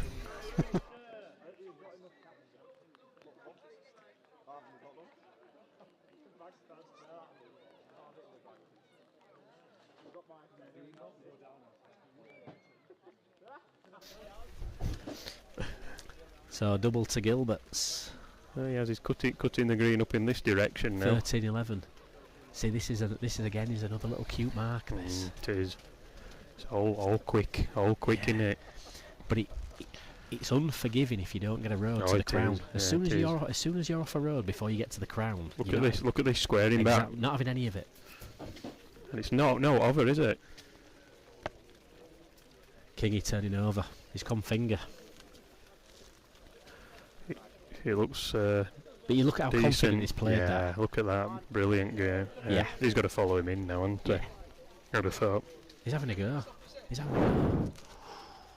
There's a bit of something just to lig on there, though, isn't there? I know. Well, it's his decision, but that's a brave shot, if you ask me. It's a good shot, but wow, yeah. Well, perhaps he didn't fancy playing tittling ways. No.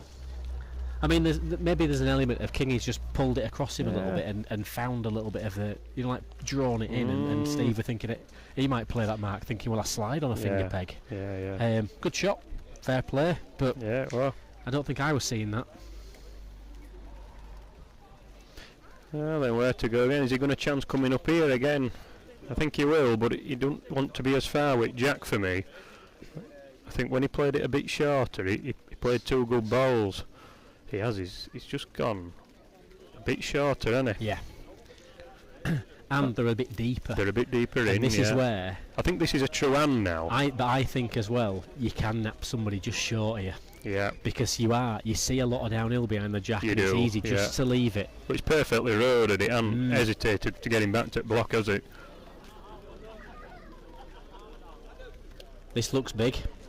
Yes, he's got him outside here.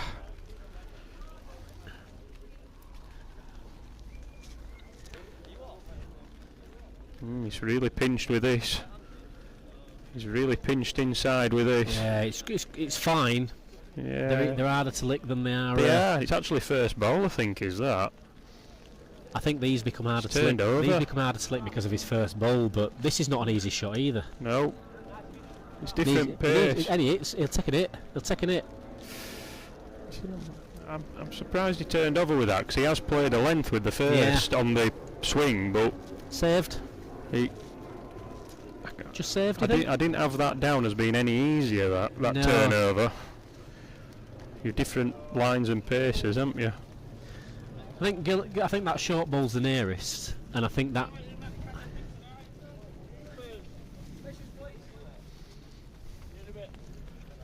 Another measure, and a little wander off for a little drink and a team talk with the East Leeds contingency in the corner. Yeah. Wan just for the first time of the day is not being in control of the match. Yeah. Certainly not nowhere near out of it yet, but he's just not. It's a final, you know. It to be, yeah. I think Giller's had the mix though today. He's had some convincing wins and a couple of close battles. Yeah. Where Stuart's been dominant force all the way through, and it is that thing when you're in a merit. and the first time you're feeling that kind of sense of being behind is in the final. It does play on your mind a little bit differently. Yeah, can do. And he's playing someone who knows the green as well as he does, you know, as being an ex-Hermster, like I said. They're both playing well, and I think what's worth mentioning for those watching is they're actually playing some quite cute marks now. And I think they're not just bidding into the basins and ramming them on the jack and think, oh, they're playing well. They're trying to nap each other. Yeah. And it's needs to be recognised that, I think, when they start leaving them 2 foot, 3 foot away. That's right. He's into the back of it. Oh, he's just whistled out inside and it saved its bacon, really, that. It's made it a length. Must have gone 2 foot at least missing. So he's got a decent ball to lick here as Gilroy, and I'm not sure if he's far enough, is he? Right. Is he? Can he miss it? Right. Oh, he is. Look at that. It's gone straight to it. Great wood. Good ball. So it's a full hammer now, then. A full strike, and he's lucky because it's not necessarily a must-win end for Kingy, but it's a must-not concede end. Yeah. He hit a good strike down the other end. Oof, just under. So he's just 16-11, and there's a bit of breathing space between the two players. There is. He's coming back up on his finger because it's an awkward piece, and then King is asking the question now: what do I do? He's with turning over there. He's thinking, do I turn over or follow him in? I mean, personally, I'd be sticking out round peg. I think it's a truer hand. Yeah, all I can think is he feels that he's been done a bit on the finger, and he didn't like adjusting it, and he might have just felt, I'm just tossing in thumb peg. Yeah. Yeah. He's left it where he needs to leave it. Yeah. I'd expect this to be a reasonable lead, you know. Look at how he's dragging it inside, though, isn't he? Yeah, he's trying to pinch, isn't he? He's playing much tighter than that jack. But they are fading back. They're not going anywhere, really, are they? That's the worst it's going to end up on a length. He's coming thumb. Yeah. He's staying thumb peg. He is, and he's a bit over top. Drizzles on a length. If he gets to a length, it drizzles. Just shy. I think it's given up, that, hasn't it? I think it's given up short, that. Adam Wider, the man that's made it all happen on the green, he now has a difficult call. Those calls are always harder when there's everybody watching you and you feel you've got to get it right. And again, though, it doesn't really alter anything because on the round peg he can't get anywhere near it. He can get round it. Yeah, he's played a good one here. He has. This is a good ball. It might just hang for something for Stuart to aim at. Again, he can't, gapping. If King is going to come on the thumb here, he needs to just be 18-inch better than his first and trust he's not going to knock his own. Yeah, but if he does hit his own, he's saving. His own ball's forcing him under that, though, isn't he? He's got to be underneath his own ball, I think, here he's slightly. He's setting top side, though, to start it off. He's coming under. He's going to hit his own. Oh, he is. Oh, he's done it in. Yeah. Ends up being big. He's done it in. It ends up being really big. Yeah, slow power. I always felt on that hand, the danger was running into his own, but he's played it in a way that he's just got away with one there. He's got to go into that other corner now for me. So I think he's got to try into that left-hand corner somewhere. As the game's played out so far, Stuart's had probably just, I think, a couple more shots that have kept him, that have been more important in the context of this game than Stevens. That were one of them. And that's another one of them, yeah. But look, the rain now. Aye. I don't know if you can pick it up on the microphones from listening at home, but the rain's coming down once more, and it's only just started coming down. The next 3-4 minutes, again, could be significant. There's a lot of water in the green already. The puddles have gone. It's no longer shiny, but 5 minutes of this and we're going to see a very different pace, and it's as it's happened all day. Yeah, they'll be used to it changing now, but it's whoever can just hang on to that block for 10 minutes. Yeah, Kingy will be a lot happy if he wins this end with the rain coming down. It's a good second ball. I'd say it's 2. I know he's pushed the jack round the corner, but I'd say that's leaving 2. Just a dead draw now then. Yard in his last. Yeah, you've got a nice guide with Stuart's first ball. Just draw inside that. Is he big? He's not. He's barely reaching, but it might save. Is he big? Just scratched a saver, I think. Or has it? I'm not sure. Bloody hell.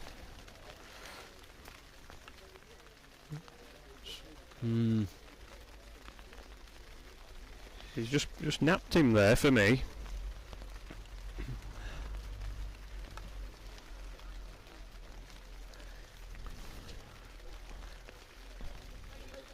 Another measure. And this measure definitely favours Stuart King, because the next, if this rain continues while they do the measure for the next 35, 40 seconds, the green just keeps changing just a little bit.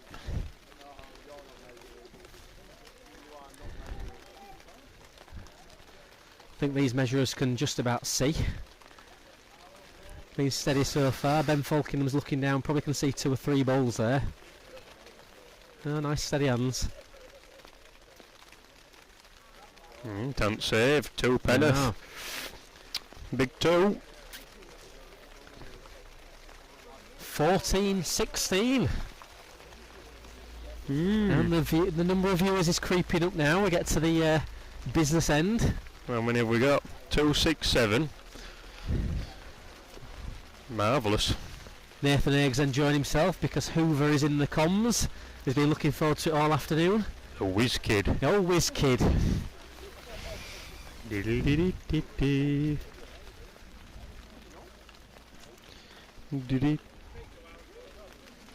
Well, they're all having a bit of a comfort break. Yeah, it's tea and biscuit time. Adds to the anticipation, doesn't it? Oh, it does. But again, the green's getting heavier and heavier now. Yep. It's if Stuart can ram one on here, keep hold of the jack. It's maybe just playing in. Gillis has played this mark a lot today, Thumpeg. You've got to play it close. You need to be within we need to be within 18 inch, really. Not sure. Because it's a simple, straightforward, straight mark. It's done well. As long as you don't get too far underneath, where it won't recover, it's quite forgiving. Looks alright from the hand. Yeah, it's further than Stuart. I think it goes out, this. I was surprised how well Stuart's rang, actually, with his fist. Yeah, there's nothing on here. It could have won it, that one of Giller's, but there's nothing on, like you say. Advantage Kingy, though, with he's got the front ball, he can play a length and play to his own. If he taps his own on a length, he makes 2, probably. Of course he does. He just needs that length, that's the important thing. I'm not sure he's there. Is he there? His fisting did really well, but that ain't going to get anywhere near it. Oh, wow, this is important now, all of a sudden, for Gilroy. He needs to know. There's a lot of shrapnel in the way. He can just get away with it on a bowl underneath. If he's a length, he will win it on a bowl underneath, because King is 2 foot short. He's just playing a bit timid, but... Yeah, I think his length's okay. He's further than Stuart's. Yeah, he's just navigating the gap. Brilliant. Good ball. So what will Gillers do here then? Go back a bit further, a bit longer length maybe? Well, he's either going to throw a Thumpeg into the fast corner and try and get back on his mark that he's been playing, or I think he's going to go. He might go a deep finger peg. He played Aaron Bryan on that finger peg, didn't he? Well, if you remember earlier in the game, he played 2 smokers up there, and it was only for Kingy ramming jack through. Yeah. So the last end they played, he played 2 within a foot up on this finger into the corner. So I think logic suggests he should go up there. But like you say, he hasn't got a mark from that corner, really, has he? Unless he wants to just feather one down into that fast corner where he's been playing he might do. But I think he's going to go finger peg into that. We'll see. We'll see. Them's his choices. Three-quarter corner finger peg. His 2 choices here. And he's in control, isn't he? He's only a couple of leads away. He's going down edge. He's going down the edge. That's up to him. That's up to him. So then were his 2 options, and he went for the sort of shorter mark.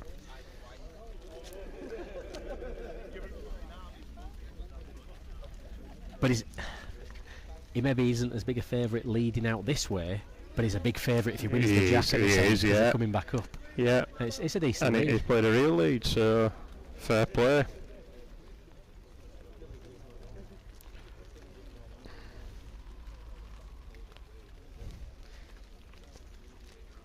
Yeah, so 17-14 with a lead like that, and it's another. He just goes as far as saying it's another must-win end for Stuart, or even if he doesn't win, just do not concede. He's just getting a bit close to a finish as Gillers now, and Kingy needs to. He might need the big hammer. He's playing solid as Gillers now. To be fair to him, playing well. Now then, it's just they're all a bit. They're a bit staggered then, but they're only half ball targets to aim for. They'll be having a go at these. I'll be surprised if he don't. But he said, he's only playing feathering weight. Is he out with washing? Yeah. Now then, all of a sudden, 19-14. And coming back up on his mark. He's just really found a length last few ends. Yeah. I mean, I know he had a bad end, two ends ago, but that's forgotten about now. He's played 2 good ends since, and he's in a big favourable position here. That's where you play what you see, and maybe Kingy's had a couple of strikes that have not quite come out. 2019. Yeah. Oh, sorry. Maybe Kingy's had a couple of strikes that haven't quite come out so well, and he's just a bit reluctant to. He got underneath, didn't he, last time he struck down there, and he maybe thinks that I play at weight, but. Played a reel in here, by the way. Oh, brilliant. That is a great lead. Yes, it is. 19-14. As good as a toucher. He's just played the all round green a bit better, hasn't he? Yes. Just draw bowling all the time. He has. And I think that's over the day. Stewart's not had as much green time elsewhere. You're right. And Gillers has played everywhere today. And he's had some battles, and he's had players getting in. And how many times have we said this? Like, when you're playing well, what do? Do you just play one mark and win your match? And that's what we all say. You're going to do it, aren't you? But it can sometimes be a down. It can be a negative. He's laid up here. He's big hammer. I think it's big hammer time here. So you can't be feathering at this. I don't think. You've got to go for it. One shot. He's got one shot to stay in the tournament here. Otherwise, Gillers is going to be. Otherwise, he'll be bridesmaid for another year. Finish well as Gillers. Oh, he's playing feathering weight. This'll move. This'll move if he ain't careful. He's done it! What a wood! What a ball that is! What a wood! What a shot that is! Wow. There's a ripple of applause, but you've got to call. I mean, fair play. Not only to stop Gillers winning the match, but to score 2 on the back of it. And he has. He's played. That were hard speed. Yeah. He's played 4 shots throughout this game now that have really given him a bit of a lifeline every time, just hanging in. Well, brilliant. 16-19. Yep. And if he holds on to this jab for an end or two, it could be interesting. And he scored this way last time. He did. I don't think Gillers will be caught short this time. He played 2 real poor balls. Kingy's leading's just let him down a little bit in this final. He's not been as convincing. No. This is a steady lead. This is a better ball. It's still a kind of mark. It's still a mark where you expect close bowls. A little bit of a basing where the jack is. Length. No, he's giving it a reach. Unlucky. Just gone to the side where Kingy's ball is. Same ball for Stewart. Make another. He was inside there, was Gillers, but he was far enough that it hung. Yeah. If on a length, he'd have actually come round the corner. Yeah, he needs to be a ball wider with it next, for sure. Well, there might be plenty to wrestle on if this is in the frame. Only thing for Gillers, the only thing is, even if he pairs up, which it doesn't look like he's doing, but even if he had do, you're only 18, 19. Now then, he can fish for this ball, I think. I think he can get past that with enough speed to pump the winning ball out. He needs probably about 4 yards of running on this and just skim the short wood. You don't have to overthink it. Any hit. He can hit anything here. Yeah. He can hit. The only thing he didn't want to do is get big. He's turned over. He has. He's turned over. He's gone for block up his own. He's done it. Great ball. Great ball. Good wood. Yeah. That was probably a percentage shot. Rather than going for the glory of winning the match, possibly. he just thought. Yeah.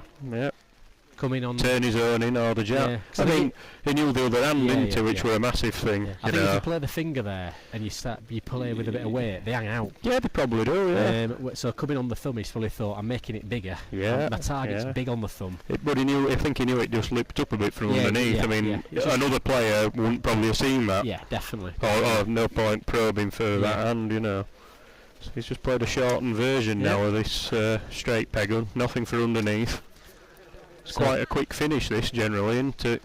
So 2025 Mirfield Merit Final, Stephen Gilroy versus Stuart King. Oh, he's led a reeling. 16. Led a reeling. And he's laid an egg. Yeah, it's a good ball. There's a camera on top of that shed, look. Oh, we just noticed it. Played a good all-round game as Gillis today. He's dug deep when he's had to do, particularly in the game against Gareth Coates. Kingy's been very, very dominant in all of his matches, and I think just in this final we're just seeing where that bit of match play has helped Stephen more than it has Stuart. Yeah, he's played a good heat here. Where do you put this, Jack? It looks like he's standing one on the length on the Yeah, top it's a side. very good. It's riddled with gaps. Great ball. It's absolutely great ball. Just tucked in behind. Unless as well. he hits the jack, Yeah, he's in bother here. It's either a deaden or try and ramble Jack again. He might just play a rambler for Jack, you know. I think you have to do, don't you? I think you've got to do. I think if you're trying to draw this, it's Well, I think he has tried to draw it. Just over the top. Just over the top. Oh, he's lodged it. Has he lodged it and counted? Yeah, he's lodged it and counted. What a good ball. I thought that were behind the jack. Great ball. The thing is, if he hits that any other way, he doesn't count. Oh, brilliant. It was just a perfect ball, wasn't it? Yeah. He's not out yet. He's not done yet. He's a battler. The King. We like to see a bit of a battle. 17-20, and the fact that in a final, until you've got your 21, it's not. You're not done. He's come on thumb peg here now. It'll lip up. Does it lip up a bit, left to right? Yeah, but you can get inside here. We don't like it. You can do this. Yeah, he's short and tight. You can do this though. Oh, that's a bad lead. He's actually put the jack here in a really awkward place because it's a mark where it nearly goes straight. Right, the jack's nearly straight. Yeah. The moment you get inside, Well, this is narrow. Watch it go now. This is a bad because ball. they're both playing. It's won it, but they don't want to get outside. Yeah. Because the moment you set it 6 inches to the left of the jack road, you're under the bank. Yeah, right. This is not a nice mark. If I'm Needs honest to run. He hasn't licked it. Oh, he's not licked it. That's weighed in. Yeah. Wow. Yeah. One of them to finish on. Wow. Play well as Gillis there. So the 2025 Mirfield Merit Final, going home with a prize of £400 and the prestigious trophy, is Stephen Gilroy after winning 21-17 in a. He was the better player, wasn't he, Jack? In the final played well. To be fair to it, lad. They both had a really good day. They both played really well. Stuart's probably just dipped in form going into that game, and Stephen's gone up. But really, really good match. Full credit to Pudsey Littlemore for hosting the final this year. The remarkable effort from the members at the club. Adam Wider particularly worth a mention. As always, thank you to our wonderful sponsors, Franklin Financial Management. Please get on his website and on Facebook and give him a like. Radders Garden Maintenance chipping in this year, which is great to see. Duncan Reeves, as always, with Phoenix Sport. Of course, Pudsey Littlemore. And a big thanks to my good friend Sam for the live stream. Hopefully you enjoyed it this afternoon. Please get on YouTube and give us a like. The sooner, Sam says, as soon as we get up to 1,000 likes, he can start making some money from it. So help us out, please, if you can. But hopefully you've enjoyed it. I know the weather's been a bit grim. We've had a fantastic afternoon at the Mirfield Merit. And thanks for watching. Please tune in to our next live stream. Bye for now.